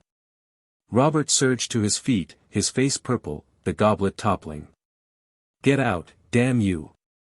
I'm done with you." Ned turned, striding for the door, Robert's shouts hounding him. "Go, run back to Winterfell. I'll have your head on a spike, you hear me? You think you're too good for this, too proud, too honorable." The door closed, muffling Robert's rage. Ned's boots echoed in the Red Keep's corridors, his heart heavy but unbowed. King's Landing's vipers would coil tighter now, but Winterfell called, his family waiting. Honor had cost him his title, perhaps his life, but he'd not stain his soul with a girl's blood. Meanwhile, in one of the manses in King's Landing, inside a large hall, dust motes swirled in the slanting afternoon light, stirred by the sharp clash of steel echoing through the air. Arya Stark, 13 years old, her dark hair bound in a messy braid, faced Syrio Farrell, her Braavosi swordmaster, in a storm of motion. 2 moons had passed since Lord Eddard Stark had permitted these secret lessons, cloaked as dancing to placate Sansa and Septa Mordane. Needle, the slender blade gifted by Jon Snow, gleamed in Arya's hand, her movements a seamless blend of instinct and deadly grace. On their first day, Syrio, lean and sharp-eyed, had been stunned by Arya's prowess. Her grip on Needle, her footwork, her strikes, too precise, too lethal for a girl so young. Within a week, he'd abandoned wooden swords, entrusting her with real steel, a testament to her unnatural skill. Unknown to either, Arya's abilities were amplified by the Talia al Ghul card, now fully woven into her being, sharpening her reflexes to a predator's edge. Their blades now danced, a rapid exchange of thrusts, parries, and ripostes, as fluid as a Braavosi canal. Arya lunged, Needle darting like a serpent's tongue, but Syrio, his water dancer's grace unmatched, deflected with his thin blade, spinning to counter. She ducked, her small frame a fleeting shadow, striking low, forcing him to leap back. Sparks flew as their swords met, the rhythm relentless, a symphony of steel. Arya's grey eyes blazed with focus, her body moving as if guided by an unseen hand, each motion instinctive, honed beyond her years. Sirio pressed, his strikes probing her defenses, but she matched him, her speed a rival to his decades of experience. The duel surged, blades blurring in the fading light. Arya feinted high, then slashed low, nearly grazing Sirio's thigh, but he twisted, his blade catching hers in a bind. With a flick of his wrist, he sent Needle spinning to the dirt, his sword tip hovering at her chest. Enough! Sirio called, his breath ragged, a rare smile breaking his stern facade. Arya scowled, snatching Needle from the ground, but her chest heaved with exhilaration, not anger, her heart racing from the thrill. They collapsed onto rough wooden chairs at the hall's edge, sweat glistening on their brows. Sirio passed a water skin to Arya, who drank greedily, her face flushed with effort. "Still, I am shocked, little wolf," Sirio said, his Braavosi accent thick, his black eyes studying her with a mix of awe and curiosity. "2 moons, and you fight like a shadow, silent, swift, deadly. Never have I seen a child of 10 and 3, nay, any soul, wield a blade so. You are no mere girl, Arya Stark, you are a storm cloaked in flesh, a blade born of the god's whim." Arya shrugged, wiping her mouth with her sleeve, her voice casual but tinged with pride. "I don't know how. My body just moves on its own. It's like I see the strike before I think it, and my hands do the rest." Sirio nodded, stroking his pointed beard, his gaze piercing. "Instinct, yes, but something deeper flows in you. The water dance lives in your blood, perhaps, or a stranger magic. The gods have marked you, my shadow, for a purpose yet veiled." He leaned closer, his voice dropping to a warning. "But take care, such skill draws eyes, and King's Landing is a nest of serpents, each with venom for the unwary." Arya's lips curled into a wolf's grin, her grey eyes glinting. "Let them slither close. I'll stick them with the pointy end." Sirio's chuckle was a rare, warm sound, cutting through the yard's quiet. "Bold words, little wolf. You have the heart of a bravo." He stood, stretching his wiry frame, his blade catching the light. "Shall we dance again, my shadow?" Arya's face lit up, her grip tightening on Needle's worn hilt. "Aye," she said, leaping to her feet, dust swirling around her scuffed boots. They took their stances, blades raised, the world fading as the dance resumed. Steel sang, Arya's movements a fusion of Talia al Ghul's lethal precision and her own untamed spirit, each clash a step toward a destiny she could not yet see. In King's Landing's treacherous web, her blade was her truth, and Sirio's lessons her shield against the gathering storm. Chapter 22, The Fire of Freedom in Essos. Third-person POV. 299 AC, Astapor, morning. The sun blazed over Astapor, its harsh light glinting off the red brick pyramids that loomed like silent tyrants. The air was thick with dust and the stench of sweat, blood, and chains, a city built on the backs of slaves. Daenerys Targaryen stood at the edge of the Plaza of Pride, her silver hair bound in a braid, her violet eyes fierce beneath her riding leathers. Dark Sister hung at her hip, a promise of steel to match her fire. Beside her stood Missandei, her sapphire silks a stark contrast to the city's grim palette, her telepathic senses probing the good master's deceit. Aeron Sand, leather-clad with swords, scanned the crowd, his weathered face alert.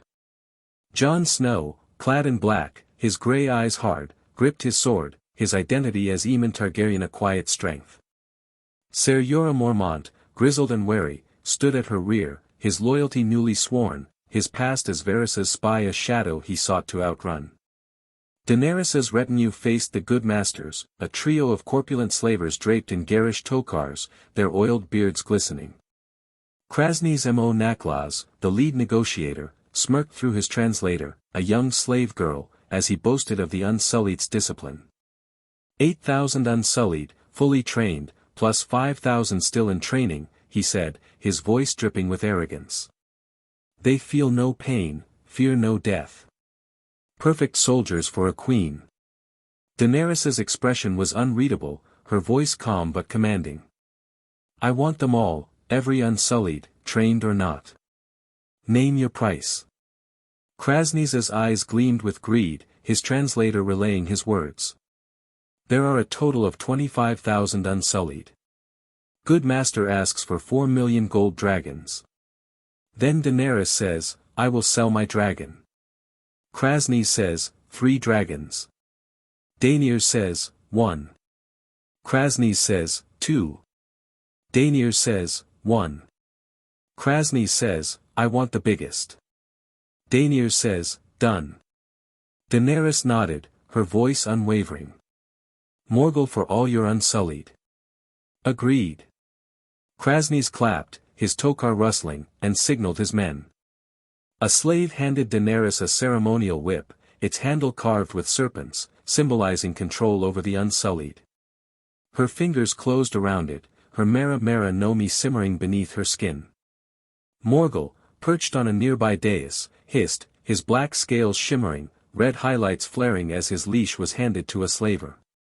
The good masters smirked, believing victory theirs.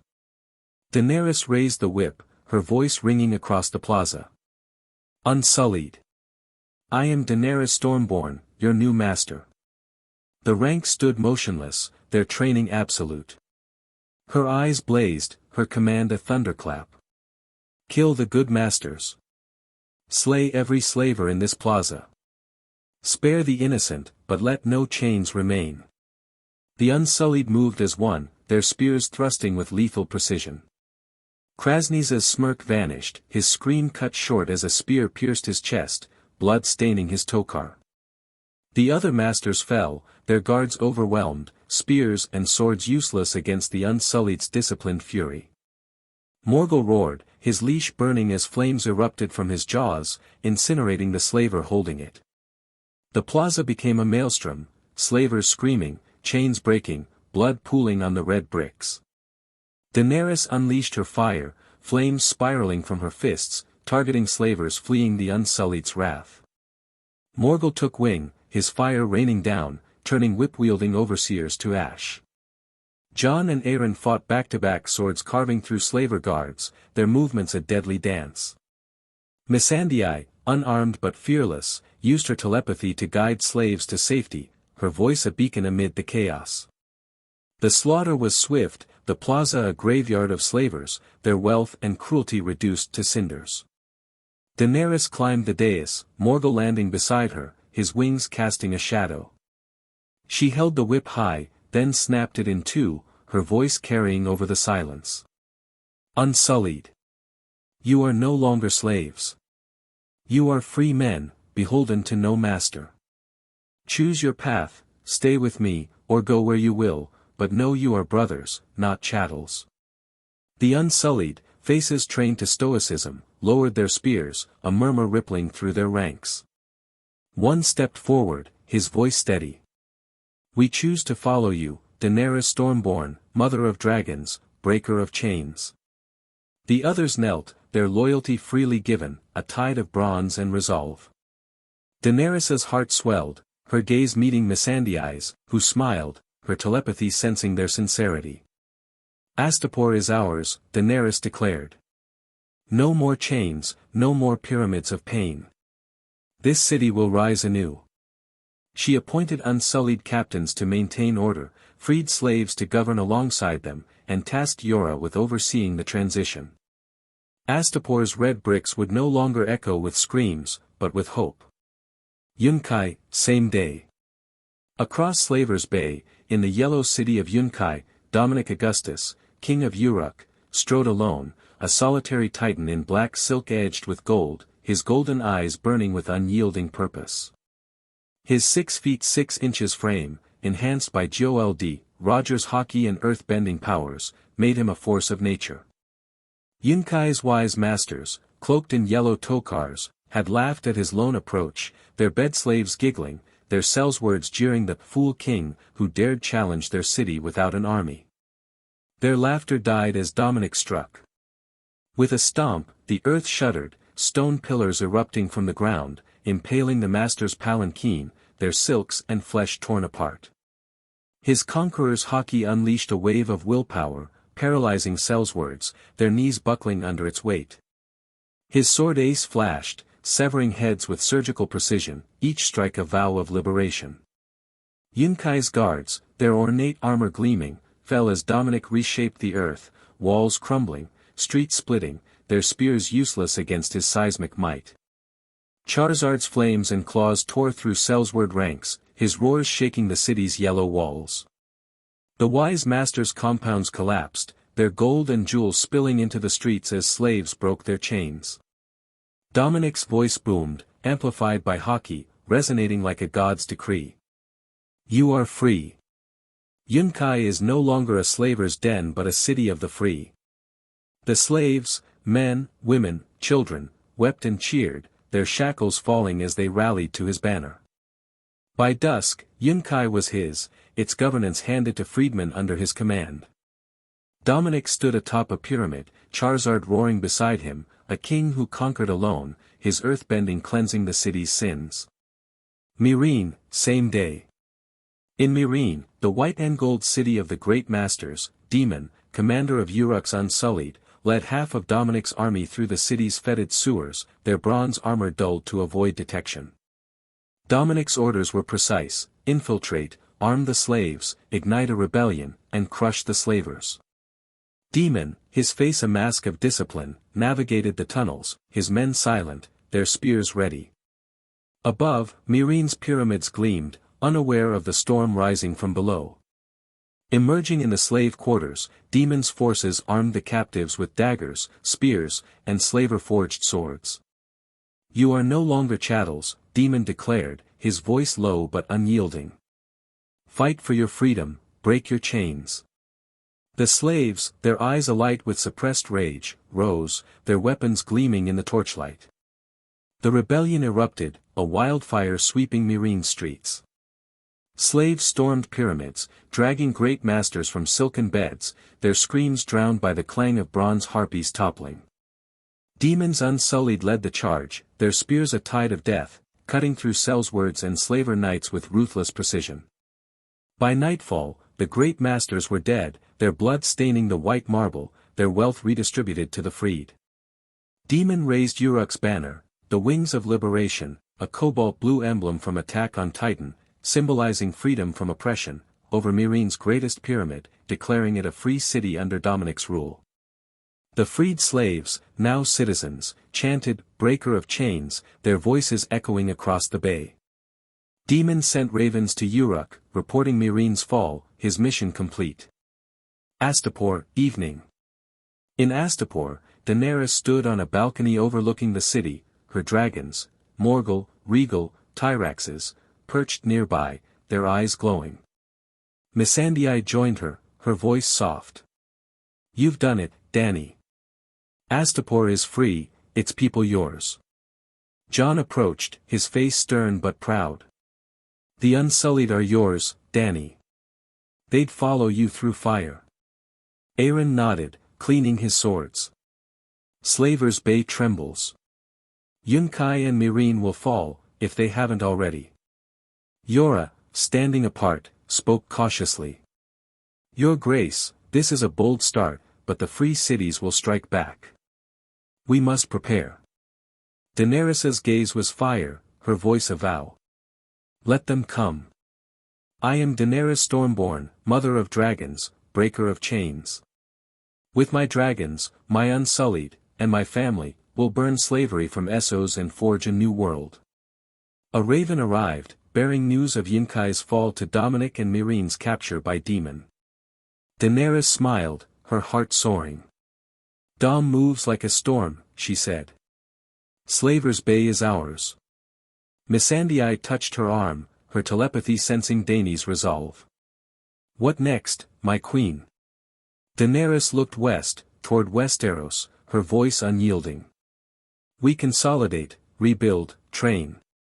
Then, we take the free cities, one by one. Essos will be free. Jon's eyes met hers, a silent oath. Aeron grinned, his sword sheathed. Yora bowed, his redemption begun. Slaver's Bay was reborn, its chains shattered, but the Game of Thrones burned brighter, its shadows stretching across 2 continents. Chapter 23, The Game Begins. Third-person POV. 299 AC, the King's Road. The King's Road wound through rolling hills, its dust stirred by the hooves of Catelyn Stark's small retinue as they rode toward the Vale. Catelyn, her auburn hair tucked beneath a hooded cloak, sat tall in her saddle, her blue eyes steely with resolve. Beside her, bound and sullen, rode Tyrion Lannister, the imp, his wrists chafed by ropes, his sharp tongue silenced by her command.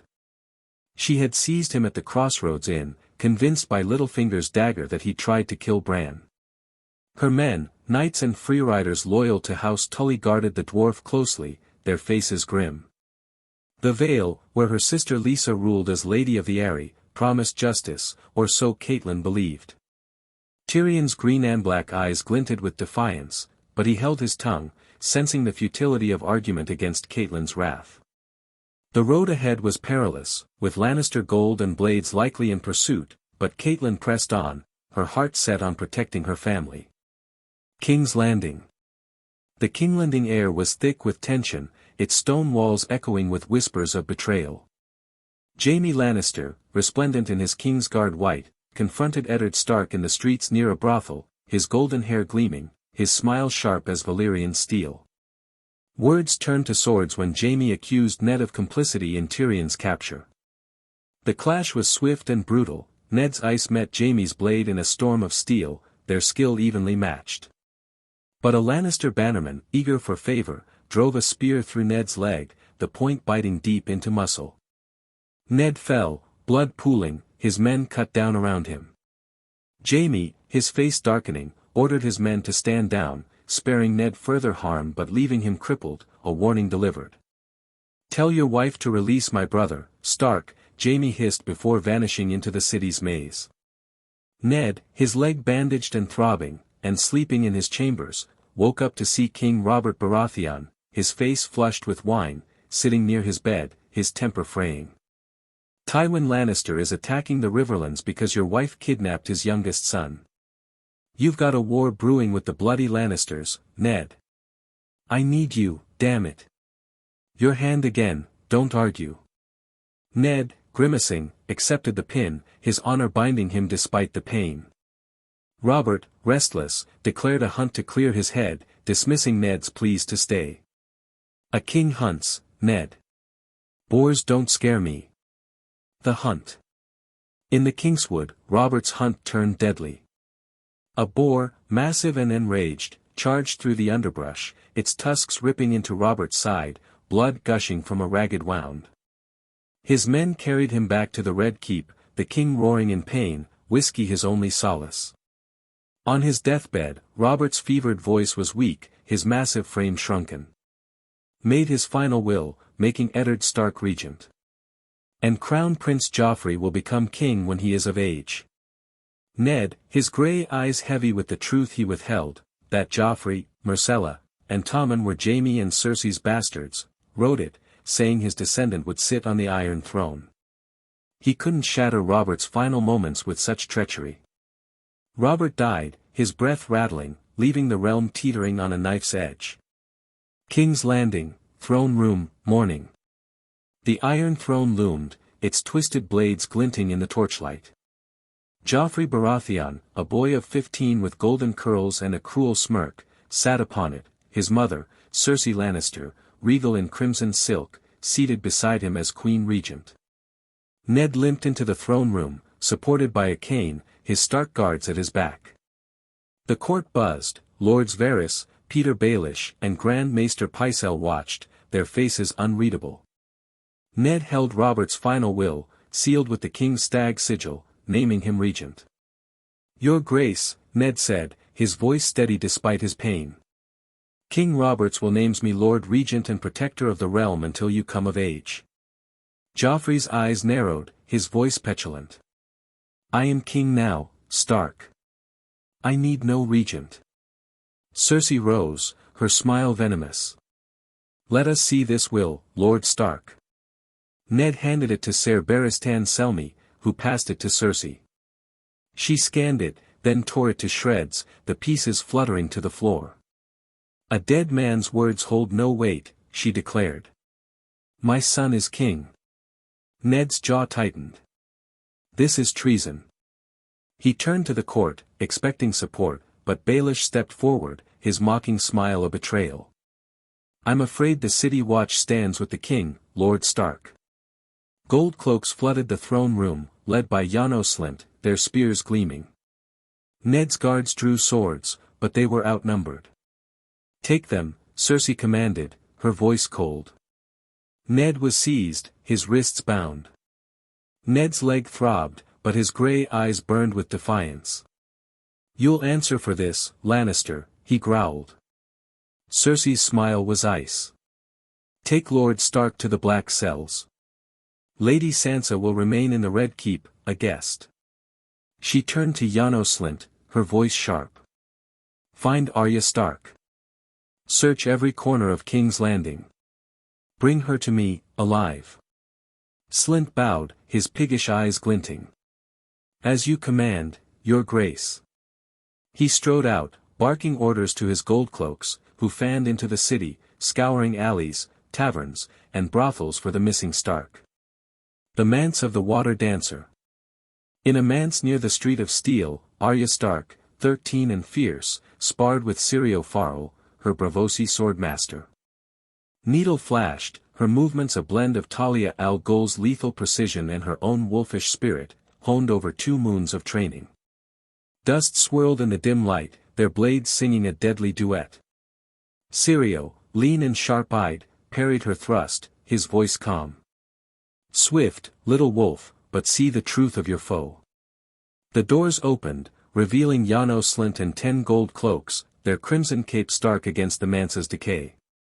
Slint's voice was oily, his smile false. Lady Arya, your father, Lord Stark, commands you to come to the Tower of the Hand at once. Arya, panting, nodded, stepping forward, but Sirio's hand halted her, his eyes narrowing. Why would Lord Stark send Lannister men to fetch his child, he asked, his Braavosi accent sharp. Arya Stark will come when Stark men call for her, not before. Slint's face darkened, his deceit unmasked. With a snarl, he drew his sword, his men fanning out, blades gleaming. Take her, he barked. Syrio moved like water, his thin blade a blur, striking the nearest gold cloak's wrist, sending his sword clattering. Arya lunged, needle darting, piercing a man's thigh, her small frame a shadow among the giants. The manse erupted into chaos, steel clashing, men grunting, blood spattering the stone floor. Syrio danced, his blade weaving death, felling 2 gold cloaks with precise thrusts. Arya, her grey eyes blazing, fought beside him, needle slipping through gaps in armor, her Talia-enhanced reflexes a match for grown men. Slint, his bulk slowing him, swung wildly, but Syrio parried, his blade grazing Slint's cheek. Arya darted low, stabbing a gold cloak's knee, toppling him with a scream. Together, they carved through the city watch, their dance a whirlwind of steel and blood. Slint, bleeding and enraged, lunged at Arya, but Sirio's blade found his throat, a red smile opening beneath his beard. The commander gurgled, collapsing, his men faltering at the sight. The last gold cloaks fell, their crimson capes pooling like blood. Arya and Syrio stood amid the carnage, breathing hard, blood dripping from needle's tip. We must go, Syrio said, his voice urgent. They took what they could from the gold cloak's daggers, knives, and coins, then they fled the manse, slipping into King's Landing's labyrinthine alleys, hiding in a derelict building near Flea Bottom, its sagging beams cloaking them in shadow. Arya clutched needle, her heart pounding. The Queen's wrath. In the Red Keep, Cersei Lannister seethed as news of Slint's death reached her. Her golden hair gleamed under torchlight, her voice a venomous hiss. That wretched girl killed my commander. Search every hovel, every alley, turn King's Landing upside down. Bring Arya Stark to me alive. The city watch, now leaderless, swarmed the city, gold cloaks kicking down doors, overturning market stalls, and terrorizing small folk. Flea Bottom buzzed with whispers of the wolf girl who'd slain a dozen men, her legend growing in the shadows. Cersei, her grip on the throne tightening, declared Ned a traitor. Sansa, confined and weeping, pleaded for her sister's safety, unaware of the noose tightening around House Stark. In their hideout, Arya crouched beside Syrio, her grey eyes hard.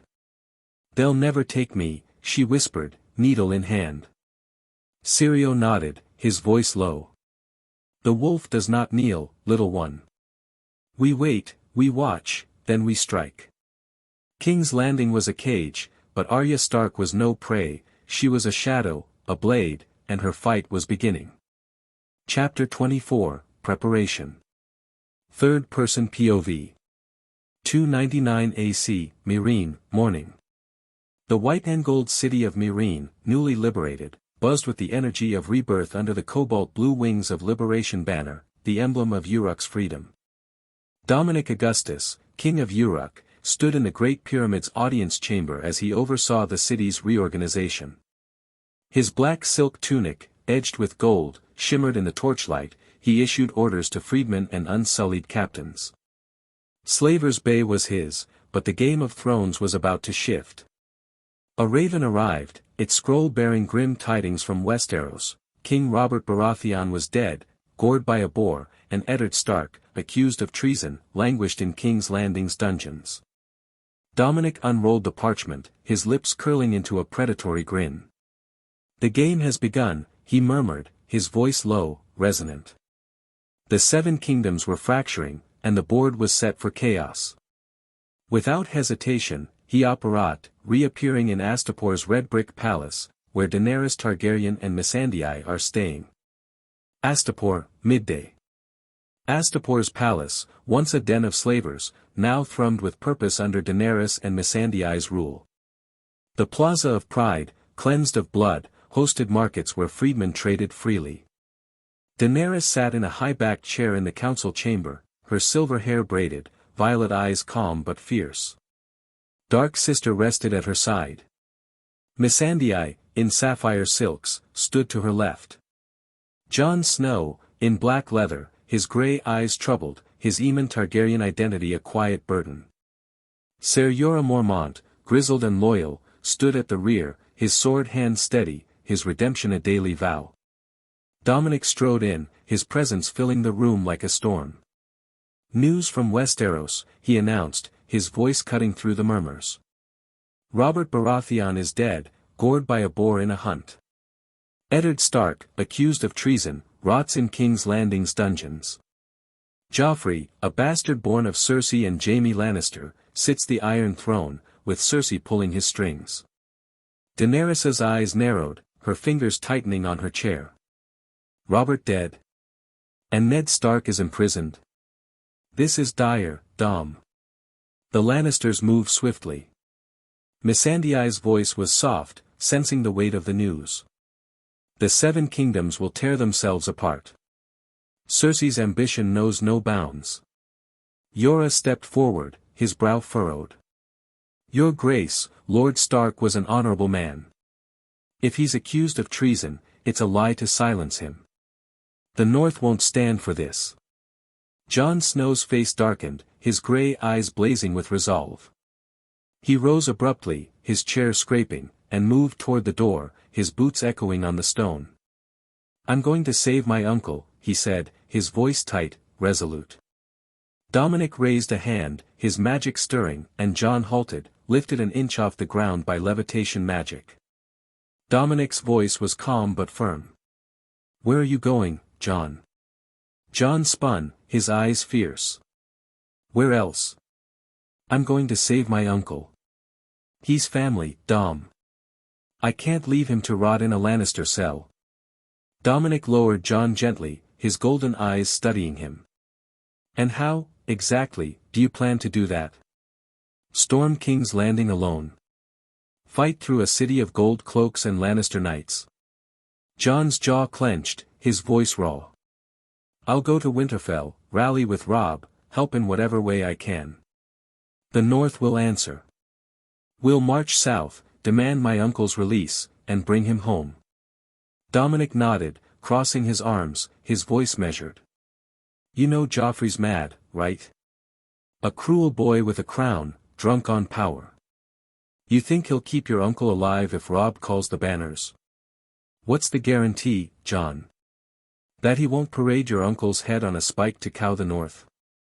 Jon froze, his expression stunned, the weight of Dominic's words sinking in. Then what else can I do, he said, his voice cracking. I'm only one man, Dom. I can't sit here while my family suffers. I have to try. Dominic sighed, his gaze softening, though his grin was sly. You're not alone, Jon. You have us, your family, here, across the narrow sea. You can ask for help, you know. We're not just bystanders in this game. Jon's eyes flicked to Daenerys, Missandei, Yora, then back to Dominic. Will you, then? Will you help me save them? Daenerys rose, her voice firm, her violet eyes blazing. Of course we will, Jon. Ned Stark is your uncle, your blood. We'll find a way. Missandei nodded, her voice gentle. We're stronger together, Jon. You don't need to bear this alone. Yora's gruff voice cut in.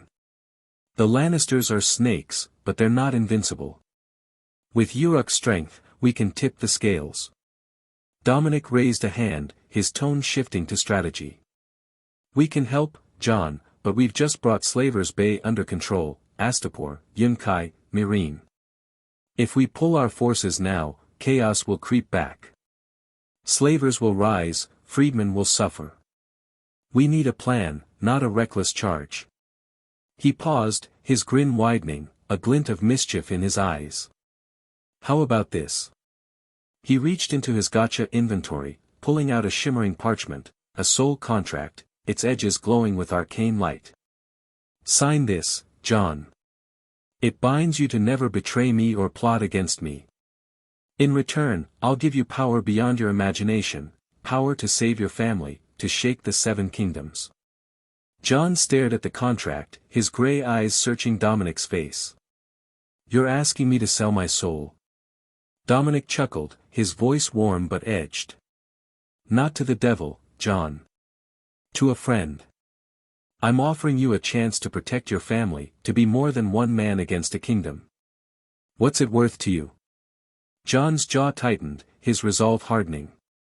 Everything, he said, seizing the quill and signing his name without hesitation, the ink flaring briefly. I don't care what it costs. I'll keep my family safe, even if it means binding myself to you. The contract vanished in a burst of motes, sealing the pact. Dominic's grin widened, and he reached into his inventory again, producing a vial of super soldier serum and a card of Shoto Todoroki template. Drink this, he said, handing Jon the serum. This card will give you the power of ice and fire. Jon downed the serum, grimacing at its bitter taste, then clutched the card. A surge of energy coursed through him, his muscles tightening, his senses sharpening. Frost crackled at his left hand, flames flickering at his right, his gray eyes glowing briefly with dual power. He stared at his hands, awestruck, as ice and fire danced in harmony. Dominic clapped him on the shoulder, his voice approving. Now you wield ice and fire, Jon. Use it wisely. You're no longer just a man, you're a force. Try it, go on. Jon raised his hands, exhaling. A blast of frost shot from his left, coating a stone pillar in ice, while his right conjured a flame that spiraled upward, warm but controlled. The council chamber buzzed with awe, Missandei's eyes wide, Yora's jaw set, Daenerys smiling with pride. Dominic nodded, his tone serious. Good. Now, are you ready? Pack your essentials. We'll go to King's Landing, rescue your uncle and cousins, and I'll return after. I can't stay long, Slavers Bay needs me, but I'll get you there. Jon's eyes burned with determination. I'm ready. Let's do this. Go pack, Dominic said, waving him off. We leave soon. Jon nodded, striding out, his new powers a mantle of hope. As the door closed, Daenerys turned to Dominic, her voice low. Are you going to kill Joffrey and Cersei? End their reign before it festers? Dominic's grin was wicked, his golden eyes glinting. Now, where's the fun in that, Danny? I want to watch them squirm, claw their way through this mess, all to realize the inevitable, they're going to lose. I'll let them dance a while longer before the curtain falls. Daenerys laughed, her voice rich with amusement. You're evil, Dom, truly. Missandei joined in, her smile sly. A devil in king's clothing, plotting their downfall with a grin. Dominic shrugged, his tone playful. When did I ever claim to be a saint? I'm just playing the game, and I play to win. Jorah shook his head, a rare smile tugging at his lips. You're a dangerous man, Your Grace. The Lannisters won't know what hit them. An hour later, Jon returned, a small pack slung over his shoulder, his face set with resolve. Dominic eyed him, nodding. Ready? Jon's lips twitched at the name, but he nodded. Ready. Dominic pulled 2 items from his inventory, a 2-way mirror and the lasso of truth. This mirror, he said, handing it to Jon, links to mine. Speak my name, and I'll see you, hear you, no matter the distance. Use it when you need us. He held up the golden lasso, its glow faint but potent. This is the lasso of truth. Bind anyone with it, and they'll speak only truth, no matter their will. The place you are venturing is a nest of vipers, Jon. This'll cut through their lies. Jon took the items, his fingers tracing the lasso's cord. Thank you, Dom. For everything. Dominic waved it off, his grin warm. We are family. Now, say your farewells. Jon turned to Daenerys, who embraced him fiercely. Be safe, nephew, she whispered. Come back to us. Missandei says, voice soft. Trust your heart, Jon. We're with you. Jon nodded, his gray eyes shining. I'll return. I promise. Dominic took Jon's hand, his voice low. I'll be back by tonight, you both. Be ready for anything. He winked, then focused, his apparition magic flaring. With a crack, he and Jon vanished, reappearing in a shadowed alley in King's Landing, the city's stench and clamor closing around them. The game was afoot, and the wolves were coming. Chapter 25, Planning. Third-person POV. 2:99 AC, King's Landing, late afternoon. The air shimmered as Dominic Augustus and Jon Snow apparat into a narrow alley in King's Landing, the city stench hitting them like a physical blow, a rancid cocktail of piss, garbage, and rotting fish. Jon gagged, his gray eyes watering, while Dominic's nose wrinkled, his eyes scanning the filth-strewn cobblestones. By the gods, Jon muttered, covering his mouth. This place reeks worse than a privy. Dominic smirked, raising his wand with a flick, he cast a bubblehead charm on both of them. Twin translucent spheres enveloped their heads, filtering the air to a crisp, clean breath. Jon inhaled deeply, his relief palpable, while Dominic's grin widened. Better? Much, Jon said, his voice steadier. He adjusted his sword at his hip, the ice and fire thrumming faintly in his veins. Where are we going now, Dom? The Red keeps a fortress, how do we even start? Dominic closed his eyes, his observation hockey flaring, a ripple of perception spreading through the city like a net. Faces, auras, and intents flickered in his mind, gold cloaks patrolling, small folk cowering, schemers whispering. Then, a familiar spark, fierce, defiant, unmistakably stark. Arya's nearby, he said, opening his eyes, his voice low with certainty. In Flea Bottom. I know her aura from Winterfell, sharp as a wolf's bite. We'll find her first, then plan our next move. Jon's eyes widened, hope flaring. Arya's here. Lead the way, Dom.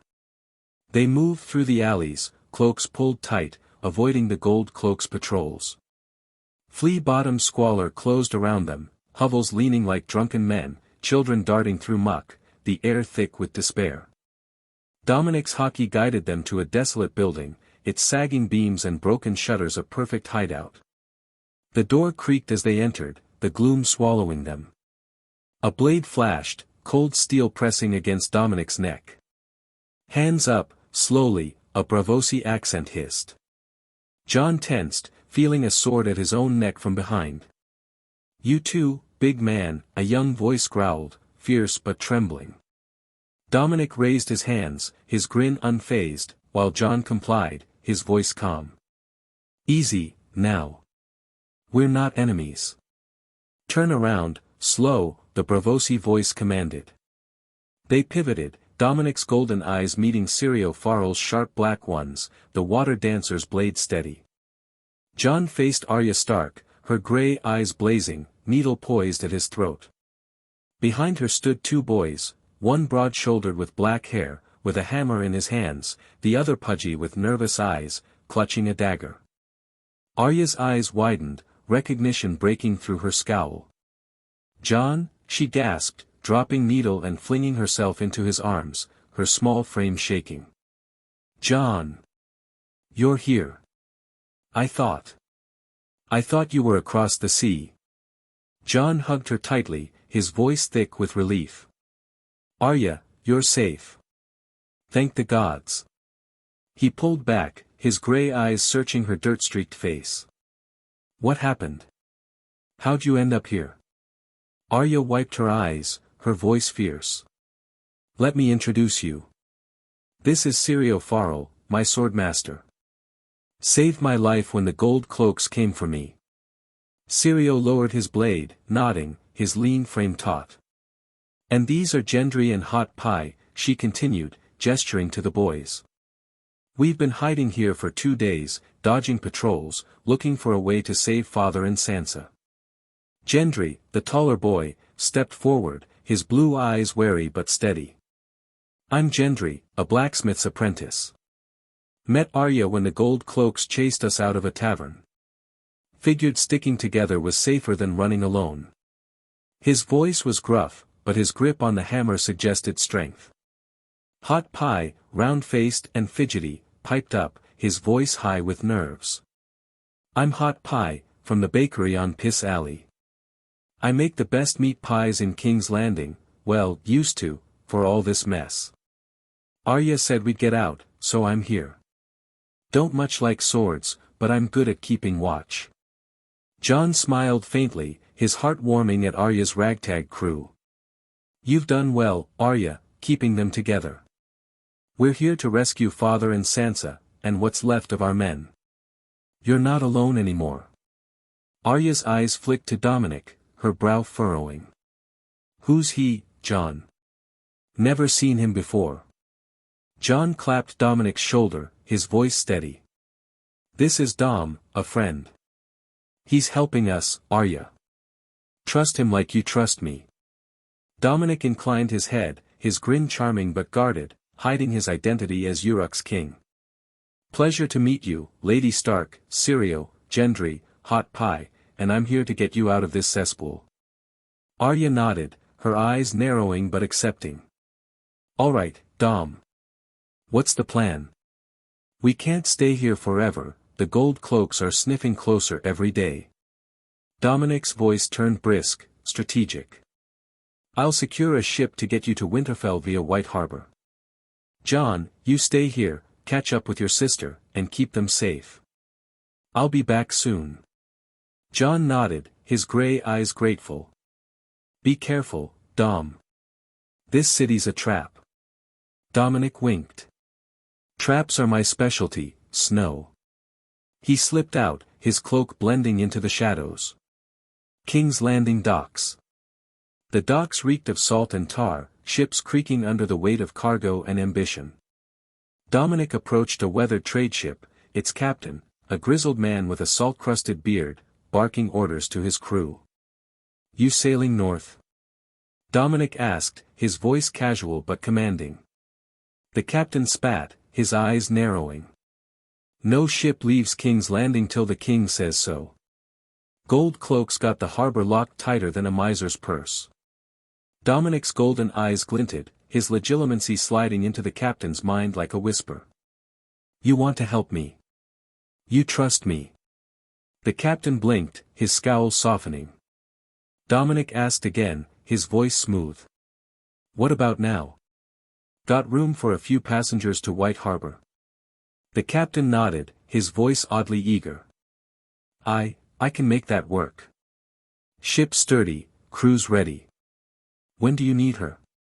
Tonight, Dominic said, discreetly pulling a pouch from his inventory and counting out 200 gold dragons, their gleam catching the captain's eye. This is for provisions and your trouble. Stock food, water, blankets, enough for a journey to White Harbor. Be ready to sail by midnight. The captain pocketed the gold, his grin gap-toothed. Done, Lord. We'll be ready. Ship's the Swift Gull, moored at Pier 3. Don't be late. Dominic nodded, turning away. We won't. He vanished into the crowd, his hockey ensuring no one followed. Flea Bottom Hideout. Dominic returned to the desolate building, finding John, Arya, Sirio, Gendry, and Hot Pie huddled around a flickering candle. John looked up, his voice low. Any luck? Dominic grinned, leaning against the wall. Ship secured, the Swift Gull, bound for White Harbor. Leaves tonight. Provisions are being prepped as we speak. Arya's eyes lit up, but her voice was sharp. What's the plan, then? How do we get Father and Sansa out? Dominic's tone turned serious, his golden eyes scanning the group. Here's how it goes. Sirio, Arya, Gendry, Hot Pie, you four head to the docks at nightfall, board the Swift Gull at Pier 3. The captain's expecting you. Stay low, avoid patrols. John and I will infiltrate the Red Keep, rescue Eddard Stark, Sansa, and any of your retinue still alive. We'll meet you at the harbor. Arya's face hardened, her voice rising. No way. I'm not running off to some ship while you save Father and Sansa. I can fight, John, you know I can. Needles tasted blood already. I'm coming with you. John knelt before her, his voice gentle but firm. Arya, listen. You're brave, braver than most grown men. But the Red Keep's a death trap. Gold cloaks, knights, gods know what else. I need you safe, so I can focus on saving Father and Sansa. Arya's eyes blazed, her fists clenched. That's not fair, John. I'm not a baby. I killed gold cloaks with Sirio. I can help, don't leave me behind. Gendry spoke up, his voice gruff but kind. Arya, John's right. You're tough, but the Red Keep's no place for us. We just slow them down. I'll keep an eye on you, make sure we get to that ship. Hammer's good for more than forging, you know. Hot Pie nodded, his voice trembling but earnest. Yeah, Arya, we gotta stick together. I don't wanna face no knights. Sirio placed a hand on Arya's shoulder, his voice calm. Little wolf, your brother speaks wisdom. Your father and sister need you alive, not dead in a king's dungeon. I will protect you, as I swore. We go to the ship, we wait for them, and we fight another day. Arya glared, tears brimming, but she nodded, her voice small. Fine. But you better save them, John. Promise me. John hugged her, his voice fierce. I promise, Arya. I'll bring them home. Dominic clapped his hands, breaking the tension. Right, let's eat first. Can't scheme on an empty stomach. He bought a sack of food for them, revealing bread, cheese, and dried fish. Not a feast, but it'll keep you sharp. Hot Pie's eyes lit up, grabbing a hunk of bread. This ain't half bad. Better than the slop we've been scrounging. You're all right, Dom. Gendry took a piece of fish, his voice low. Thanks, Dom, been a while since we ate properly. You sure that ship's safe? Dominic nodded, his grin reassuring. Safe as it gets in this pit. Captain's paid, ship's ready. Just stay sharp till you're aboard. As night fell, Sirio, Arya, Gendry, and Hot Pie prepared to leave, cloaks pulled tight. Arya hugged Jon again, her voice fierce. "Don't die, Jon. I'll never forgive you." Jon smiled, ruffling her hair. "I won't, little sister. See you at the ship." Sirio led the group out, his blade hidden but ready, Gendry's hammer at his belt, Hot Pie clutching his dagger, Arya's needle a shadow at her side. They slipped into the night, bound for the docks. Dominic turned to Jon, his grin sharp. "Ready, Snow. The Red Keep awaits, and we've got Starks to steal." Jon's eyes burned with ice and fire, his voice steel. "Let's end this." Chapter 26, Rescue. Third-person POV.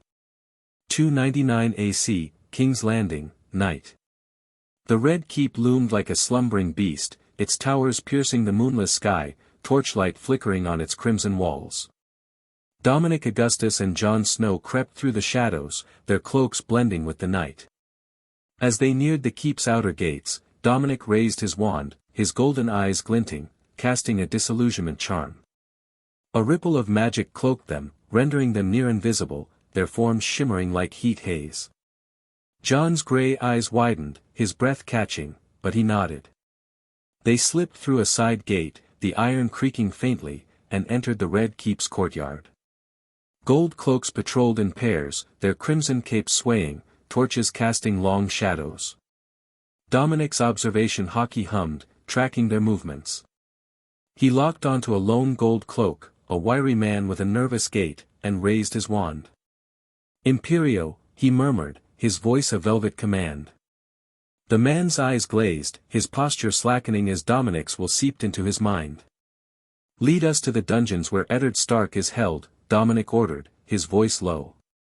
The gold cloak nodded mechanically, turning and moving towards a stone stairwell descending into the keep's bowels. Dominic and Jon followed, their disillusioned forms silent, the stench of damp stone and despair growing stronger. The stairwell opened to the dungeon's entrance, where two guards stood, their spears glinting. Dominic's earthbending stirred, the ground trembling faintly. With a sharp gesture, stone spikes erupted from the floor, piercing the guards' bodies up to their skulls, their screams cut short. Blood pooled, dark and slick, as the spikes retracted, leaving the bodies slumped. Jon's jaw tightened, his gray eyes flickering with unease, but he said nothing, his focus on the mission. They followed the gold cloak deeper, past cells filled with moans and shadows, until they reached a heavy iron door. The gold cloak fumbled with a key, unlocking it to reveal Eddard Stark, chained to the wall, his face gaunt, his gray eyes weary but unbowed. Ned's voice rasped, sharp with suspicion. "What do you want, gold cloak? More of Cersei's lies?" Dominic raised his wand, his grin cold. "Avada Kedavra." A green flash lit the cell, and the gold cloak crumpled, lifeless. Ned flinched, his chains rattling, his eyes wide with shock. Dominic flicked his wand again, dissolving the disillusionment charm, revealing himself and Jon. Ned's gaze locked onto Jon, his voice a mix of disbelief and relief.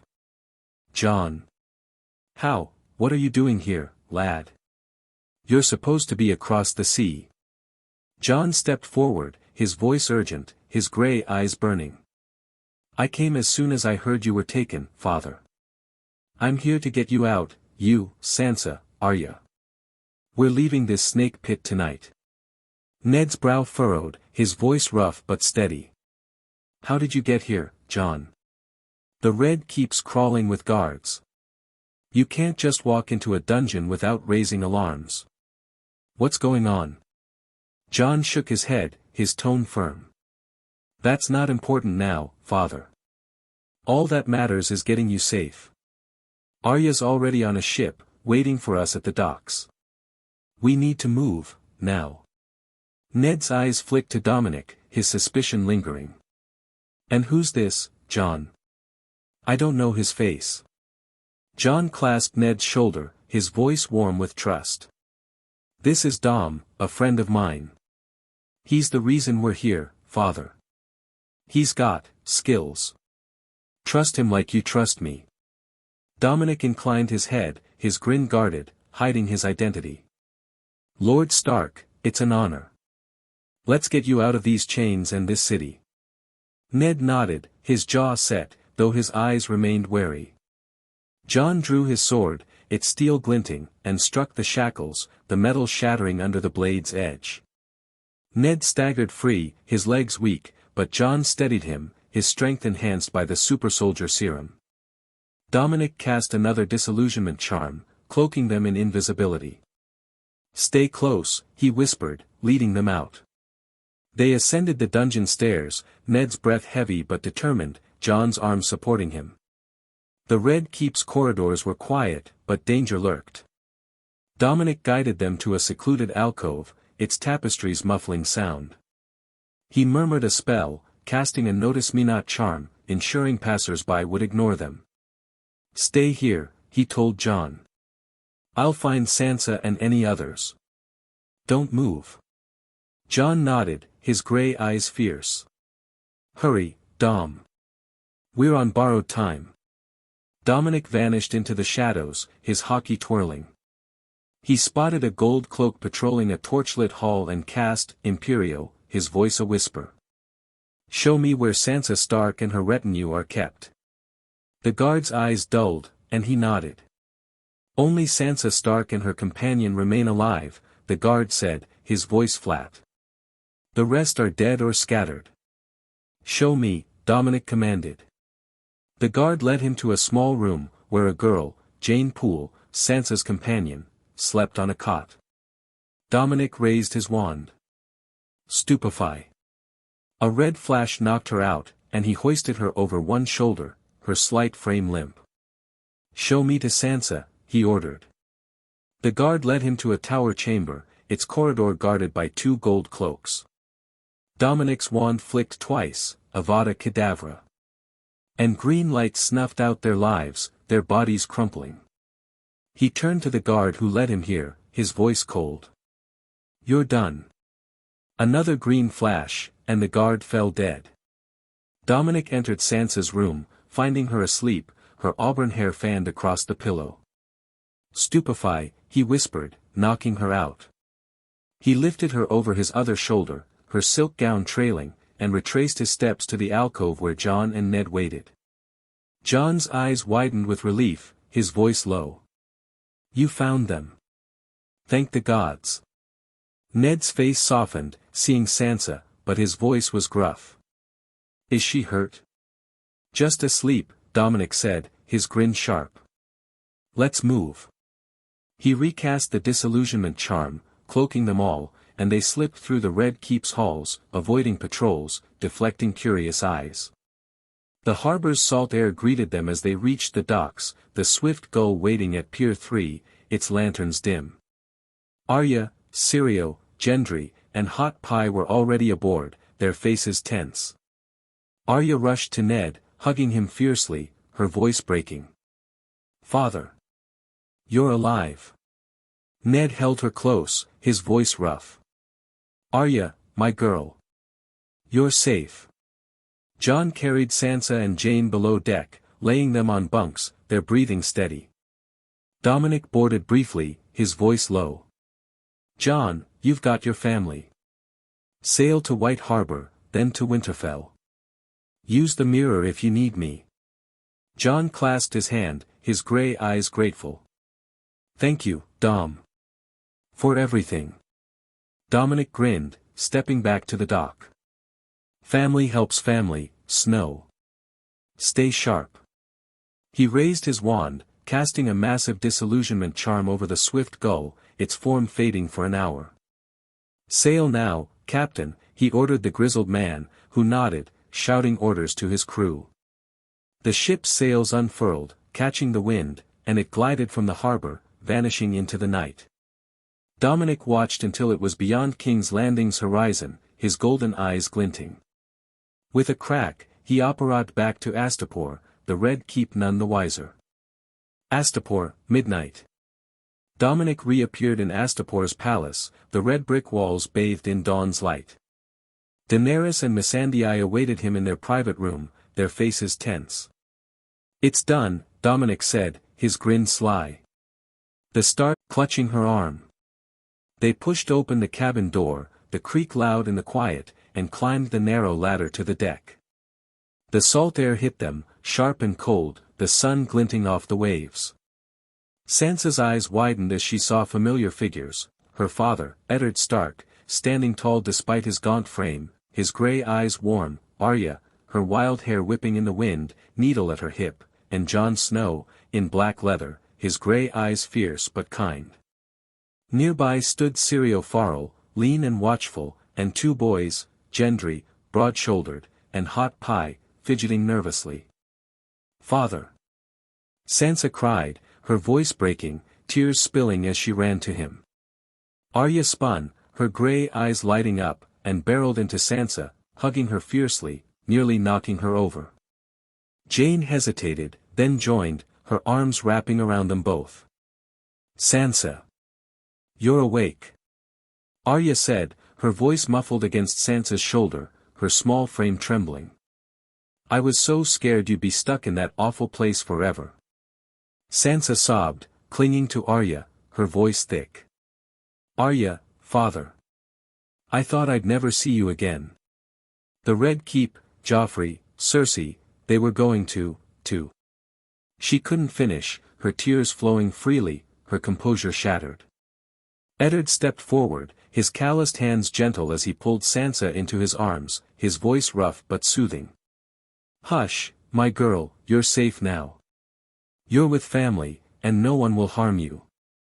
You're stronger than you know, Sansa, and we're together again." Sansa buried her face in his chest, her sobs quieting, her breathing steadying under his warmth. Jane stood close, tears streaming, her voice small. "Lord Stark, how did we escape? I thought we were doomed." Eddard pulled back, his grey eyes meeting Sansa's, then Jane's, his voice steady. "Thank your brother Jon for that, Sansa, Jane. He and his companion risked everything to rescue us from the Red Keep at midnight. We're sailing north now, to White Harbor, to home." Sansa's eyes widened, turning to Jon, who stood quietly, his grey eyes soft but vigilant. She released her father and rushed to Jon, hugging him tightly, her voice trembling with gratitude. "Jon, you saved us. From Joffrey, from that awful place. Thank you so much. I thought I'd die there, or worse." Jon hugged her back, his voice low, warm with brotherly love. "It's all right, Sansa. You're my sister. I couldn't leave you or father, or Arya to the Lannisters. We're going home, and we'll make things right." Sansa pulled back, wiping her tears, a faint smile breaking through. "You're always so brave, Jon. I'm sorry I ever treated you otherwise." Jon's lips twitched, a rare smile. "Water under the bridge, Sansa. Go freshen up, you and Jane both. We'll break our fast soon, and you'll feel better with food in you." Eddard nodded, his voice firm but kind. Sansa, Jane, go clean up. Arya, you too, get that salt out of your hair. We'll eat together and talk of what's next." Sansa nodded, taking Jane's hand, her voice soft. "Yes, father." They returned below deck, Sansa's steps lighter, Jane's grip tight but hopeful. Arya grumbled, her voice petulant. "I don't need a wash, father. I'm fine." But at Ned's raised eyebrow, she sighed dramatically and followed, muttering about how ships were better than baths. Eddard watched them go, his grey eyes heavy with relief and resolve, then turned to Jon, his voice low. "You've done more than I could have asked, lad. You and your friend Dom, you've given me back my girls, my life. I'll not forget it." Jon's eyes met his, fierce but humble. "You're my father, in every way that matters. I'd cross the world to keep you safe. Now, let's get you to Winterfell, to Robb." White Harbor, 12 days later. The Swift Gull docked at White Harbor's bustling port, its whitewashed walls gleaming under a pale winter sun. The city's masts swayed, merchants shouted, and gulls wheeled overhead. As the Starks disembarked, Ned leaning lightly on Jon, the dock guards, clad in manderly blue, gaped, recognizing their lord. One, a grizzled man with a trident badge, sprinted to the new castle, his voice urgent. "Lord Manderly. Lord Stark's here, alive." Lord Wyman Manderly, massive and jovial, arrived swiftly despite his bulk, his silver beard braided, his sea-green cloak billowing. His knights flanked him, their armor gleaming. "Lord Stark," he boomed, his voice warm, his blue eyes wide. "By the Merling King, you're alive. We heard the Lannisters had you in chains, accused of treason, lies, all of it. The North never believed their venom. Your son Robb's called the banners, and we've been mustering men and supplies for the march south. We plan to move by tomorrow midday, my lord, to join the young wolf at Winterfell." Eddard clasped Wyman's arm, his voice steady, though exhaustion lingered. "Lord Wyman, your loyalty warms my heart. The Lannisters' lies nearly cost me everything, but my son Jon and his companion rescued me and my daughters from the Red Keep. We're free, and the North will answer their treachery." Wyman's eyes flicked to Jon, his smile broadening. "Young Jon Snow, a hero already. The North owes you a debt, lad. And your daughters, safe, Lady Sansa, Lady Arya, praise the gods." Jon inclined his head, his voice humble. "I did what any son would, my lord. My sisters and father are safe, that's enough." Wyman clapped his hands, his voice hearty. "Come, Lord Stark, you and yours are guests at the new castle. Rest, eat, recover your strength. My halls are yours, and my men stand ready to march at your word." Eddard nodded, his grey eyes grateful. "My thanks, Wyman. But first, send a raven to Winterfell, to Robb. Tell him of our escape, our arrival, and that we'll join him soon. He needs to know the truth of King's Landing's betrayal." Wyman nodded, his voice firm. "It's done, my lord. The raven flies today. Now, come, hot food and warm beds await." The Starks followed, Ned's steps firm, Jon at his side, Sansa and Jane behind, Arya darting ahead, her eyes bright with the promise of home. The North stirred, its wolves rising, ready to howl. Chapter 29, The Shadow of Urak over Essos. Third-person POV. 299 AC, Astapor, morning. The dawn sun painted Astapor's red brick palace in hues of fire, its rays glinting off the Unsullied's bronze spears as they stood guard. Within the council chamber, Dominic Augustus, king of Urak, sat at a polished obsidian table, his golden eyes sharp, his black silk tunic pristine despite the sleepless night spent rescuing Eddard Stark and his daughters from King's Landing. Daenerys Targaryen, her silver hair braided, sat to his right, her violet eyes curious but wary. Missandei, her quill poised, recorded every word, her telepathic senses attuned to the room's undercurrents. Ser Jorah Mormont stood by the door, his hand on his sword, his gruff face etched with loyalty. The air hummed with purpose as Dominic prepared to reshape Essos. A stack of sealed parchments lay before him, each bearing Urak's sigil, a sun symbol with a black background. "Letters," Dominic said, his voice smooth but commanding, his grin sly. "To every magister, prince, and lord of the free cities, Pentos, Norvos, Qohor, Loreth, Volantis. They'll know Urak's name, its strength, and its terms. Bravos gets a special missive, unique, given their peculiarities." Daenerys arched a brow, her voice soft but probing. "Terms, what do these letters say, and why Bravos separately?" Dominic leaned back, his fingers drumming the table, his golden eyes glinting with ambition. "The free cities cling to their independence, their wealth, their petty squabbles. But Essos is changing, Dany, Slaver's Bay is ours, a beacon of freedom under your dragons and my power. These letters offer alliance, join Urak's dominion, trade freely, prosper under our protection, and pay a modest tax, 10% of their profits. Refuse, and they face obliteration. Bravos, though, they're different. Proud, secretive, with their iron bank and faceless men. My letter to them is a velvet gauntlet: rule themselves as they wish, pay the tax, or face Urak's wrath. They'll see reason, or they won't, and I'll carve reason into their canals. Yora's voice rumbled, his brow furrowed. Bold, your grace, but dangerous. The free cities are rich, they will try to hire vast armies, mercenaries, Dothraki screamers, even sorcerers in Qohor and Volantis. They won't bend easily, and bravos, their wealth funds half the world's wars. If they call your bluff. Dominic's grin widened, his voice laced with confidence. It's no bluff, Yora. Let them send their sells words, their calls, their shadowbinders. Their walls will break against my might, and I'll build anew on their ruins. Missandei, ensure the ravens fly today, every letter delivered swift and true. Missandei nodded, her voice calm, her quill scratching. It is done, Dom. The ravens will reach Pentos, Norvos, Qohor, Lorith, Volantis, and Bravos by week's end. The words are sealed, the sigils unbroken. Daenerys's eyes narrowed, her voice firm. And if they resist, Dom? What then? Dominic's gaze met hers, unyielding, his voice steel. Then we fight, Dany. We burn their fleets, shatter their walls, free their slaves.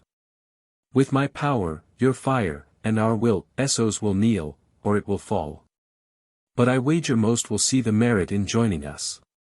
Fear and reason are powerful persuaders.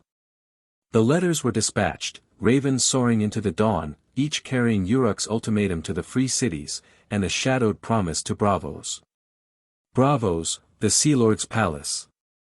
In Bravos, the Sea Lord's palace gleamed with opulence, its walls adorned with mosaics of ships and sea gods, its halls echoing with the murmur of commerce. Sea Lord Ferrego Anteryan, a lean man with silver hair and sharp black eyes, sat at a long table, flanked by keyholders of the Iron Bank and magisters of the city's great houses. Before them lay Dominic's letter, its black wax seal broken, the words within read and reread in stunned silence.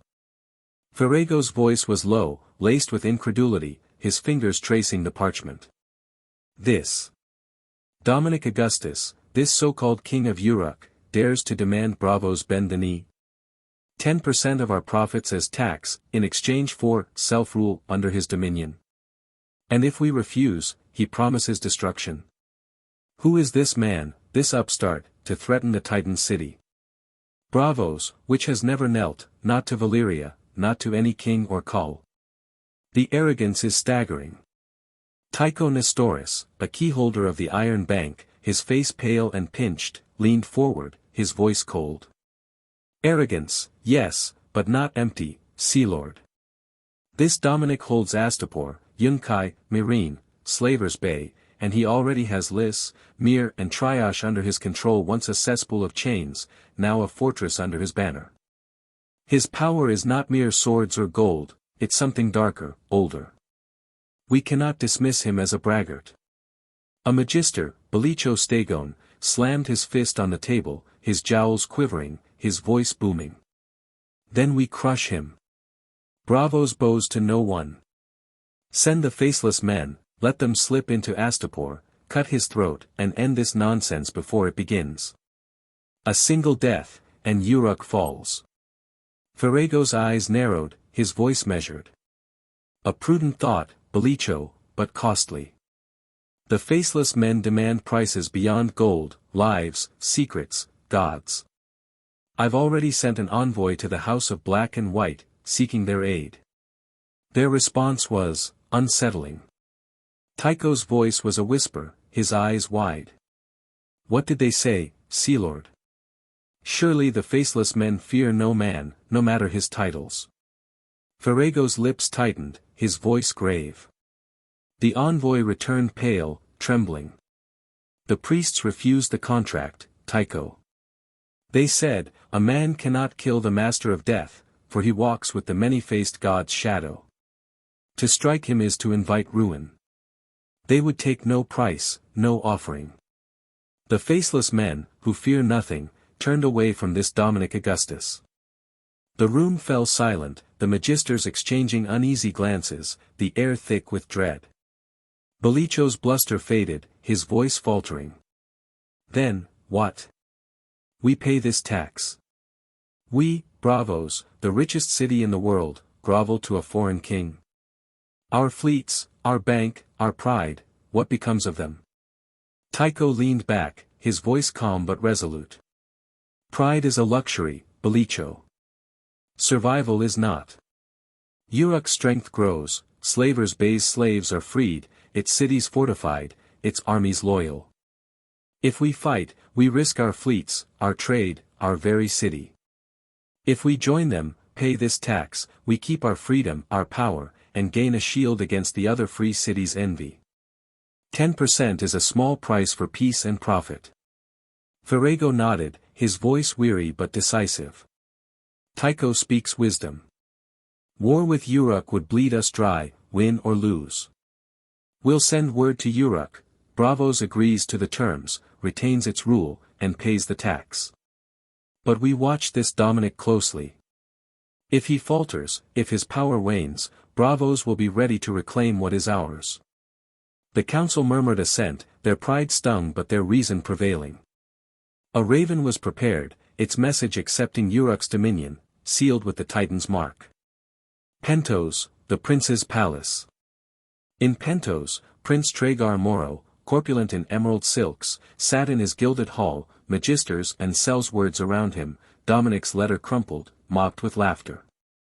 Tragar's voice boomed, rings flashing. This Urak, this Dominic, thinks Pentos will kneel. Our wealth, our power, taxed like slaves. Pentos, city of trade, bows to no desert king.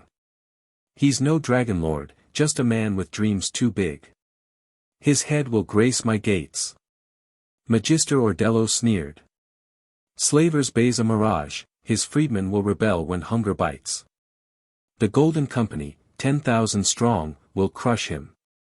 Pentos leads, others follow. Captain Haro grinned, scarred. Add Kal Ponos Kalasar, 20,000 screamers, hooves like storms. They'll burn Astapor, feast on his dragons. He'll beg before we're done. Magister Lycino raised a goblet, oily. And sorcerers, Ashai's shadowbinders, Cartha's warlocks.